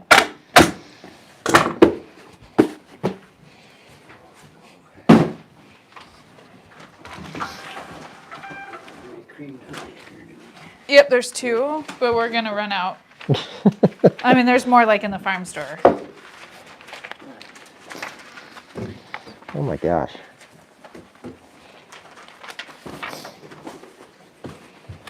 We need more envelopes, don't we? There's more of those too. Pamela Hayhurst from Florida ordered. I got an order from Nicole Northey from Florida. Karen Peoples from Florida. Oh my gosh, all the Florida people, right? 3 in a row. David Bailey from Maryland? Maine. Joseph Knight from Georgia. Jesus Cordona from California. He's ordered before from us. He says, congrats on making it to the end of the 30 and 30. You can write us notes. If you write mean ones, I'll write a mean one back. Josh Cantlin from Michigan ordered. Jennifer Budd from Tucson, Arizona. Kimberly Garrison from Kensaw, Georgia. Cynthia Hodgkinson from Ashtabula, I don't know, Ohio. Tony Williams from Huntsville, Alabama. Chris McGurk from Amityville, New York. Thank you guys for your orders. From Amityville? Yep. Wow, scary.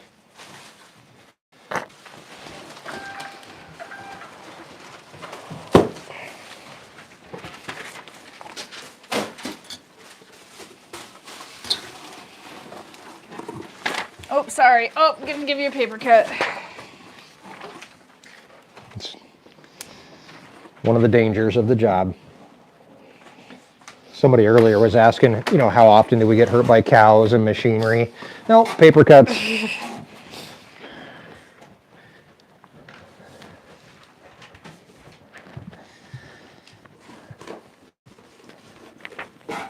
Honey Escobar from California and Alan Lemon from MD. Where's MD? Maryland? Is that Maryland? It's a good thing she's not in charge of printing the labels.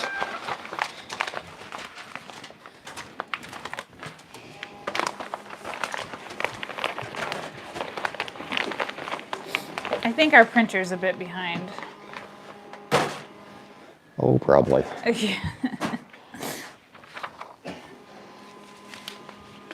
Your Packers We're are a getting lot there. behind, so. Yeah, your Packers are behind too.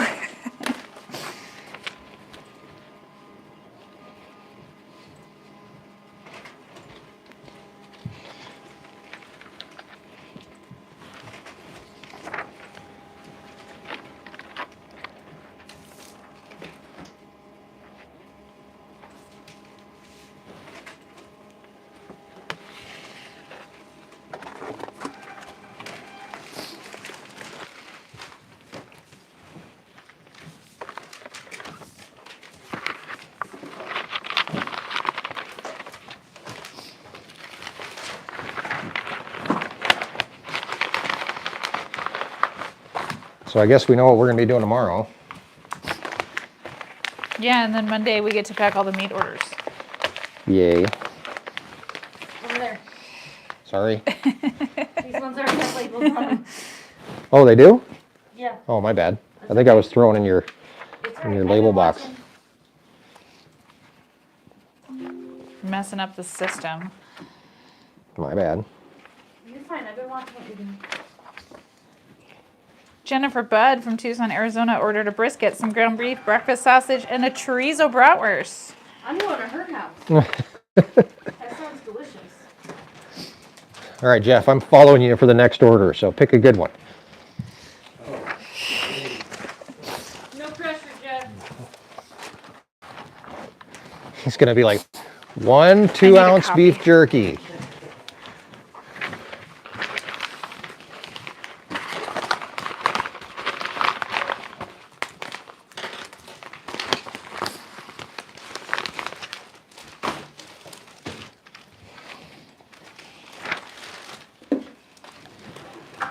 All right, Jeff Lake is a machine. None of our cows have horns, they do not. They kind of have little nubs though. The goats have horns.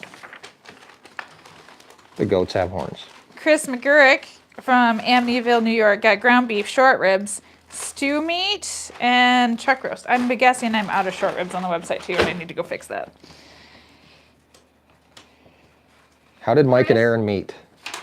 Ask Chris how that luxury package was. Okay, you ready, Jeff? Chris McGurrick. Okay, so Jeff has an order here that's going where to? Loomis, California. Cool. Tammy Apple. Awesome. This is a beef stick 6-pack. Oh, a 6-pack. 6-packs are interesting because there's 6.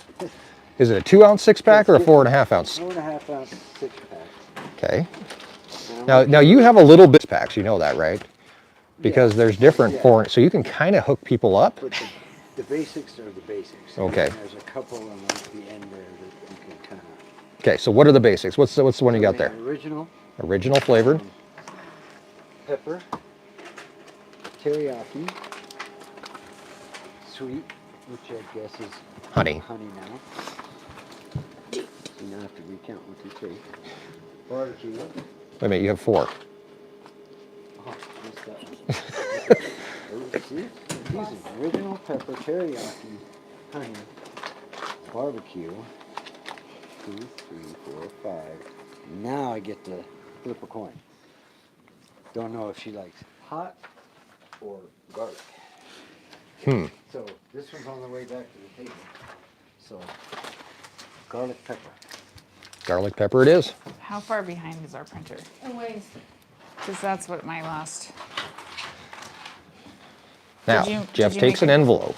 I did. I'm waiting for it to come through. Okay.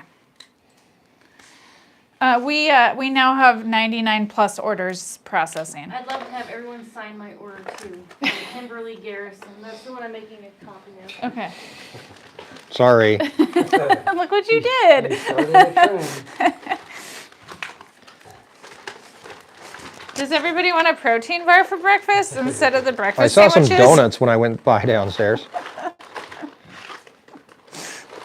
Mike, you put us down a rabbit hole. What? You put us down a rabbit hole. Apparently.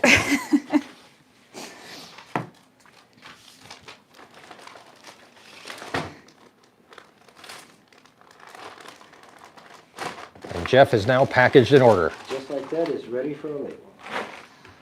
Now, And that'll be ready in 3 to 5 business days. Stop yelling at me. I'm trying. this is Carrie. Hi, guys.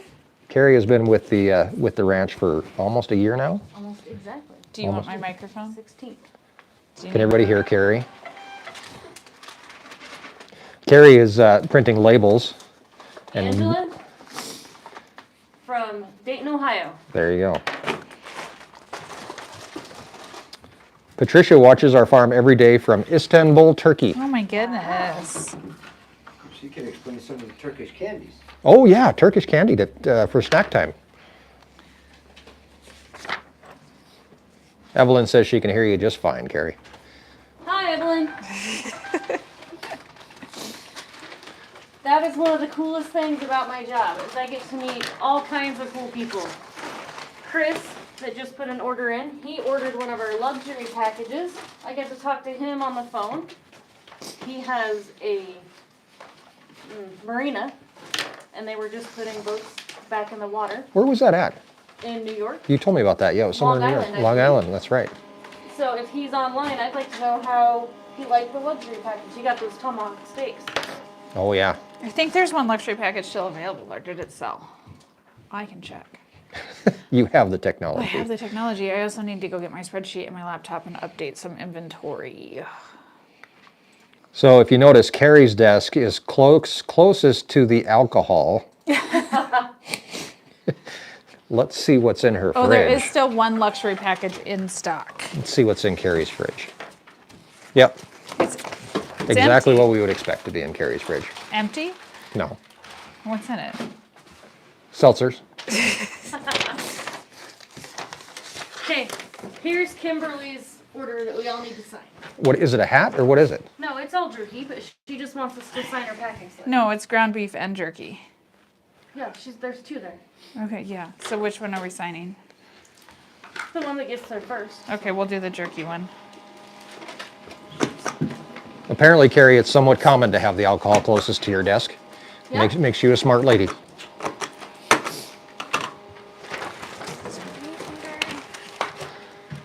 Or lucky. Maybe both. William said we can always hear Carrie, just haven't decided who's louder, Carrie or Erin. Depends on the day, William.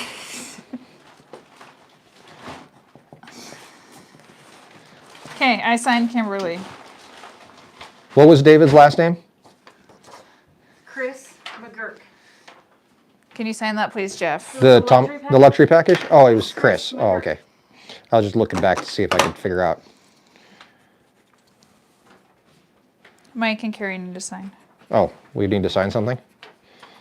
Oh, yeah.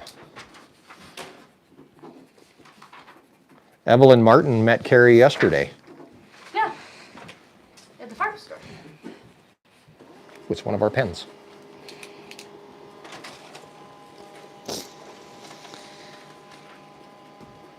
There we go. Perfect. Signed. Hey, there's the Yoda art. That's actually a shirt now that's available on the website. That's Yoda, if everybody remembers Yoda. Unfortunately passed away last year. Or was it this year? This winter. It was over the winter, yeah. And then over here by Carrie's desk is actually the original artwork for the Cracker Jack t-shirt, which is on our website now too.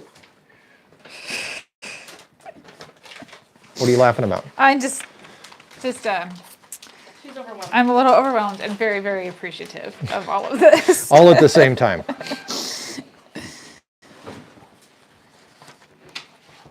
And I want to make sure everyone gets the recognition that they deserve. Craig Wilson from Salisbury, North Carolina, thank you. Robert Holland from Freeport, Illinois, thank you. Christopher Imagarten from Dalton, Missouri. He said he loves the 24-hour live stream. Keep up the awesome videos. Lisa Templeton from North Carolina, thank you. Diane asked, thought you had to order 8 pounds of meat to order meat. You do, 8 to 12 pounds.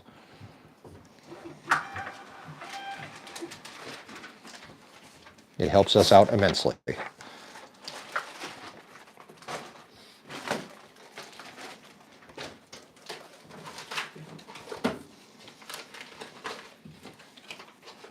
I thought we'd pack like 20 orders during this segment. You thought we'd pack like 20 hours? It's like, oh, yeah, we'll have a few. That'll be fun.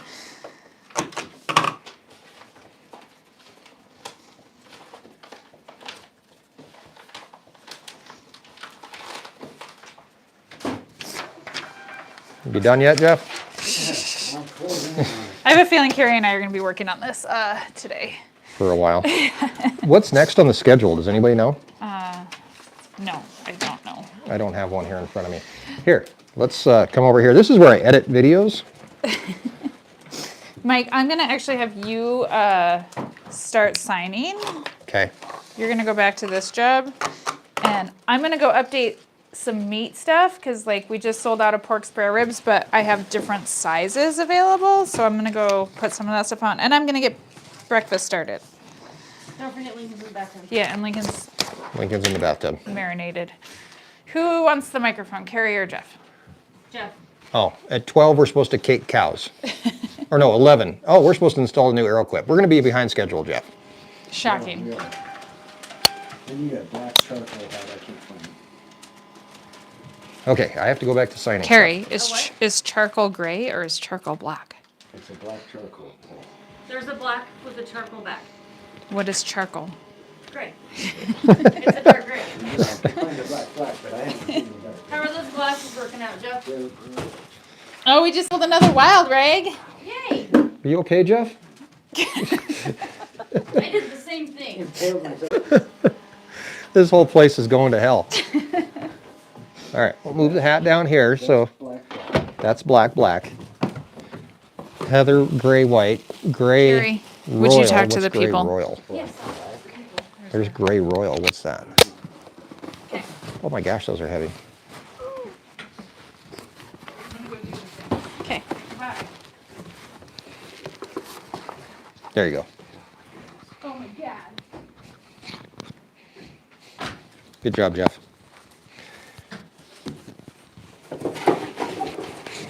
All right. Okay, I got it. Where did Erin go? To do stuff and things. Are you okay over there? Yeah, I'm good now. Hey, somebody's phone's ringing. Somebody's gonna say, hey, you're live on TV right now. It's probably a harvest hoster. Oh yeah, we have one of those showing up here. Oh no, Yeah. for a while. Between now and one, Yeah. it's kind of broad. Right? They could be watching, Jeff.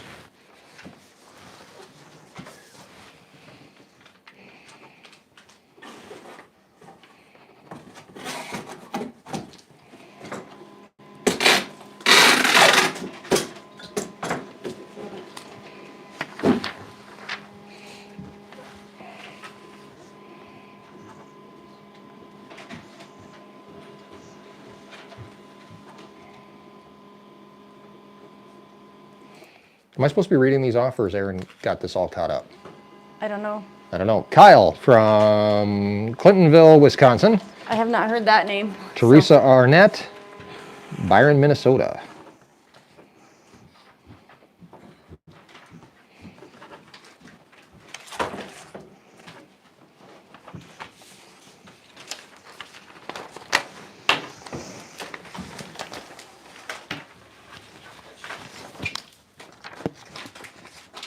Oops, dropped my microphone. Erin left her radio up here. Shocking. She leaves her radio places quite often. Quite Here's often. some more. Oh, there's more? Okay. Yep.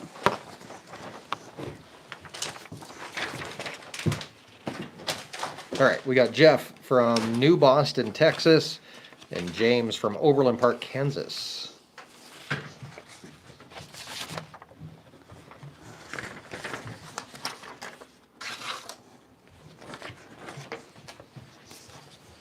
I've been to Overland Park, Kansas. Have you? Yep. Somebody just left you a message.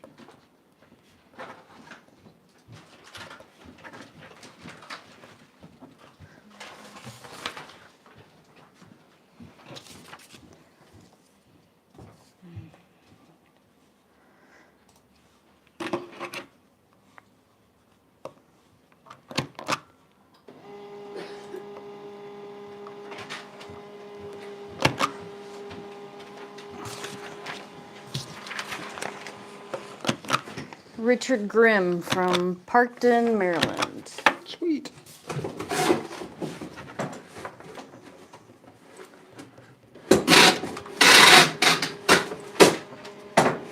That's real loud over there, Jeff. That's why he doesn't have a microphone.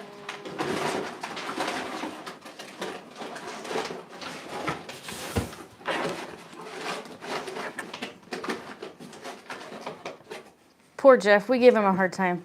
No. And he's lucky enough that we save up when he's gone, That's what he gets for leaving. right?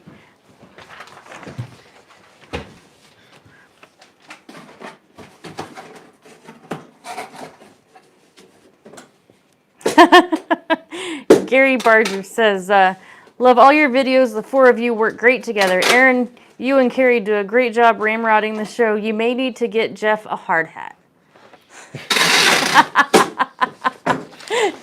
I actually have one in my trailer over there. You ever seen those hard hats that are shaped like cowboy hats? Yes. Yeah. That'd be the one cowboy hat the Wyoming wind can't blow off. Have to have a stampede string on it. Yeah.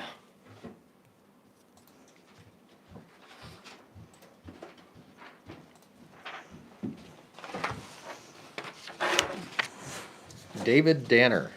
Did you make a copy of this one? I have, it's printing. Working on it? Okay.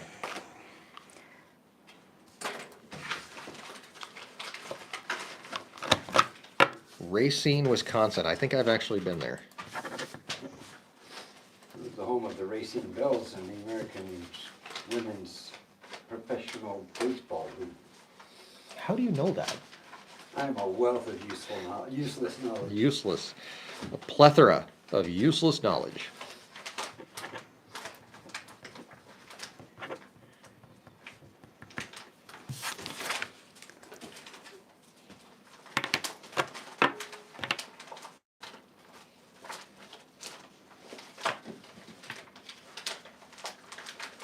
Where's Highland, California? Near LA. No, Highland, Northern California, near Sacramento, I think. Oh, okay. I think.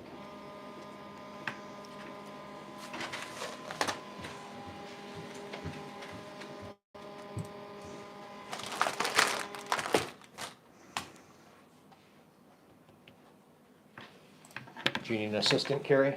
Mm-hmm.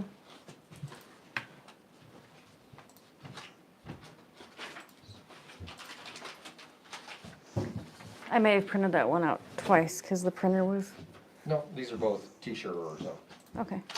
I've just been stacking them here for now. You want to read that one? Nancy Jensen from Gillette. Yeah. Ordered Unfortunately, a Nancy, sweatshirt. it actually is going to get mailed to you, though, because they go somewhere else to get printed. Yeah, it says, hey, I'm local. Can I pick up at the farm store?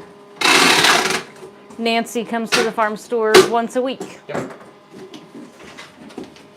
She came out and saw Brutus yesterday. Have you seen Brutus yet today? I was actually uncovering the high tunnel stuff and you guys were bringing him over. Nice.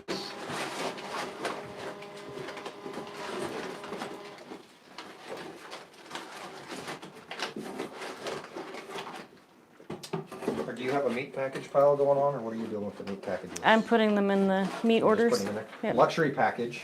Yay! Tammy Montgomery from Loomis, California. I hope you love that one, Tammy. Those steaks are beautiful. And the tomahawks make you feel like a caveman.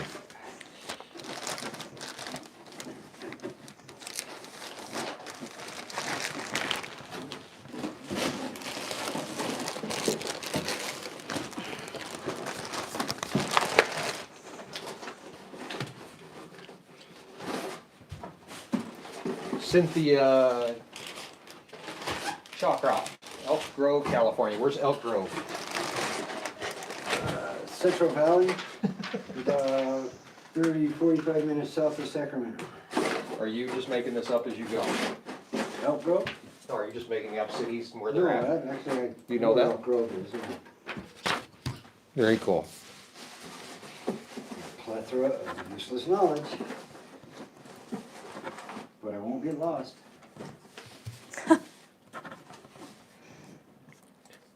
Did you say you won't get lost? Why is Carrie laughing over I there? don't know. How did you get to Gillette, Jeff? Oh, Via that's Canada? not- that's just not fair.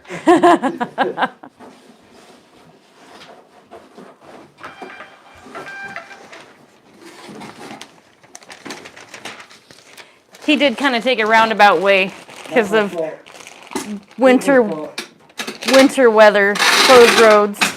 You still have your marker over here? Yeah. This is brown. What should we do? Should we do black on it or white? Well, we have silver or black. Probably silver. Silver? Make sure that the tip's not dried out on that one. I have another one if you need it. Okay. So we're doing another hat signing here. Hefe. Okay. At least you can't put them on here. That's weird.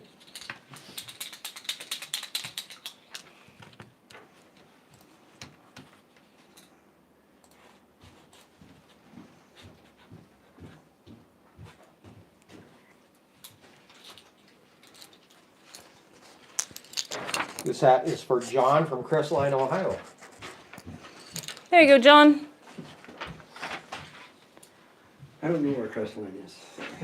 I don't know where Ohio is, so it's all good.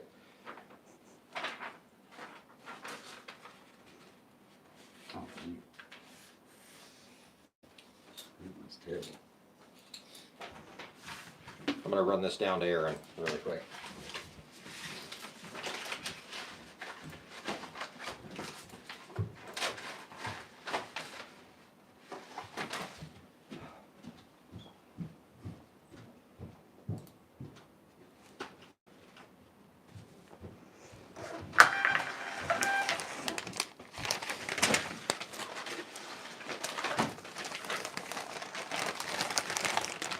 This package is going to Matt Grega in Weatherly, Pennsylvania.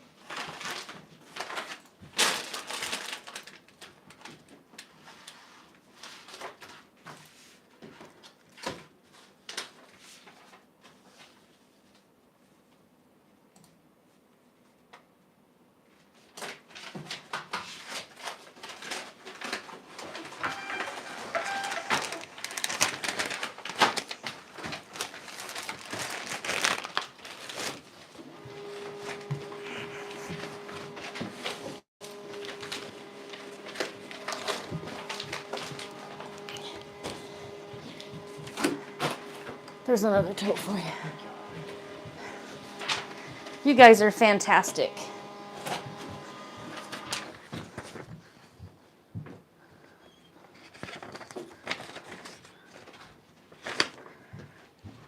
Fred Sanchez from Tony, Alabama, and Janice Joaquin from Richmond Heights, Missouri.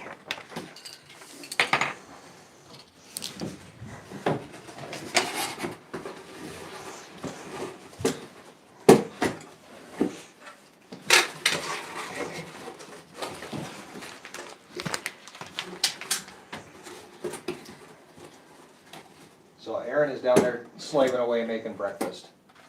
That's so nice of her. She said it's almost ready. Okay. So we have to figure out if we're going to go down and eat chips or we're going to call this. This one never ends. That's very true.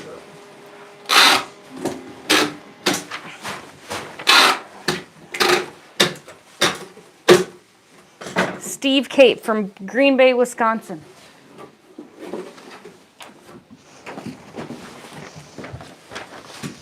Bubble wrapping.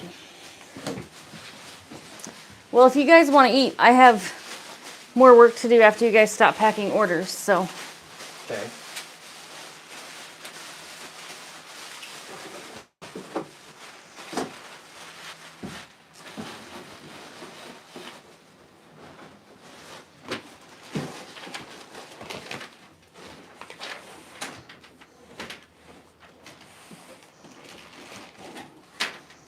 Did anybody happen to mention that today is Carrie's day off?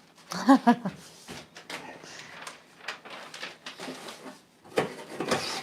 think anybody told her.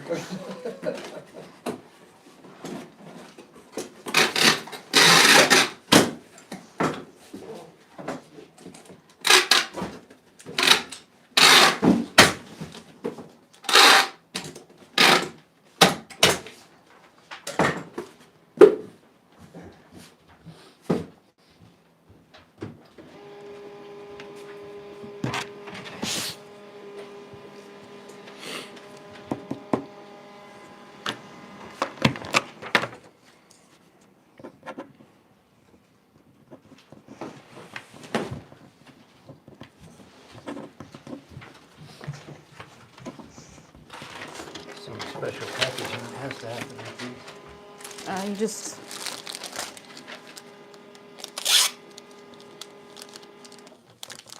try not to stick the... Steve from Green Bay.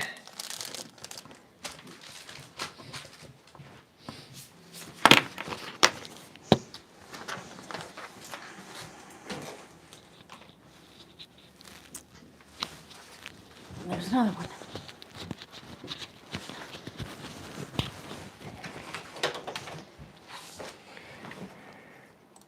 And Lynn from Madison, Wisconsin.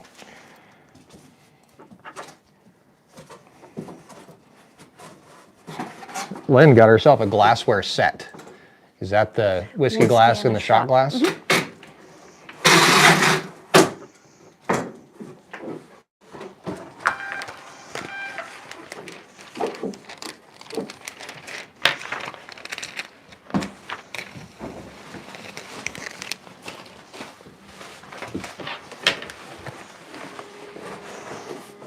They're still printing.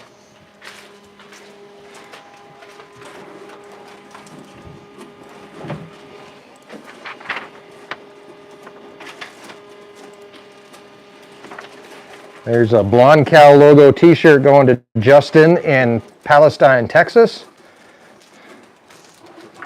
And a hat heading out, and a hat and some honey and some jerky going to Brad in Mason City, Iowa.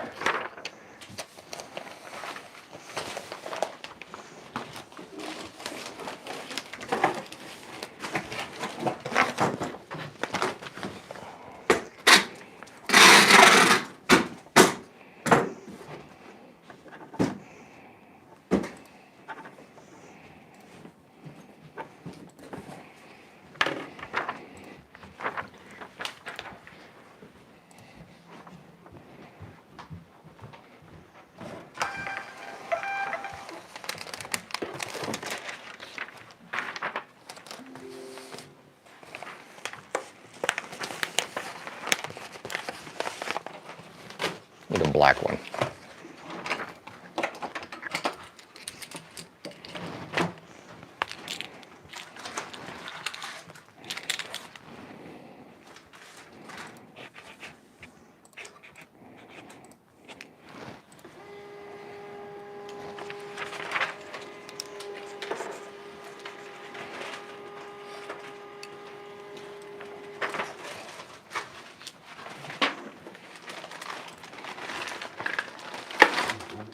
Another one.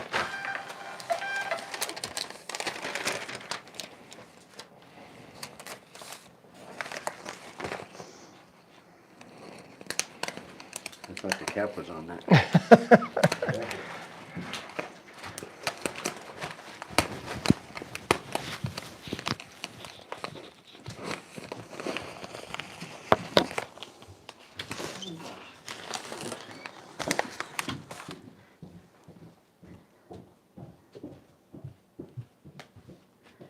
Everybody left us.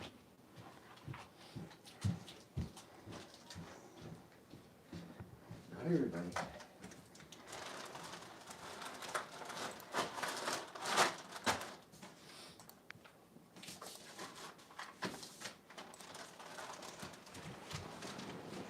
Let's see what else we got here. Charlene Linz from Olympia, Washington. Got some pork chops and some ground beef. I would have to say that the pork chops we have here are the best pork chops I have ever had. They are amazing.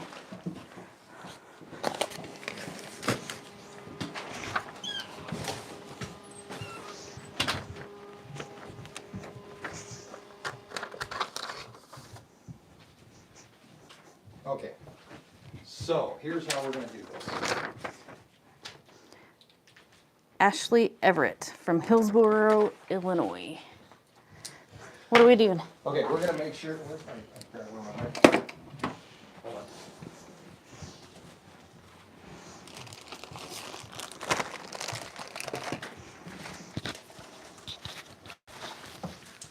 If you're gonna order, hurry up and order. He's gonna say we're gonna cut it off with this last order that prints, so hurry up.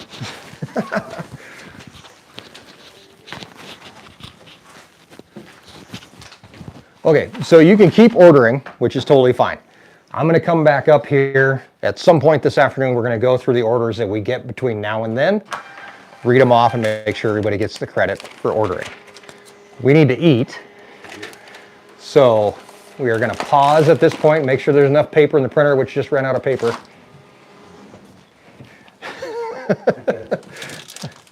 We're going to put a lot of paper in the printer. When at some point in the schedule, which I need to look at. So how about this? While Jeff is mixing feed at 2 o'clock, I'll come back up here. We'll go through the orders. We'll get everything taken care of that we need to. We'll make sure everybody gets the credit for their orders at 2, maybe a little bit after 2, because I'll help Jeff get the feed mixing going on. Then every 2 hours, we'll come back up, go through the orders, make sure everybody gets credit. Make sense? Sounds good. Okay, so I'm gonna go downstairs. I'm gonna give Erin the camera. She's gonna chit chat for a little while with you guys. I gotta get Lincoln out of the tub for some reason. And then you guys come down whenever you're ready. Okay. Cool? All right. Carrie, can I take your microphone? Yes. Otherwise, I'll hear you up here. That'd be kind of weird. I didn't shut it off. All right, let's go downstairs. Bye, everybody. We're going to see you more later. We got employee performance reviews coming up this afternoon. Cool. That's when I get fired. You keep wishing. All right, we're heading back downstairs. Look at that, you guys didn't even make a dent in the jerky. Look at all that. Keep those orders coming, guys.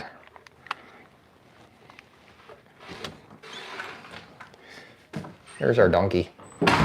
Some cows. I kind of like that one. That one's cool.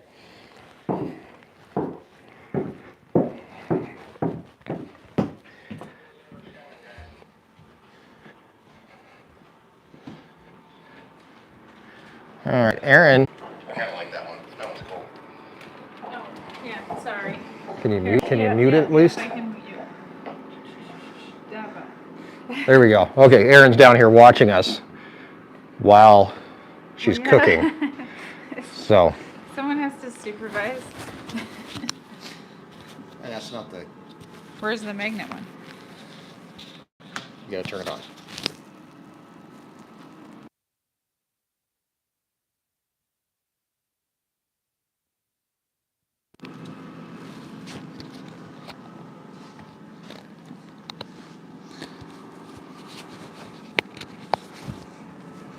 Ew, it's dangly. Hold on. I don't think the internet needs to watch me put a microphone magnet through my shirt. Sorry. Okay. I gotta go deal with Lincoln. Okay. I will be back. Oh, pork chops are out of stock, so let me fix that real quick. What to do with... At some point, we have to eat breakfast. Are you okay? Here.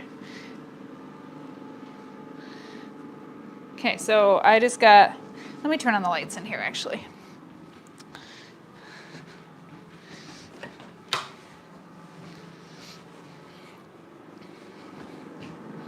So I just got an email that pork chops are out of stock. And they're not, so we just have different sizes. And so, story sheet, and I've got different sizes. So, you know, meat, of course, is sold by the pound. And we can't, it's not a perfect system, but what we'll do, one of my lights is flickering. What we'll do is, you know, we'll average them and we'll say, okay, so right now, the pork chops that just sold out, they were 0.75 pounds. And so we'll try and get it as close as possible. If you notice on the description, it will say like pork chops. So I sold out of the 0.75 pound pork chops. So they're a pound. So, and I update it. But because it's a different weight, it's also a different price. So if you notice, if you like look at our website often or you shop our website often, you'll see that like prices change and stuff. And it's not that like we're changing the price.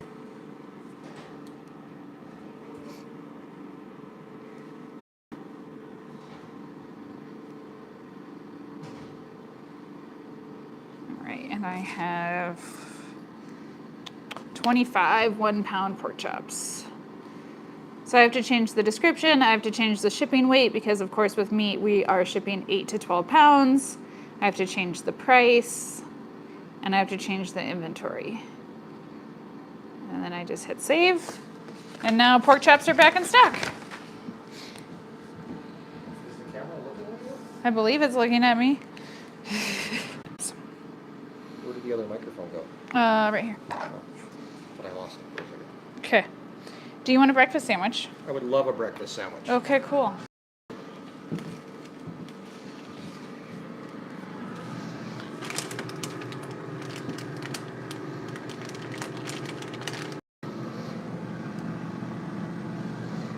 I don't know if you're gonna have melty cheese.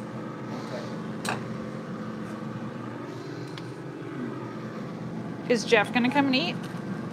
I don't know. Okay. It's told them to come now.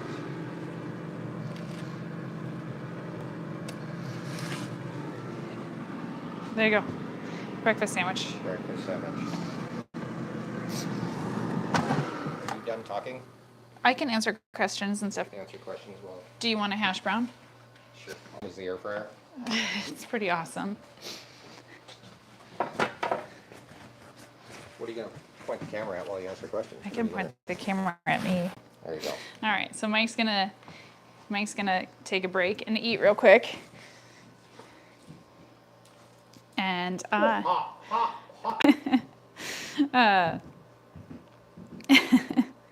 as we move around and stuff, like you might, the camera's gonna buffer. This is obviously a live stream, and we're not even actually using like our house Wi-Fi because as Mike moves around the ranch and stuff, it'll try and connect like when he gets to the house, and like that's way worse. So the whole live stream is on cellular. We do live in Wyoming, so.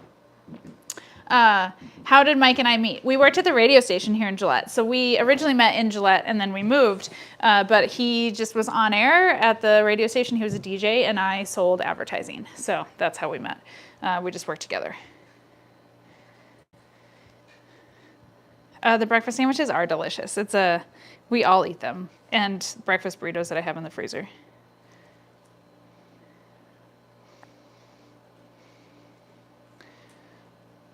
No home fries, no. Just frozen hash browns.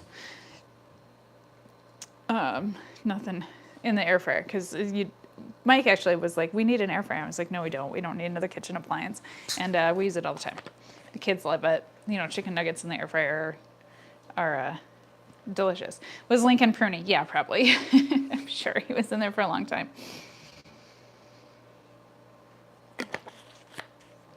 He's a big fan of the bathtub. He sets up his iPad. He usually wants some snacks. He'll spend a good amount of time. How did Jeff come to be your ranch hand? The channel was smaller, and so he just kind of made it through. And he came to the very first ranch roundup, which was in 2019. So we met him at Ranch Roundup, and then in 2020 he came and helped with Ranch Roundup. I'm looking at Mike, trying to verify. And then he's been here, this will be his third year. So he came 21, 22, and now 23 for the summertime. So yeah, Bat Snacks, Lincoln's a genius. Yeah, I know, he's got a whole setup. He's dine and bathe at the same time. Yeah, so we just met Jeff at Ranch Roundup, and he just kept coming back. So I don't know what else to say. We try to chase them off. Yeah, we do make fun of him a lot.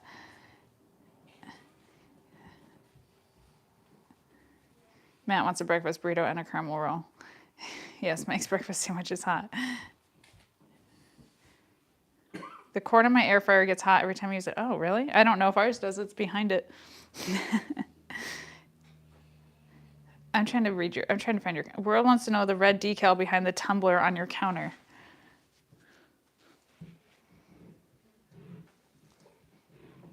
What? Oh, I see what you're saying. How's your sandwich, Mike? No cats on couch. They do what they want. I figured it out. Thank you, guys. How was the other guy who used... I'm scrolling and reading back. Did you and Mike think about ranching before you and Mike went to help out Gilbert? No, absolutely not. Like, I mean, so my mom married Gilbert when I was in college. The rule of the cats on the counter is not enforced. They do what they want. They don't listen. So They can't read. they can't read. But they're in preschool. We're working on it. No, we didn't think about ranching. My mom married Gilbert when I was in college. Like I lived in another state, and then I came back to help. I didn't finish college. I went to 2.5 years and couldn't decide what I wanted to do and couldn't focus and was like, I'm spending a ton of money. I don't need to be here. And so I came back to Gillette, and like I was 20 when I came back, and I just didn't know what I was going to do, and then found advertising and stuff, and then eventually met Mike. But our plan was not to ranch. My plan was never to ranch. It was like I spent that summer when I came back when I was 20, like I didn't get a job right away for a couple months, and like I just helped my mom and Gilbert. Like I would go with them every day and stuff, but it wasn't like my calling in life. Mike, did you think we would be ranchers? No, I think Mike just thought like, oh my, like we got engaged, and I think he was just like, oh, my fiance's wife has a ranch. Like it wasn't our plan. But I'm so glad that we ended up here, and so grateful for the opportunity that Gilbert gave us and that my mom has continued to give us. And, I'm so excited for our kids to get to live this life, and like to live this life from the beginning, and not like us like be thrown into it and like have to learn what to do and stuff. Like the things that Mackenzie knows about animal care and cows and stuff, like, ranch kids are just a different breed. So it's interesting. Aluminum foil works great for countertops for cats. We actually did that under our bed because they were being naughty underneath our bed. And so I took off the mattress and put tin foil underneath the bed, and it was fine until they, I was just actually pulled some of it out because they had it all crumpled up and it was not effective anymore. Does Mackenzie still want to be a vet? Yeah.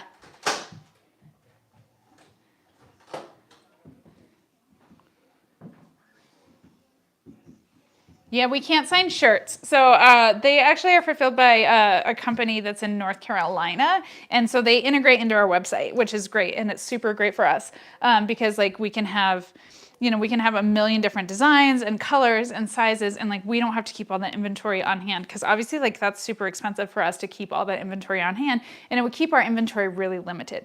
So because we have this company that they print on demand and it integrates into our website, we've actually talked to a local company. And if you buy something in the farm store, that's produced by a local company. But for our website and shipping all over the place, like we have to have something that integrates into our website and that they can have a bigger inventory. So like when we put a new design up on the website, I don't have to go and order those screens. So like I have a 30 and 30 shirt on.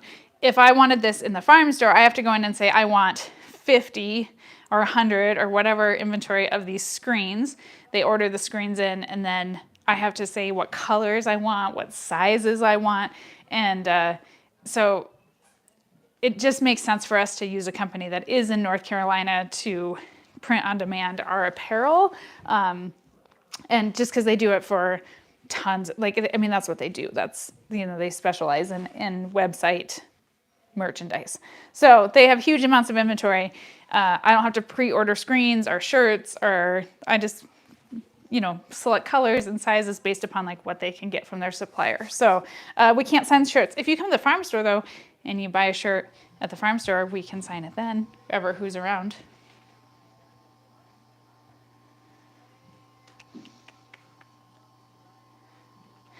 Country girl, for someone who has a cattle ranch already but wants to start to sell to the public and cut out the middleman, what is your number one tip to get started?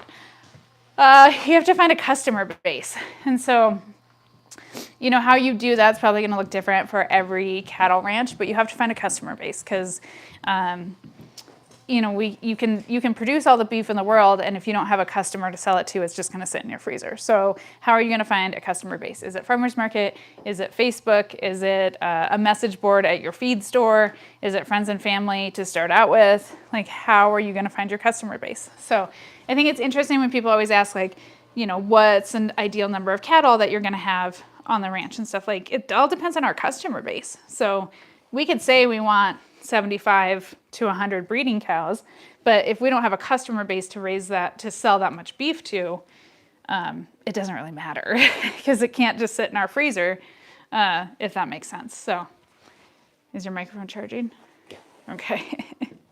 So customer base. Do all the things to find the customer base. Raise a good product first, like, and, you know, use your friends and family to like test that out on, but like raise you know, start with raising a good product. We always started small. I think we did 5 beef the first year, and that would take us like a year to 18 months to sell that. So we started super small.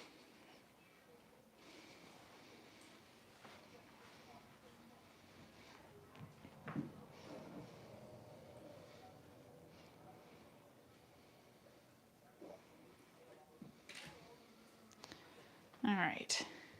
What's the biggest cut of ribeye?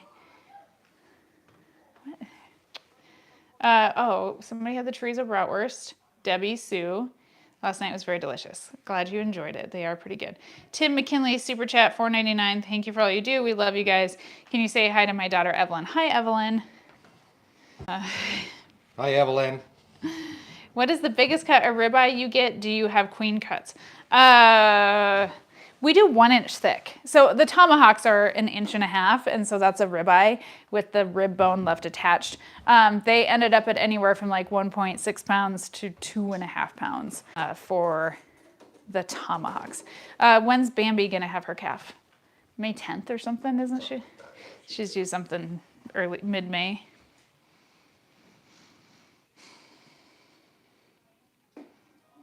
Are you gonna hatch more chicken eggs? Yeah, I ordered a like rare hatching special from Cackle Hatchery, and so it's 24 like ultra rare breeds of chickens, and so they're gonna actually get shipped next week. So they'll go in the incubator. So, are you gonna go cake cows? Well, that's scheduled for noon. Right now, we're supposed to be putting a new arrow clip in. Oh yeah, that's going great, huh?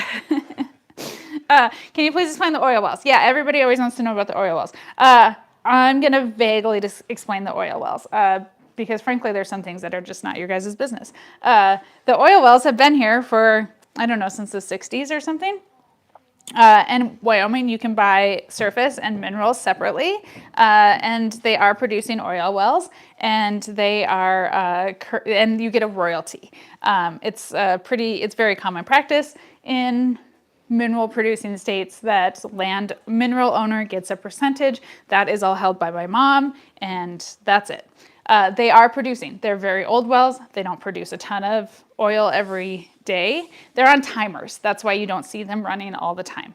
They are low production wells. So there's really not much to it. Like, I grew up here, so it's my normal and stuff. I know it's like super fascinating to people, and they think like, oh my God, you have oil, you must be rich. It's not the Beverly Hillbillies. Like, we didn't strike oil out back and have it like gushing from the ground. Well, the next thing you know, it's a millionaire. Yeah, my mom gets a small oil check occasionally. It's not even consistent. It's like super sporadic and stuff. So yeah, that's all there is to it. I don't know. Is there anything else that you had to say about the oil wells? No. It's, yeah. Okay, what's your plan, Stan?